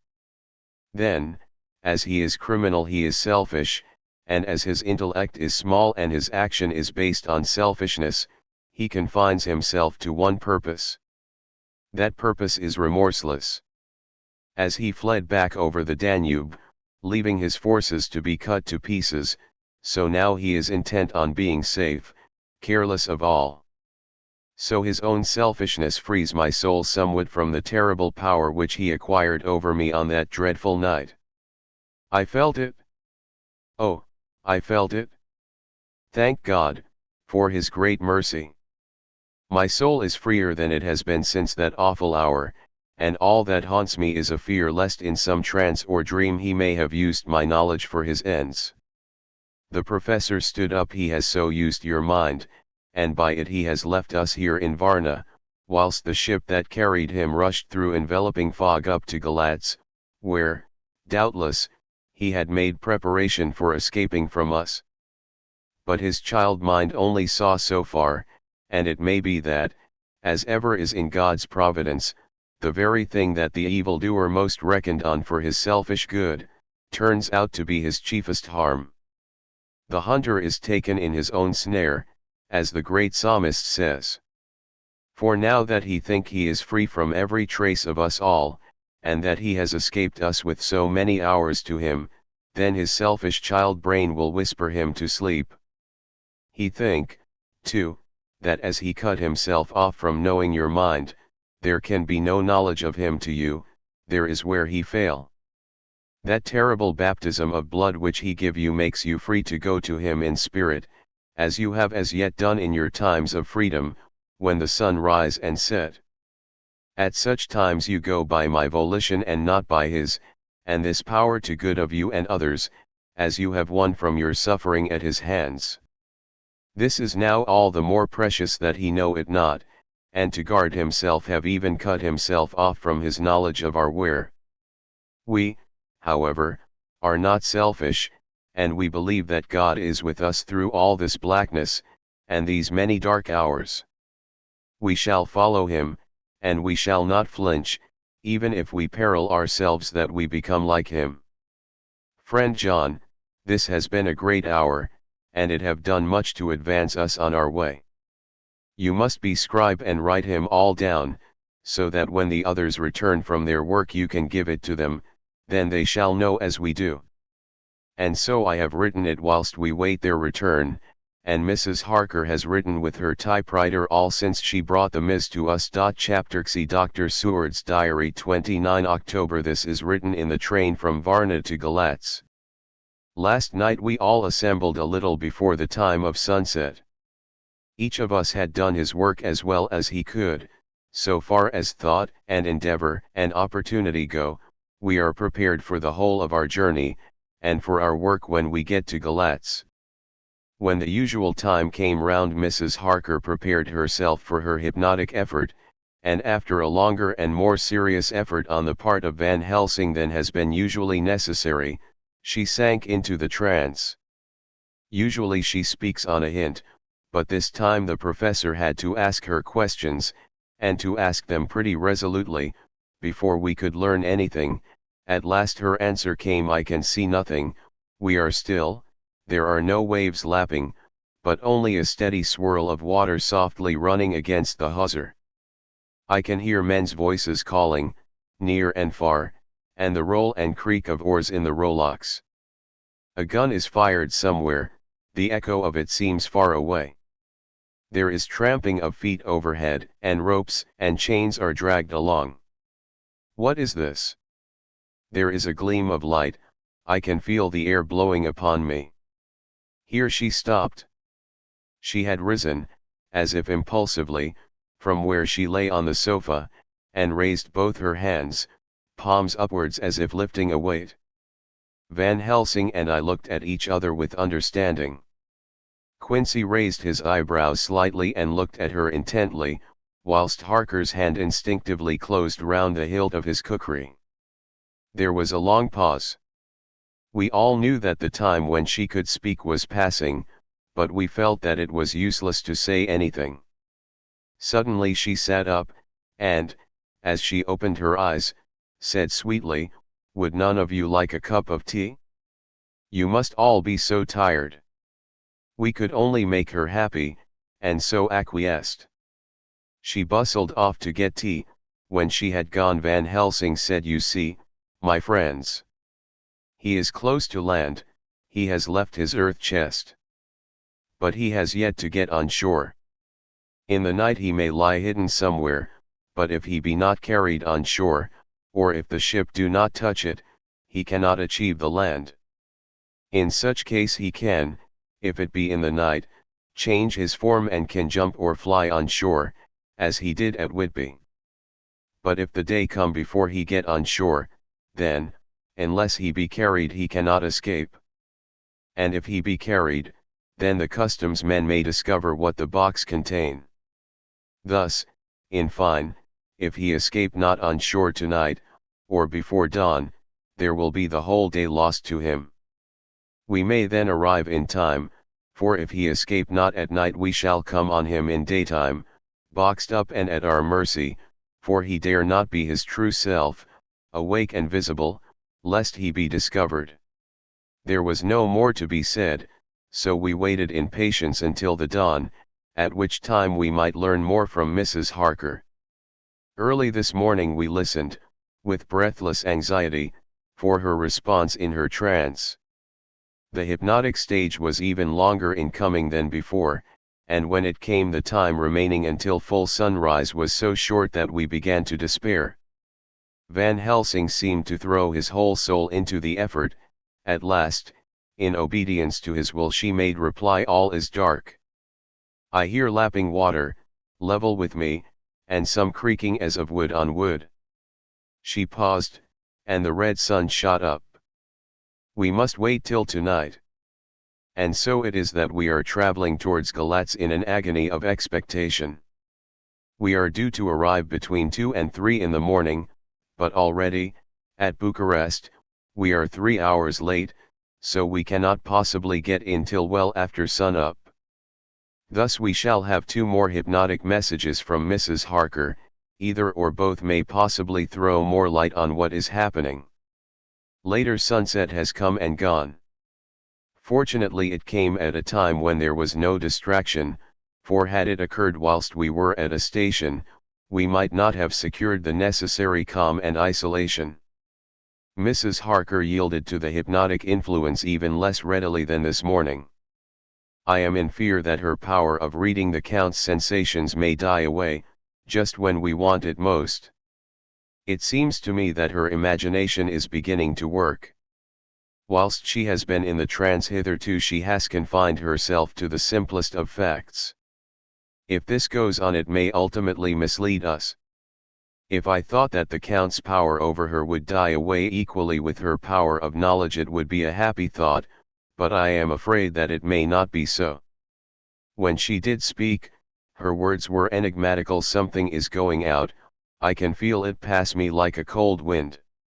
I can hear, far off, confused sounds as of men talking in strange tongues, fierce falling water, and the howling of wolves.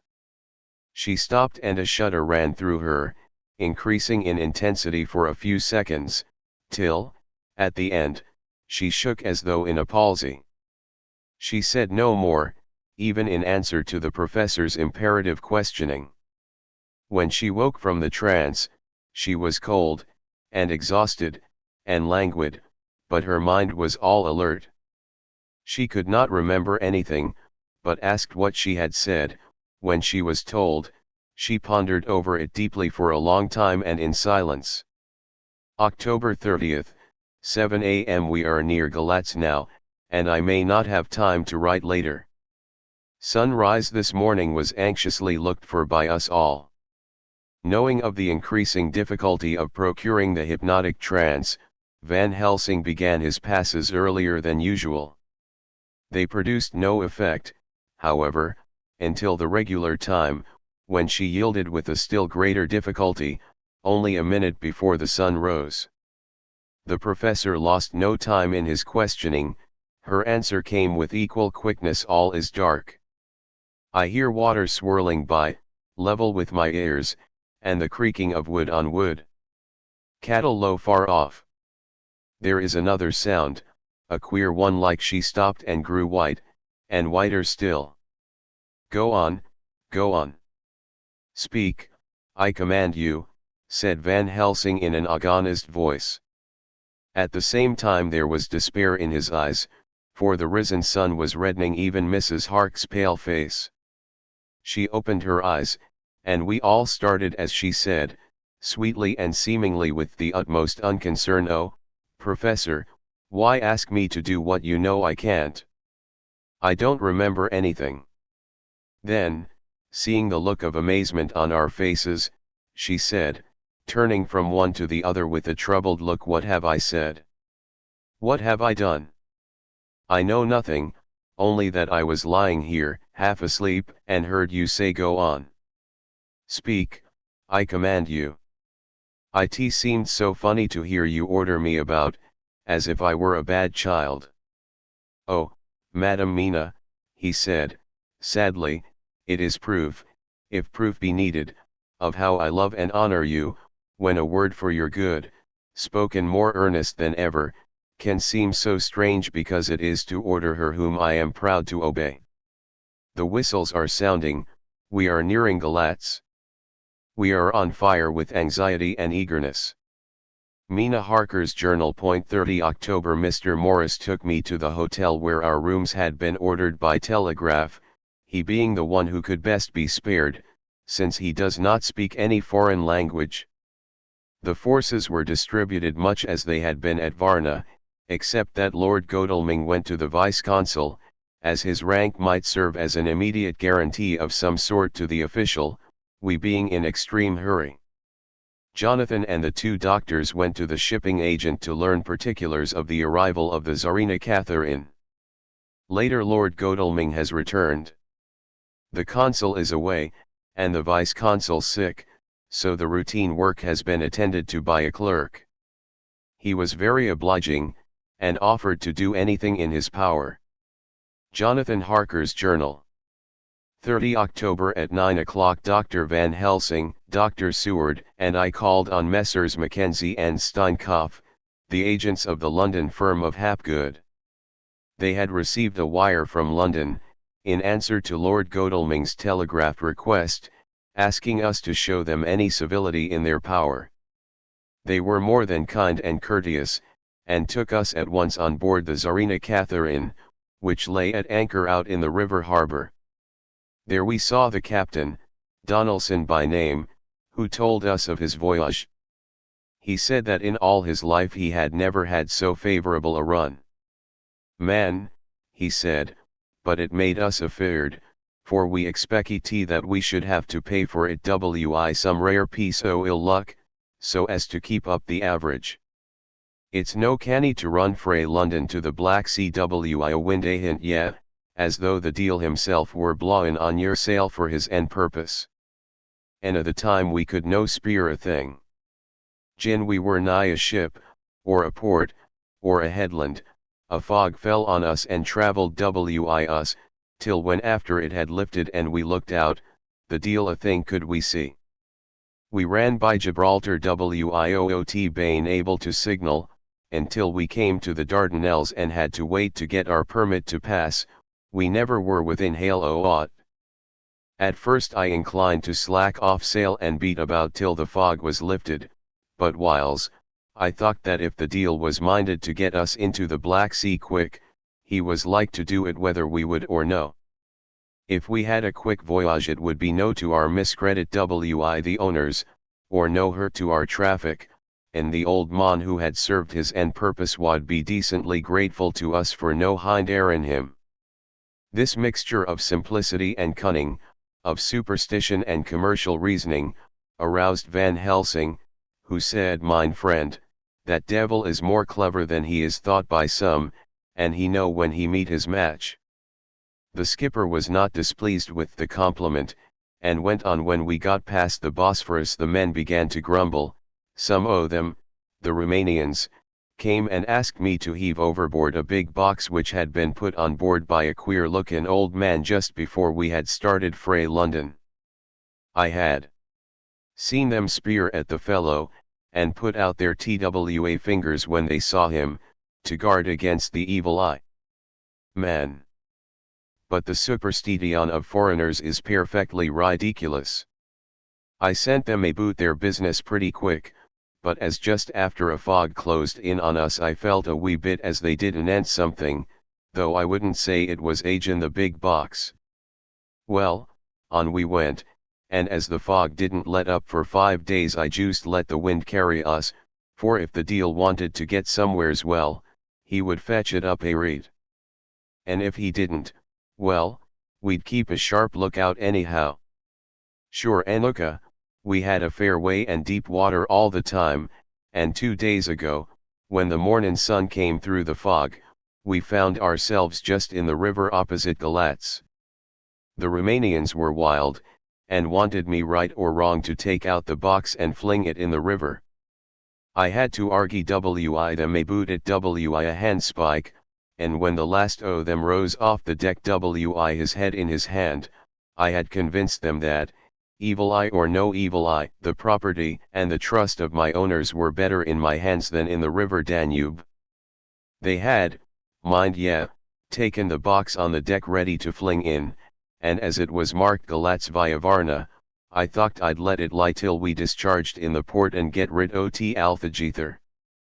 We didn't do much clearin' that day, and had to remain the nicht at anchor, but in the mornin', braw and early, an hour before sun up, a man came aboard an order, written to him from England, to receive a box marked for one Count Dracula. Sure and look at the matter was one ready to his hand. He had his papers a-read, and glad I was to be rid o' the damn thing, for I was beginnin' mistle to feel uneasy at it. If the deal did have any luggage aboard the ship, I'm thinkin' it was none other than that same. What was the name of the man who took it? Asked Dr. Van Helsing with restrained eagerness. I'll be tellin' ye quick, he answered, and, stepping down to his cabin, produced a receipt signed Emanuel Hildesheim. Bergenstrasse 16 was the address.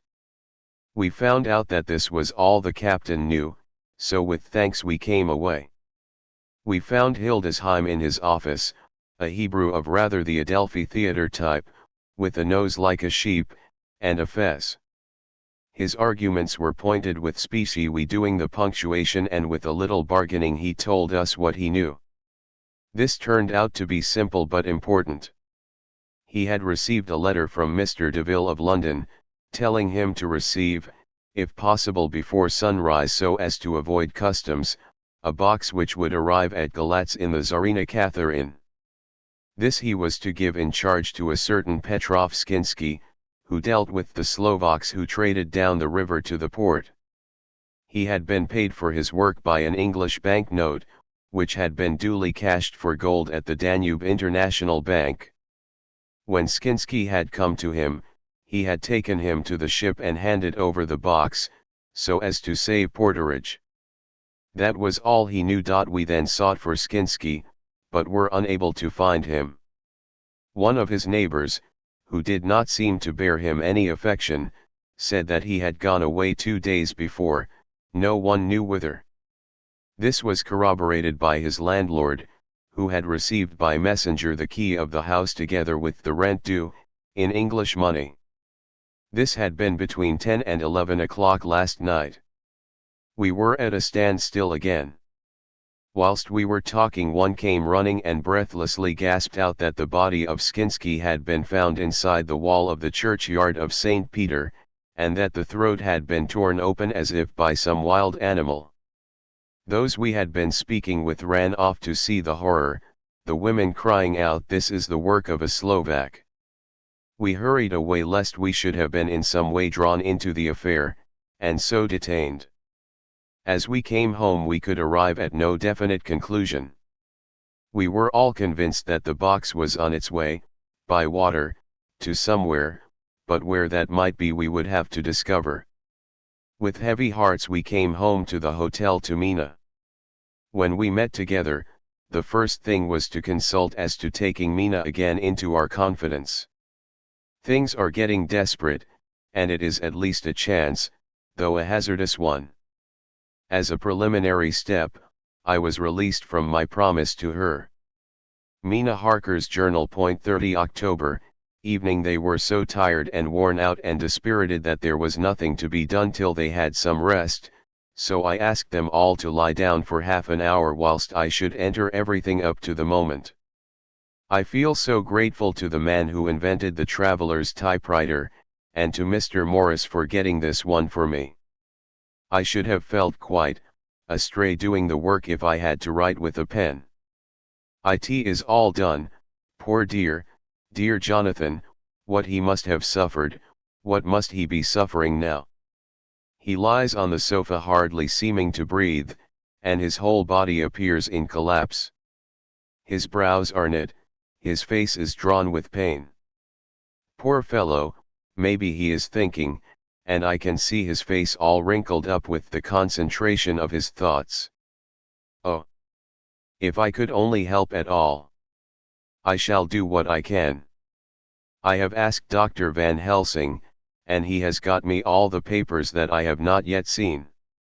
Whilst they are resting, I shall go over all carefully, and perhaps I may arrive at some conclusion. I shall try to follow the professor's example, and think without prejudice on the facts before me. I do believe that under God's providence I have made a discovery. I shall get the maps and look over them. I am more than ever sure that I am right.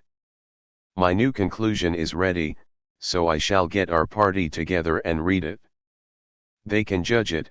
It is well to be accurate, and every minute is precious. Mina Harker's memorandum. Entered in her journal. Ground of inquiry: Count Dracula's problem is to get back to his own place. A. He must be brought back by someone.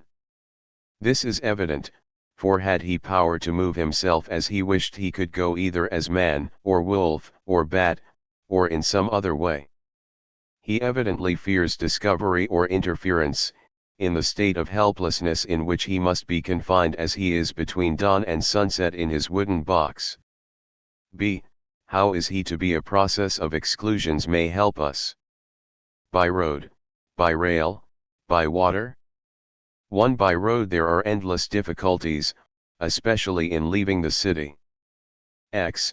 There are people, and people are curious, and investigate. A hint, a surmise, a doubt as to what might be in the box, would destroy him. Y. There are, or there may be, customs and octroi officers to pass. Z. His pursuers might follow. This is his highest fear, and in order to prevent his being betrayed he has repelled, so far as he can, even his victim me. By rail there is no one in charge of the box. It would too have to take its chance of being delayed, and delay would be fatal, with enemies on the track. True, he might escape at night. But what would he be, if left in a strange place with no refuge that he could fly to? This is not what he intends, and he does not mean to risk it. By water here is the safest way, in one respect, but with most danger in another. On the water he is powerless except at night, even then he can only summon fog and storm and snow and his wolves. But were he wrecked, the living water would engulf him, helpless, and he would indeed be lost. He could have the vessel drive to land, but if it were unfriendly land, wherein he was not free to move, his position would still be desperate. We know from the record that he was on the water, so what we have to do is to ascertain what water. The first thing is to realize exactly what he has done as yet. We may, then, get a light on what his later task is to be. Firstly, we must differentiate between what he did in London as part of his general plan of action, when he was pressed for moments and had to arrange as best he could. Secondly, we must see, as well as we can surmise it from the facts we know of, what he has done here. As to the first, he evidently intended to arrive at Galatz, and sent envoys to Varna to deceive us lest we should ascertain his means of exit from England. His immediate and sole purpose then was to escape. The proof of this, is the letter of instructions sent to Emanuel Hildesheim to clear and take away the box before sunrise. There is also the instruction to Petrov Skinsky. These we must only guess at, but there must have been some letter or message, since Skinsky came to Hildesheim. That, so far, his plans were successful we know. The Tsarina Catherine made a phenomenally quick journey, so much so that Captain Donelson's suspicions were aroused, but his superstition united with his canniness played the Count's game for him, and he ran with his favoring wind through fogs and all till he brought up blindfold at Galatz. That the Count's arrangements were well made, has been proved. Hildesheim cleared the box, took it off, and gave it to Skinsky. Skinsky took it, and here we lose the trail. We only know that the box is somewhere on the water, moving along. The customs and the octroi, if there be any, have been avoided. Now we come to what the Count must have done after his arrival on land, at Galatz. The box was given to Skinsky before sunrise. At sunrise the Count could appear in his own form. Here, we ask why Skinsky was chosen at all to aid in the work. In my husband's diary, Skinsky is mentioned as dealing with the Slovaks who trade down the river to the port, and the man's remark, that the murder was the work of a Slovak, showed the general feeling against his class. The Count wanted isolation. My surmise is, this, that in London the Count decided to get back to his castle by water, as the most safe and secret way. He was brought from the castle by Zgany, and probably they delivered their cargo to Slovaks who took the boxes to Varna, for there they were shipped for London. Thus the Count had knowledge of the persons who could arrange the service.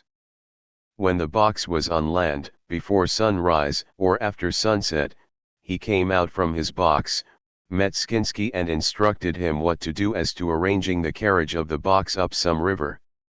When this was done, and he knew that all was in train, he blotted out his traces, as he thought, by murdering his agent. I have examined the map and find that the river most suitable for the Slovaks to have ascended is either the Pruth or the Sarath. I read in the typescript that in my trance I heard cows low and water swirling level with my ears and the creaking of wood. The Count in his box, then, was on a river in an open boat propelled probably either by oars or poles, for the banks are near and it is working against stream. There would be no such sound if floating downstream. Of course it may not be either the Sarath or the Pruth, but we may possibly investigate further.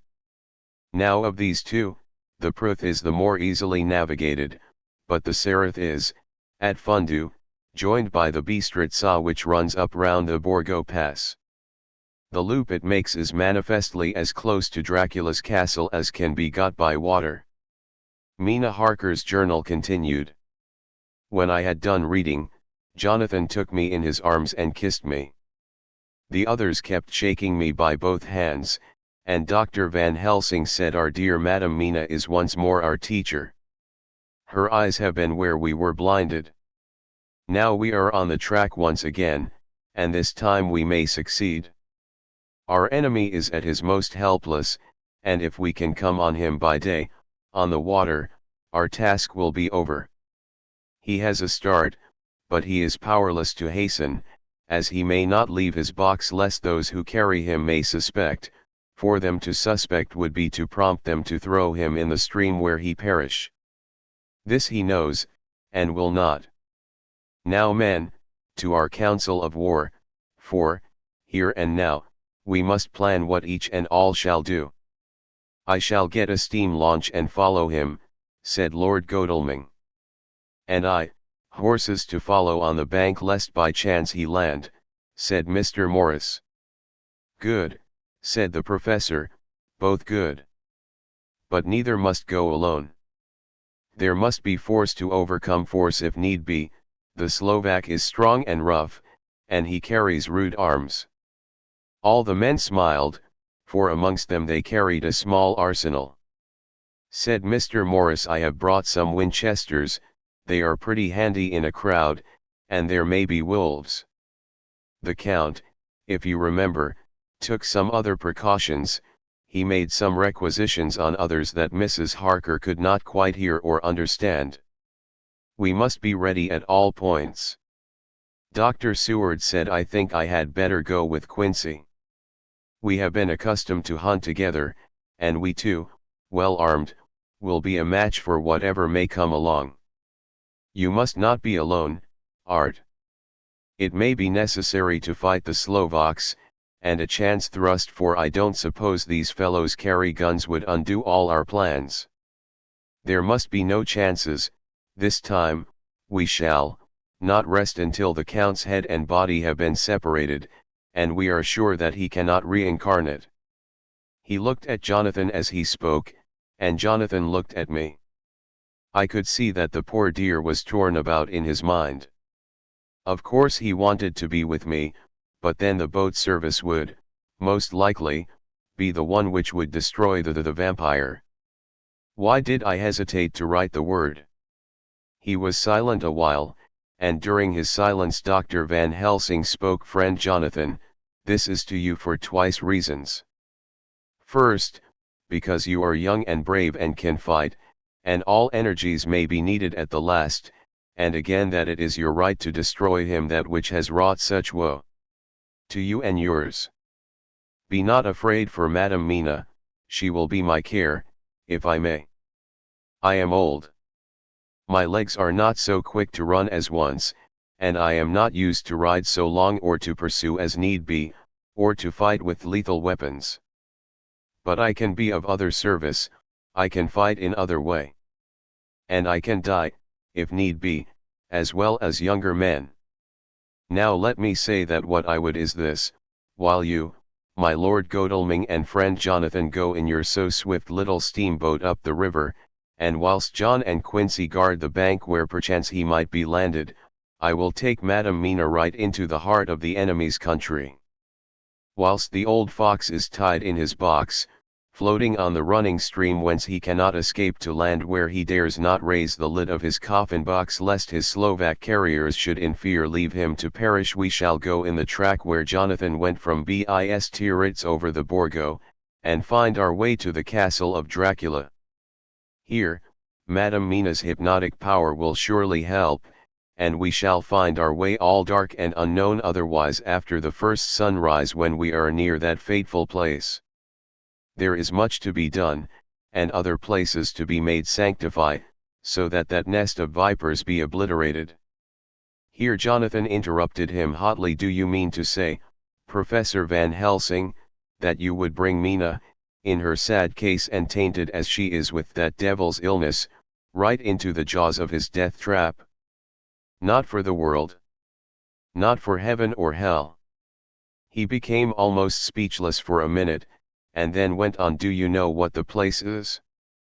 Have you seen that awful den of hellish infamy with the very moonlight alive with grisly shapes, and every speck of dust that whirls in the wind a devouring monster in embryo?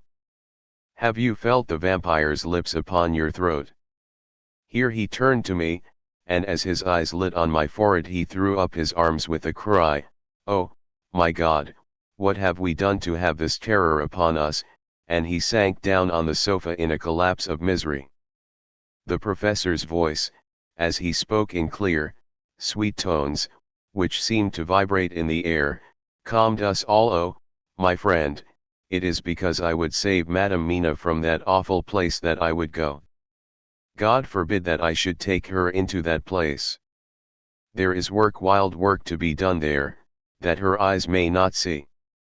We men here, all save Jonathan, have seen with their own eyes what is to be done before that place can be purified. Remember that we are in terrible straits.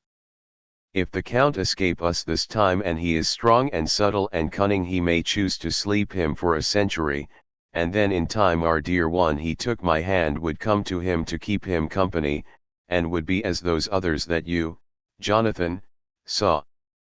You have told us of their gloating lips, you heard their ribald laugh as they clutched the moving bag that the Count threw to them. You shudder, and well may it be. Forgive me that I make you so much pain, but it is necessary. My friend, is it not a dire need for the which I am giving, possibly my life? If it were that any one went into that place to stay, it is I who would have to go to keep them company." "Do as you will," said Jonathan, with a sob that shook him all over, "we are in the hands of God." Later, oh, it did me good to see the way that these brave men worked. How can women help loving men when they are so earnest, and so true, and so brave? And, too, it made me think of the wonderful power of money. What can it not do when it is properly applied, and what might it do when basely used? I felt so thankful that Lord Godalming is rich, and that both he and Mr. Morris, who also has plenty of money, are willing to spend it so freely. For if they did not, our little expedition could not start, either so promptly or so well equipped, as it will within another hour. It is not 3 hours since it was arranged what part each of us was to do, and now Lord Godalming and Jonathan have a lovely steam launch, with steam up ready to start at a moment's notice.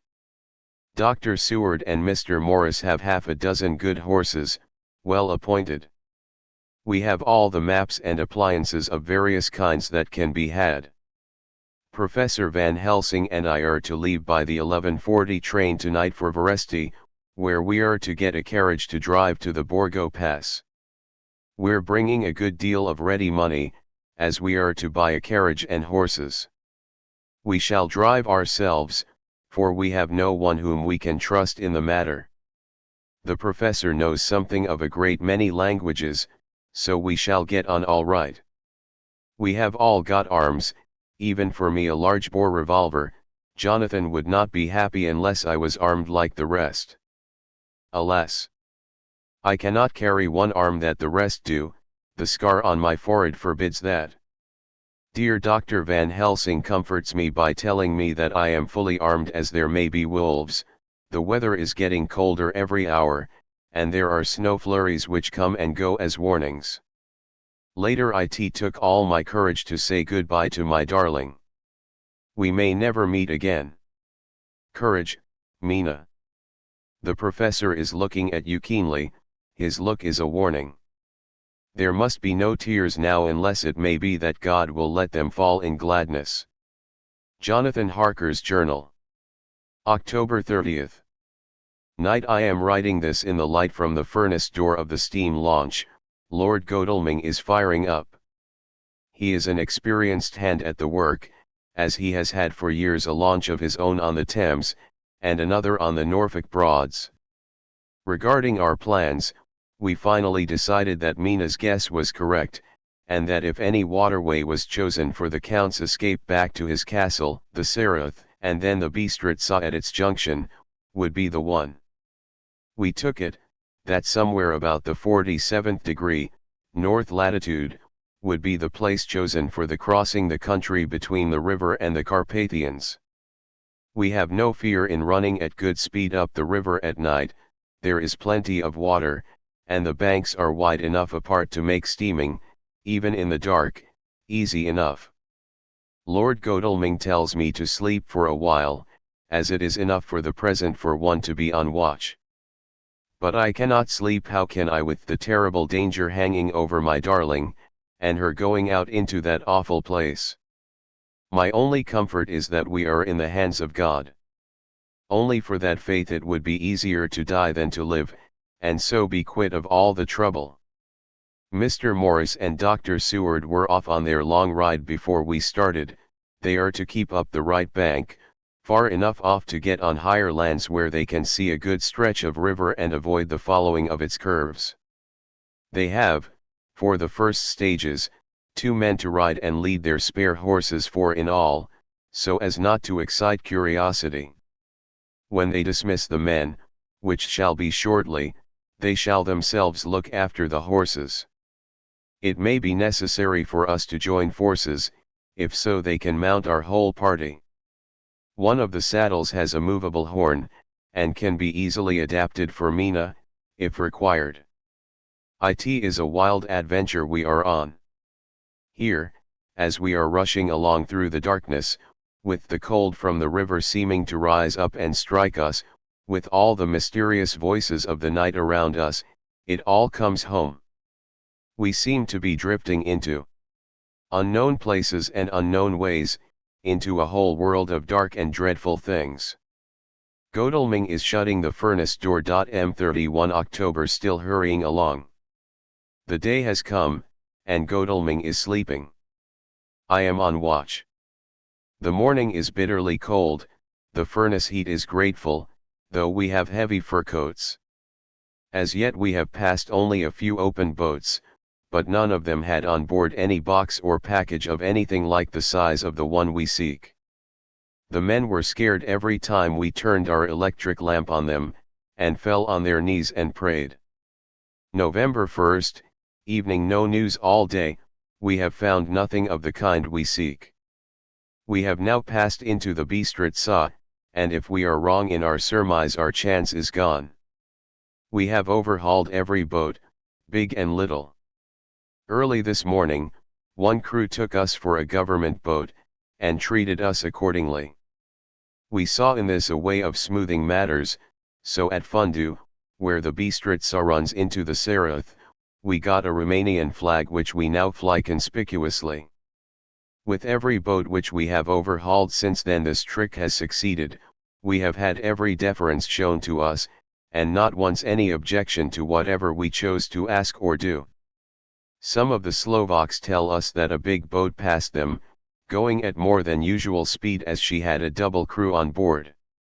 This was before they came to Fundu, so they could not tell us whether the boat turned into the Bistritza or continued on up the Sereth. At Fundu we could not hear of any such boat, so she must have passed there in the night. I am feeling very sleepy, the cold is perhaps beginning to tell upon me, and nature must have rest some time. Godalming insists that he shall keep the first watch. God bless him for all his goodness to poor dear Mina and me. November 2nd, morning LT is broad daylight. That good fellow would not wake me. He says it would have been a sin too, for I slept peacefully and was forgetting my trouble. It seems brutally selfish to me to have slept so long, and let him watch all night, but he was quite right. I am a new man this morning, and, as I sit here and watch him sleeping, I can do all that is necessary both as to minding the engine, steering, and keeping watch. I can feel that my strength and energy are coming back to me. I wonder where Mina is now, and Van Helsing. They should have got to Veresti about noon on Wednesday. It would take them some time to get the carriage and horses, so if they had started and traveled hard, they would be about now at the Borgo Pass. God guide and help them. I am afraid to think what may happen. If we could only go faster. But we cannot, the engines are throbbing and doing their utmost. I wonder how Dr. Seward and Mr. Morris are getting on. There seem to be endless streams running down the mountains into this river, but as none of them are very large at present, at all events, though they are terrible doubtless in winter and when the snow melts the horsemen may not have met much obstruction. I hope that before we get to Strasbourg we may see them, for if by that time we have not overtaken the Count, it may be necessary to take counsel together what to do next. Dr. Seward's Diary. 2 November 3 days on the road. No news, and no time to write it if there had been, for every moment is precious. We have had only the rest needful for the horses, but we are both bearing it wonderfully. Those adventurous days of ours are turning up useful. We must push on, we shall never feel happy till we get the launch in sight again. 3 November we heard at Fundu that the launch had gone up the Bistritsa. I wish it wasn't so cold. There are signs of snow coming, and if it falls heavy it will stop us. In such case we must get a sledge and go on, Russian fashion.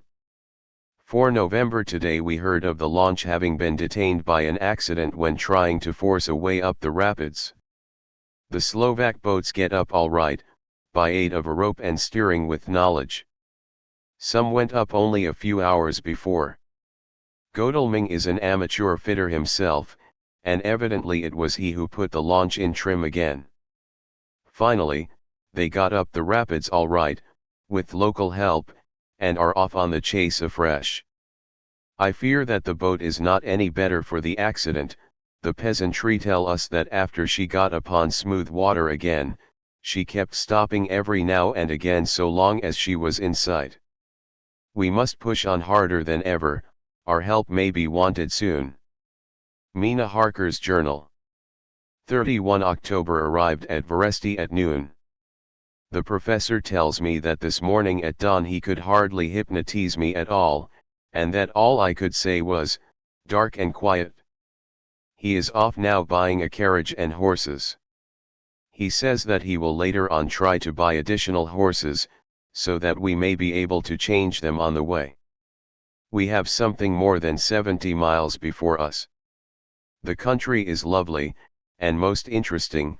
If only we were under different conditions, how delightful it would be to see it all. If Jonathan and I were driving through it alone, what a pleasure it would be.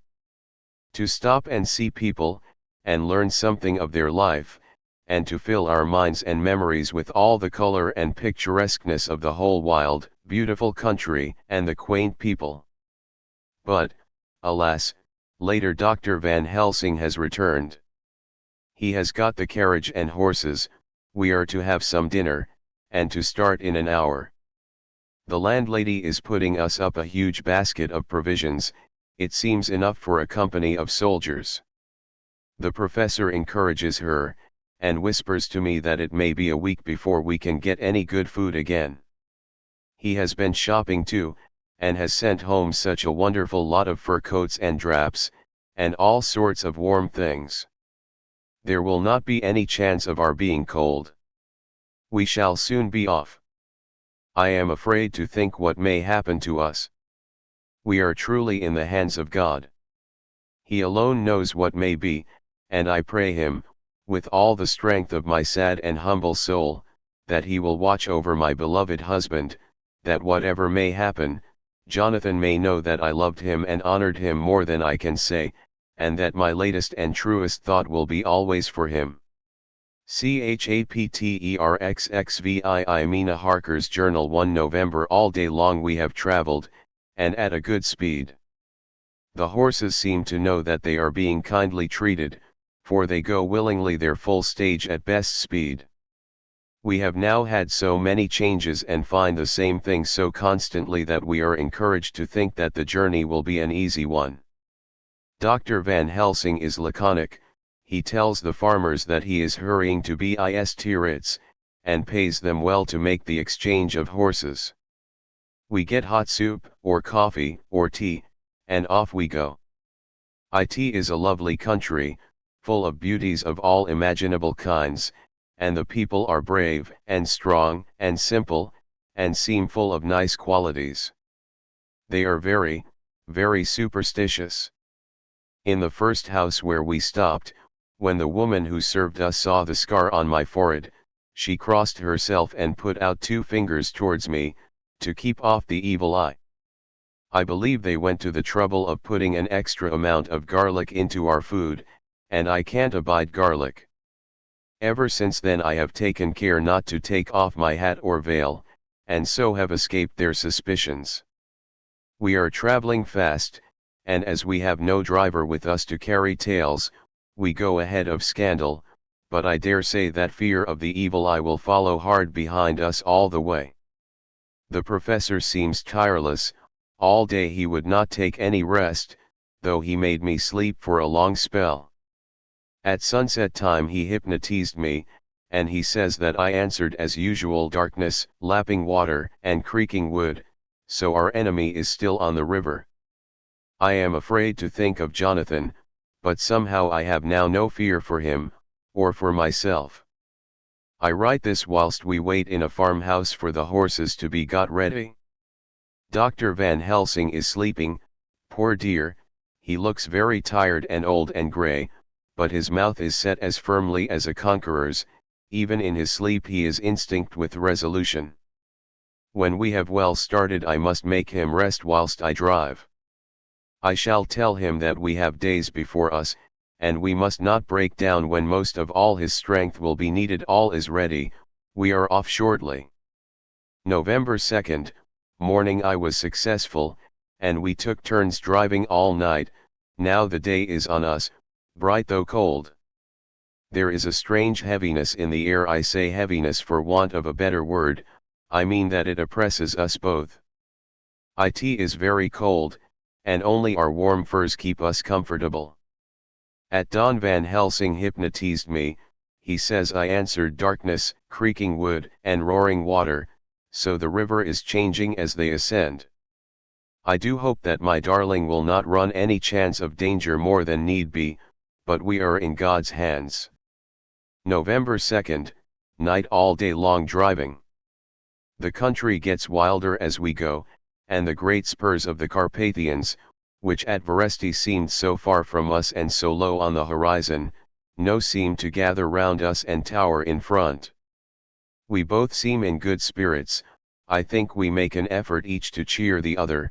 In the doing so we cheer ourselves. Dr. Van Helsing says that by morning we shall reach the Borgo Pass. The houses are very few here now, and the professor says that the last horse we got will have to go on with us, as we may not be able to change. He got 2 in addition to the 2 we changed, so that now we have a rood 4 in hand. The dear horses are patient and good, and they give us no trouble. We are not worried with other travelers, and so even I can drive. We shall get to the pass in daylight. We do not want to arrive before. So we take it easy, and have each a long rest in turn. Oh, what will tomorrow bring to us? We go to seek the place where my poor darling suffered so much. God grant that we may be guided aright, and that he will deign to watch over my husband and those dear to us both, and who are in such deadly peril. As for me, I am not worthy in his sight. Alas! I am unclean to his eyes, and shall be until he may deign to let me stand forth in his sight as one of those who have not incurred his wrath. Memorandum by Abraham Van Helsing. 4 November. This to my old and true friend John Seward, M.D., of Perfeet, London, in case I may not see him. It may explain. It is morning, and I write by a fire which all the night I have kept alive, Madam Mina aiding me. It is cold, cold, so cold that the grey heavy sky is full of snow, which when it falls will settle for all winter as the ground is hardening to receive it. It seems to have affected Madam Mina. She has been so heavy of head all day that she was not like herself. She sleeps, and sleeps, and sleeps. She who is usual so alert, have done literally nothing all the day, she even have lost her appetite. She make no entry into her little diary, she who writes so faithful at every pause. Something whisper to me that all is not well. However, tonight she is more vif. Her long sleep all day have refresh and restore her, for now she is all sweet and bright as ever. At sunset I try to hypnotize her, but alas! With no effect, the power has grown less and less with each day, and tonight it fail me altogether. Well, God's will be done whatever it may be, and whithersoever it may lead. Now to the historical, for as Madam Mina write not in her stenography, I must, in my cumbrous old fashion, that so each day of us may not go unrecorded. We got to the Borgo Pass just after sunrise yesterday morning. When I saw the signs of the dawn I got ready for the hypnotism. We stopped our carriage, and got down so that there might be no disturbance. I made a couch with furs, and Madam Mina, lying down, yielded herself as usual, but more slow and more short time than ever, to the hypnotic sleep. As before, came the answer. Darkness and the swirling of water. Then she woke, bright and radiant, and we go on our way and soon reach the pass. At this time and place, she become all on fire with zeal, some new guiding power be in her manifested, for she point to a road and say, "This is the way." "How know you it?" I ask. "Of course I know it," she answer, and with a pause, add, "Have not my Jonathan travelled it and wrote of his travel?" At first I think somewhat strange, but soon I see that there be only one such by-road. It is used but little, and very different from the coach road from the Bukovina to Bistric, which is more wide and hard, and more of use. So we came down this road. When we meet other ways, not always were we sure that they were roads at all, for they be neglect and light snow have fallen, the horses know, and they only. I give rein to them, and they go on so patient. By and by we find all the things which Jonathan have note in that wonderful diary of him. Then we go on for long, long hours and hours. At the first, I tell Madam Mina to sleep, she try, and she succeed. She sleep all the time, till at the last, I feel myself to suspicious grow, and attempt to wake her. But she sleep on, and I may not wake her though I try. I do not wish to try too hard lest I harm her, for I know that she have suffer much, and sleep at times be all in all to her. I think I drowse myself, for all of sudden I feel guilt, as though I have done something. I find myself bolt up, with the reins in my hand, and the good horses go along jog, jog, just as ever. I look down and find Madam Mina still sleep. It is now not far off sunset time, and over the snow the light of the sun flow in big yellow flood, so that we throw great long shadow on where the mountain rise so steep. For we are going up, and all is so wild and rocky, as though it were the end of the world. Then I arouse Madam Mina. This time she wake with not much trouble, and then I try to put her to hypnotic sleep. But she sleep not, being as though I were not. Still I try and try, till all at once I find her and myself in dark, so I look round, and find that the sun have gone down. Madam Mina laugh, and I turn and look at her. She is now quite awake, and looks so well as I never saw her since that night at Carfax when we first entered the Count's house. I am amazed, and not at ease then, but she is so bright and tender and thoughtful for me that I forget all fear.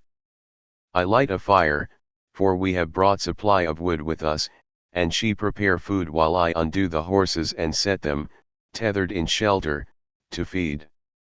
Then when I return to the fire she have my supper ready.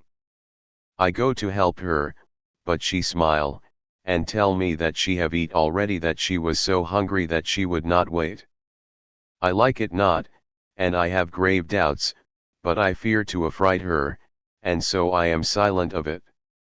She help me and I eat alone, and then we wrap in fur and lie beside the fire, and I tell her to sleep while I watch.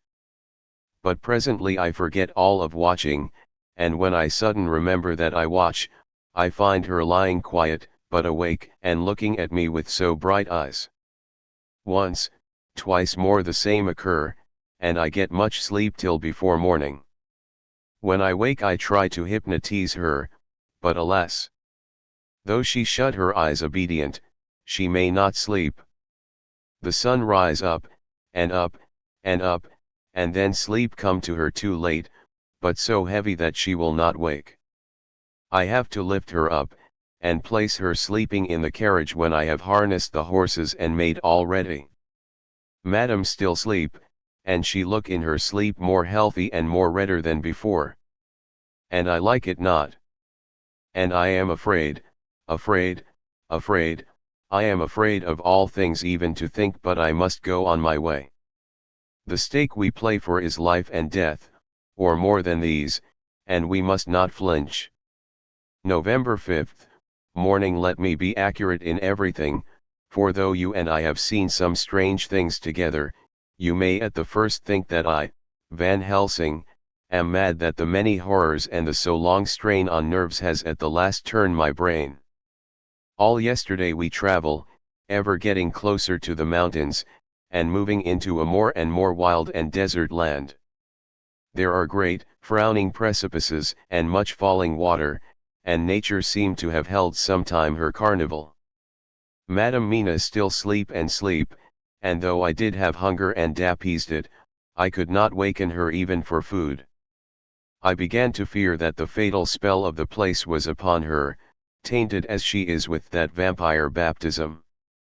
Well, said I to myself, if it be that she sleep all the day, it shall also be that I do not sleep at night. As we travel on the rough road, for a road of an ancient and imperfect kind there was, I held down my head and slept. Again I waked with a sense of guilt and of time past, and found Madam Mina still sleeping, and the sun low down. But all was indeed changed, the frowning mountains seemed further away, and we were near the top of a steep rising hill, on summit of which was such a castle as Jonathan tell of in his diary. At once I exulted and feared, for now, for good or ill, the end was near. I woke Madam Mina, and again tried to hypnotize her, but alas! Unavailing till too late. Then, ere the great dark came upon us, for even after down sun the heavens reflected the gone sun on the snow, and all was for a time in a great twilight, I took out the horses and fed them in what shelter I could. Then I make a fire, and near it I make Madam Mina, now awake and more charming than ever, sit comfortable amid her rugs. I got ready food, but she would not eat, simply saying that she had not hunger. I did not press her, knowing her unavailingness. But I myself eat, for I must needs now be strong for all.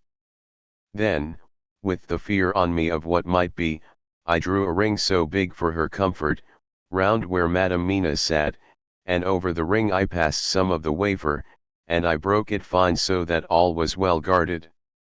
She sat still all the time, so still as one dead, and she grew whiter and ever whiter till the snow was not more pale, and no word she said. But when I drew near, she clung to me, and I could know that the poor soul shook her from head to feet with a tremor that was pain to feel. I said to her presently, when she had grown more quiet, "Will you not come over to the fire?" for I wished to make a test of what she could. She rose obedient, but when she had made a step she stopped, and stood as one stricken. "Why not go on?" I asked. She shook her head, and, coming back, sat down in her place. Then, looking at me with open eyes, as of one waked from sleep, she said simply, "I cannot," and remained silent. I rejoiced, for I knew that what she could not, none of those that we dreaded could. Though there might be danger to her body, yet her soul was safe. Presently the horses began to scream, and tore at their tethers till I came to them and quieted them. When they did feel my hands on them, they whinnied low as in joy, and licked at my hands and were quiet for a time. Many times through the night did I come to them, till it arrived to the cold hour when all nature is at lowest, and every time my coming was with quiet of them. In the cold hour the fire began to die, and I was about stepping forth to replenish it, for now the snow came in flying sweeps and with it a chill mist. Even in the dark there was a light of some kind, as there ever is over snow, and it seemed as though the snow flurries and the wreaths of mist took shape as of women with trailing garments. All was in dead, grim silence, only that the horses whinnied and cowered, as if in terror of the worst. I began to fear horrible fears, but then came to me the sense of safety in that ring wherein I stood. I began, too, to think that my imaginings were of the night, and the gloom, and the unrest that I have gone through, and all the terrible anxiety. It was as though my memories of all Jonathan's horrid experience were befalling me, for the snowflakes and the mist began to wheel and circle round, till I could get as though a shadow glimpse of those women that would have kissed him. And then the horses cowered lower and lower, and moaned in terror as men do in pain. Even the madness of fright was not to them, so that they could break away. I feared for my dear Madam Mina when these weird figures drew near and circled round. I looked at her, but she sat calm, and smiled at me.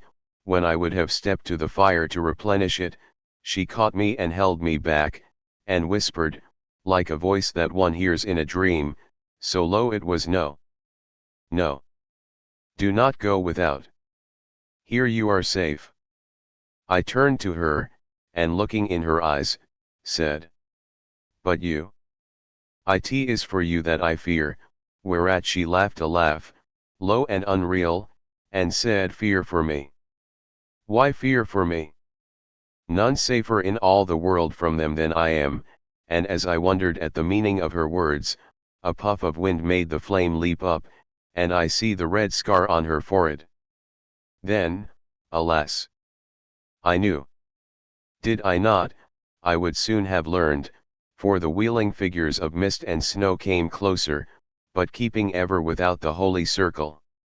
Then they began to materialize till if God have not take away my reason, for I saw it through my eyes, there were before me in actual flesh the same three women that Jonathan saw in the room, when they would have kissed his throat.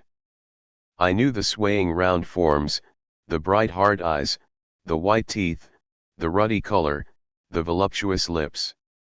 They smiled ever at poor dear Madam Mina, and as their laugh came through the silence of the night, they twined their arms and pointed to her, and said in those so sweet tingling tones that Jonathan said were of the intolerable sweetness of the water glasses, "Come, sister. Come to us. Come. Come." In fear I turned to my poor Madam Mina, and my heart with gladness leapt like flame, for oh! the terror in her sweet eyes, the repulsion, the horror, told a story to my heart that was all of hope. God be thanked she was not, yet, of them. I seized some of the firewood which was by me, and holding out some of the wafer, advanced on them towards the fire. They drew back before me, and laughed their low horrid laugh. I fed the fire, and feared them not, for I knew that we were safe within our protections. They could not approach me, whilst so armed, nor Madam Mina whilst she remained within the ring, which she could not leave no more than they could enter. The horses had ceased to moan, and lay still on the ground, the snow fell on them softly, and they grew whiter. I knew that there was for the poor beasts no more of terror. And so we remained till the red of the dawn to fall through the snow gloom. I was desolate and afraid, and full of woe and terror, but when that beautiful sun began to climb the horizon, life was to me again. At the first coming of the dawn the horrid figures melted in the whirling mist and snow, the wreaths of transparent gloom moved away towards the castle, and were lost. Instinctively, with the dawn coming, I turned to Madam Mina, intending to hypnotize her, but she lay in a deep and sudden sleep, from which I could not wake her. I tried to hypnotize through her sleep, but she made no response, none at all, and the day broke. I fear yet to stir. I have made my fire and have seen the horses, they are all dead. Today I have much to do here, and I keep waiting till the sun is up high, for there may be places where I must go, where that sunlight, though snow and mist obscure it, will be to me a safety. I will strengthen me with breakfast, and then I will to my terrible work. Madam Mina still sleeps, and, God be thanked, she is calm in her sleep. Jonathan Harker's Journal. November 4th, evening. The accident to the launch has been a terrible thing for us. Only for it we should have overtaken the boat long ago, and by now my dear Mina would have been free. I fear to think of her, off on the wolds near that horrid place. We have got horses, and we follow on the track. I note this whilst Godalming is getting ready. We have our arms. The Zgani must look out if they mean fight. Oh, if only Morris and Seward were with us. We must only hope. If I write no more, goodbye, Mina. God bless and keep you. Dr. Seward's Diary. 5 November. WLTH. The dawn we saw the body of Zgani before us dashing away from the river with their lighter wagon. They surrounded it in a cluster, and hurried along as though beset. The snow is falling lightly and there is a strange excitement in the air. It may be our own feelings, but the depression is strange. Far off I hear the howling of wolves, the snow brings them down from the mountains, and there are dangers to all of us, and from all sides. The horses are nearly ready, and we are soon off. We ride to death of someone. God alone knows who, or where, or what, or when, or how it may be. Dr. Van Helsing's Memorandum. November 5th, afternoon. I am at least sane. Thank God for that mercy at all events, though the proving it has been dreadful. When I left Madam Mina sleeping within the holy circle, I took my way to the castle. The blacksmith hammer which I took in the carriage from Veresti was useful. Though the doors were all open, I broke them off the rusty hinges, lest some ill intent or ill chance should close them, so that being entered I might not get out. Jonathan's bitter experience served me here. By memory of his diary I found my way to the old chapel, for I knew that here my work lay. The air was oppressive, it seemed as if there was some sulphurous fume, which at times made me dizzy. Either there was a roaring in my ears or I heard afar off the howl of wolves. Then I bethought me of my dear Madam Mina, and I was in terrible plight. The dilemma had me between his horns. Her, I had not dared to take into this place, but left safe from the vampire in that holy circle, and yet even there would be the wolf. I resolved me that my work lay here, and that as to the wolves we must submit, if it were God's will. At any rate it was only death and freedom beyond. So did I choose for her. Had it but been for myself the choice had been easy, the maw of the wolf were better to rest in than the grave of the vampire. So I make my choice to go on with my work. I knew that there were at least 3 graves to find graves that are in habit, so I search, and I find one of them. She lay in her vampire sleep, so full of life and voluptuous beauty that I shudder as though I have come to do murder. Ah, I doubt not that in old time, when such things were, many a man who set forth to do such a task as mine, found at the last his heart fail him, and then his nerve. So he delay, and delay, and delay, till the mere beauty and the fascination of the wanton undead have hypnotized him, and he remain on and on, till sunset come, and the vampire sleep be over. Then the beautiful eyes of the fair woman open and look love, and the voluptuous mouth present to a kiss, and man is weak. And there remain one more victim in the vampire fold, one more to swell the grim and grisly ranks of the there is some fascination, surely, when I am moved by the mere presence of such an one, even lying as she lay in a tomb fretted with age and heavy with the dust of centuries, though there be that horrid odor such as the lairs of the Count have had. Yes, I was moved, Van Helsing, with all my purpose and with my motive for hate I was moved to a yearning for delay which seemed to paralyse my faculties and to clog my very soul. It may have been that the need of natural sleep, and the strange oppression of the air were beginning to overcome me. Certain it was that I was lapsing into sleep, the open-eyed sleep of one who yields to a sweet fascination, when there came through the snow-stilled air a long, low wail, so full of woe and pity that it woke me like the sound of a clarion. For it was the voice of my dear Madam Mina that I heard.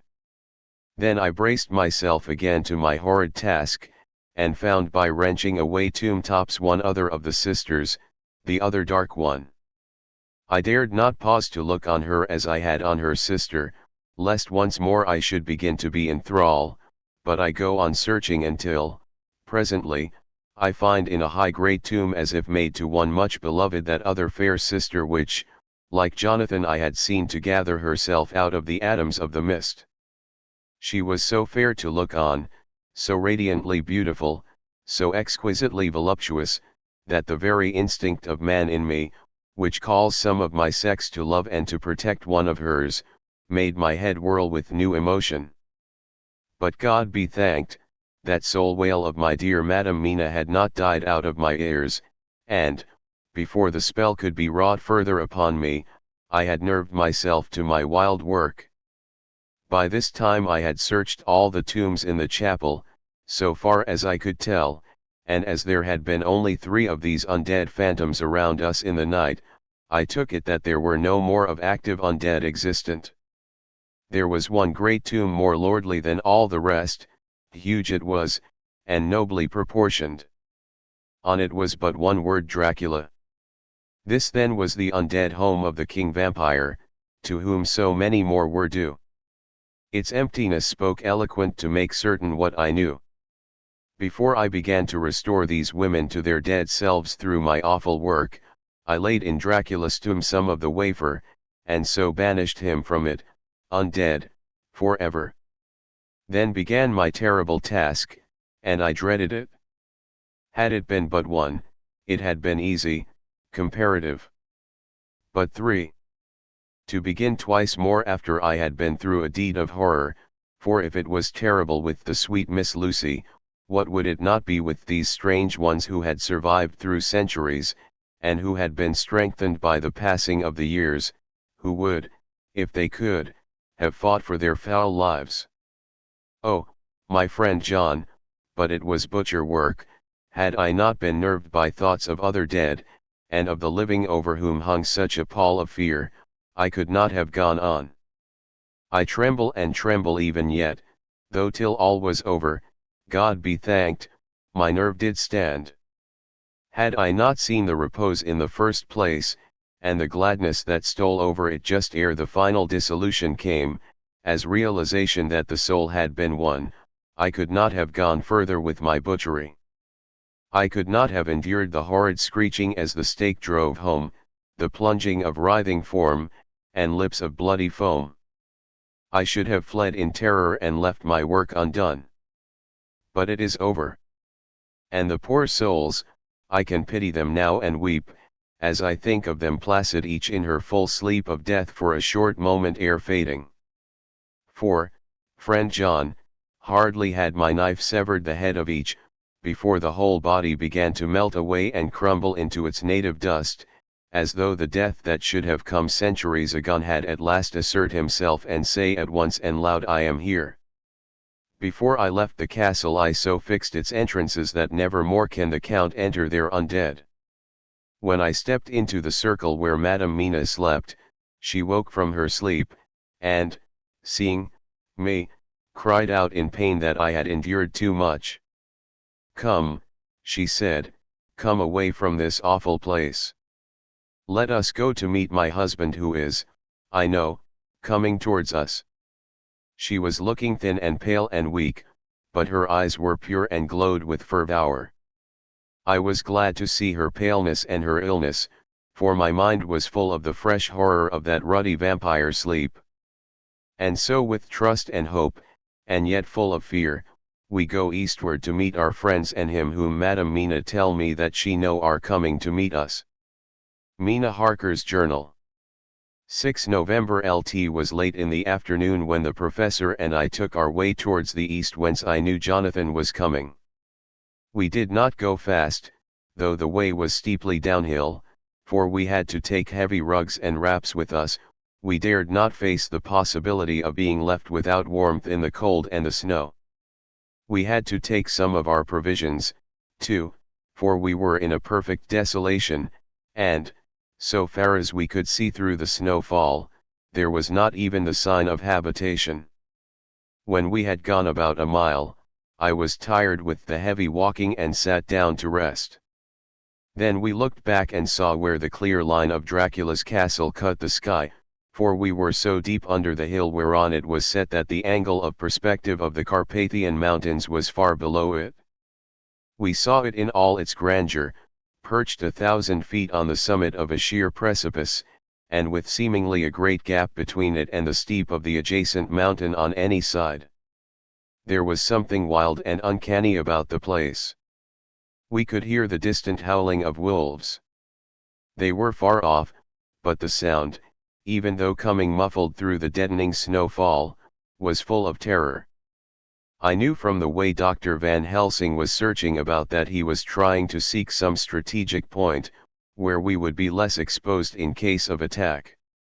The rough roadway still led downwards, we could trace it through the drifted snow. In a little while the professor signaled to me, so I got up and joined him.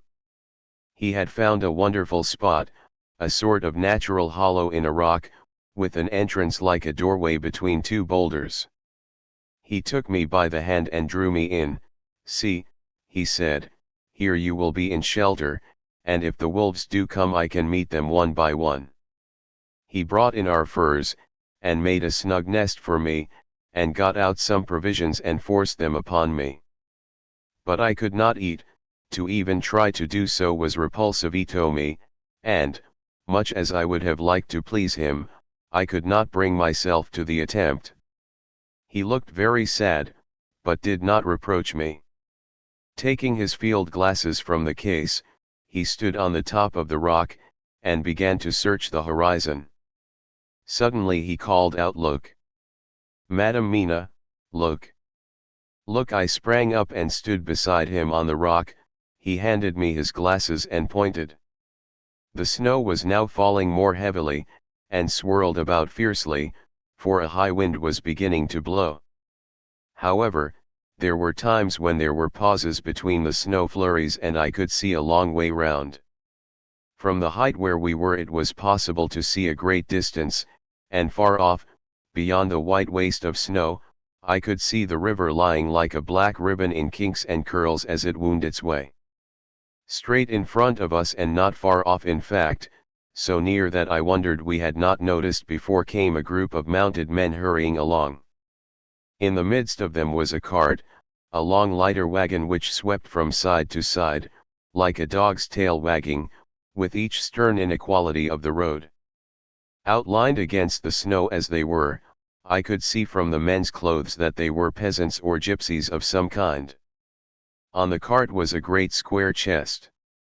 My heart leaped as I saw it, for I felt that the end was coming.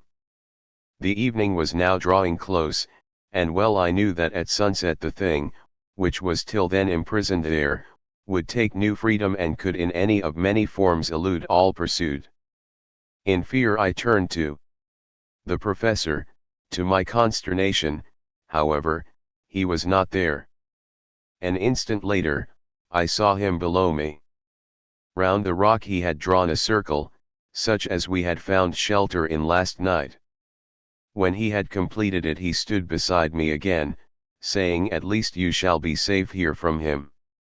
He took the glasses from me, and at the next lull of the snow swept the whole space below us. "See," he said, "they come quickly, they are flogging the horses, and galloping as hard as they can." He paused and went on in a hollow voice, "They are racing for the sunset. We may be too late. God's will be done." Down came another blinding rush of driving snow, and the whole landscape was blotted out. It soon passed, however, and once more his glasses were fixed on the plain. Then came a sudden cry, "Look! Look! Look! See, two horsemen follow fast, coming up from the south. It must be Quincy and John. Take the glass.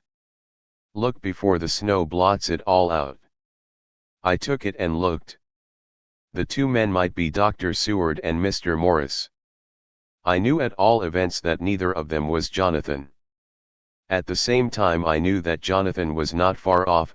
Looking around I saw on the north side of the coming party two other men, riding at breakneck speed. One of them I knew was Jonathan, and the other I took, of course, to be Lord Godalming. They, too, were pursuing the party with the cart. When I told the professor, he shouted in glee like a schoolboy, and, after looking intently till a snowfall made sight impossible, he laid his Winchester rifle ready for use against the boulder at the opening of our shelter. "They are all converging," he said. "When the time comes we shall have gypsies on all sides."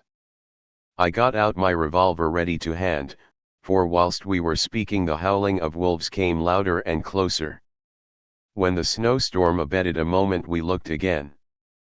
It was strange to see the snow falling in such heavy flakes close to us, and beyond, the sun shining more and more brightly as it sank down towards the far mountain tops. Sweeping the glass all around us I could see here and there dots moving singly and in twos and threes, and larger numbers the wolves were gathering for their prey. Every instant seemed an age whilst we waited. The wind came now in fierce bursts, and the snow was driven with fury as it swept upon us in circling eddies. At times we could not see an arm's length before us, but at others, as the hollow-sounding wind swept by us, it seemed to clear the air space around us so that we could see afar off. We had of late been so accustomed to watch for sunrise and sunset, that we knew with fair accuracy when it would be, and we knew that before long the sun would set. It was hard to believe that by our watches it was less than an hour that we waited in that rocky shelter before the various bodies began to converge close upon us. The wind came now with fiercer and more bitter sweeps, and more steadily from the north. It seemingly had driven the snow clouds from us, for, with only occasional bursts, the snow fell. We could distinguish clearly the individuals of each party, the pursued and the pursuers. Strangely enough, those pursued did not seem to realize, or at least to care, that they were pursued. They seemed, however, to hasten with redoubled speed as the sun dropped lower and lower on the mountain tops. Closer and closer they drew. The professor and I crouched down behind our rock, and held our weapons ready.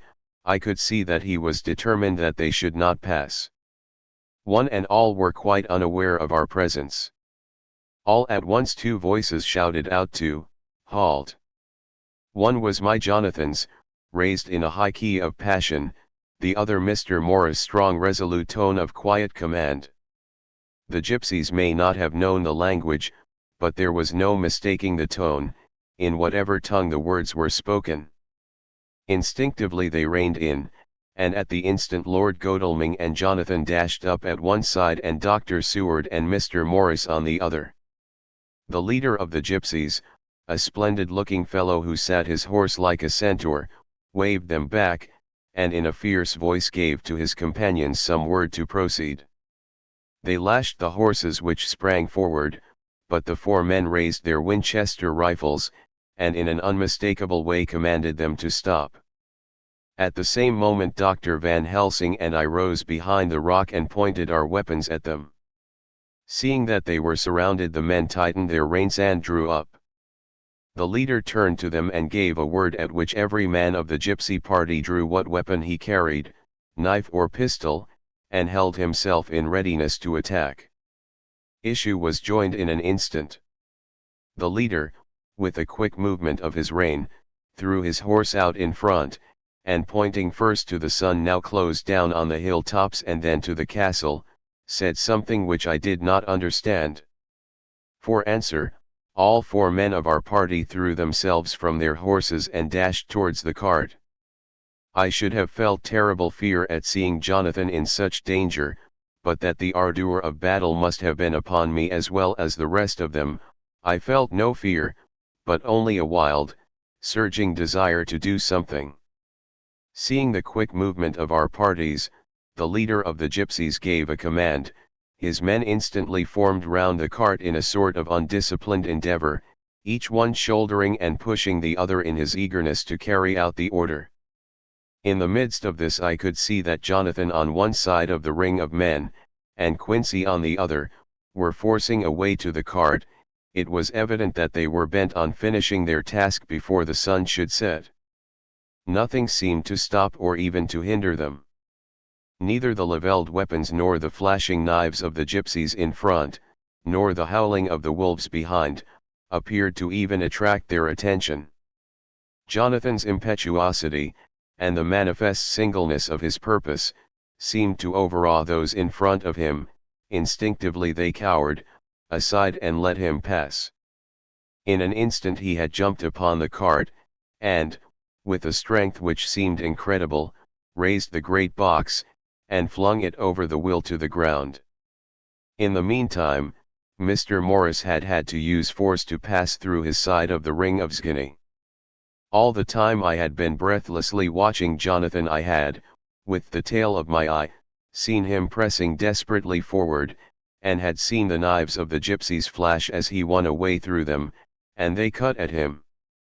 He had parried with his great bowie knife, and at first I thought that he too had come through in safety, but as he sprang beside Jonathan, who had by now jumped from the cart, I could see that with his left hand he was clutching at his side, and that the blood was spurting through his fingers.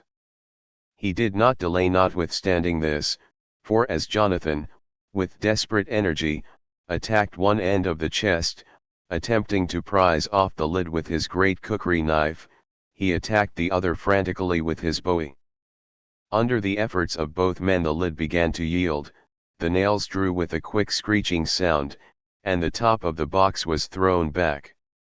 By this time the gypsies, seeing themselves covered by the Winchesters, and at the mercy of Lord Godalming and Dr. Seward, had given in and made no resistance.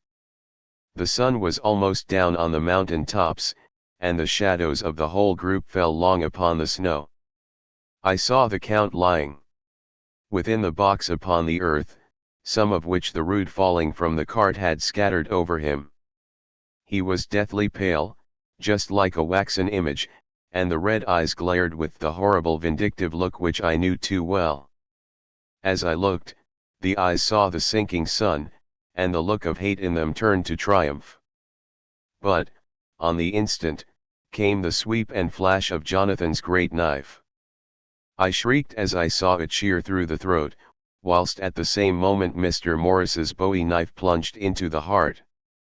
It was like a miracle, but before our very eyes, and almost in the drawing of a breath, the whole body crumbled into dust and passed from our sight. I shall be glad as long as I live that even in that moment of final dissolution, there was in the face a look of peace, such as I never could have imagined might have rested there. The castle of Dracula now stood out against the red sky, and every stone of its broken battlements was articulated against the light of the setting sun. The gypsies, taking us as in some way the cause of the extraordinary disappearance of the dead man, turned, without a word, and rode away as if for their lives. Those who were unmounted jumped upon the lighter wagon and shouted to the horsemen not to desert them.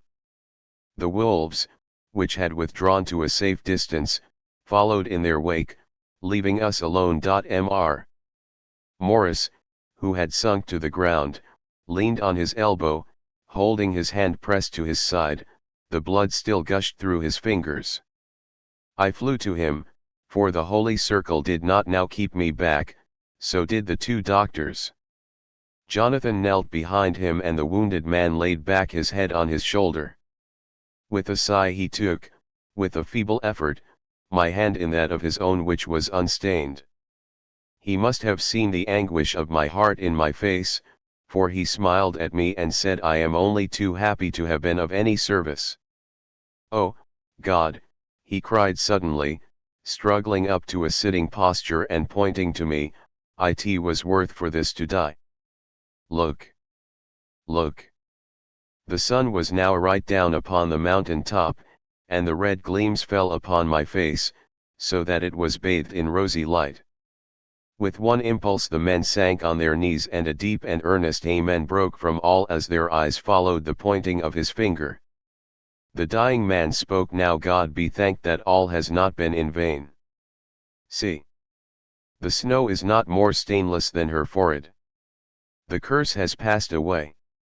And, to our bitter grief, with a smile and in silence, he died, a gallant gentleman.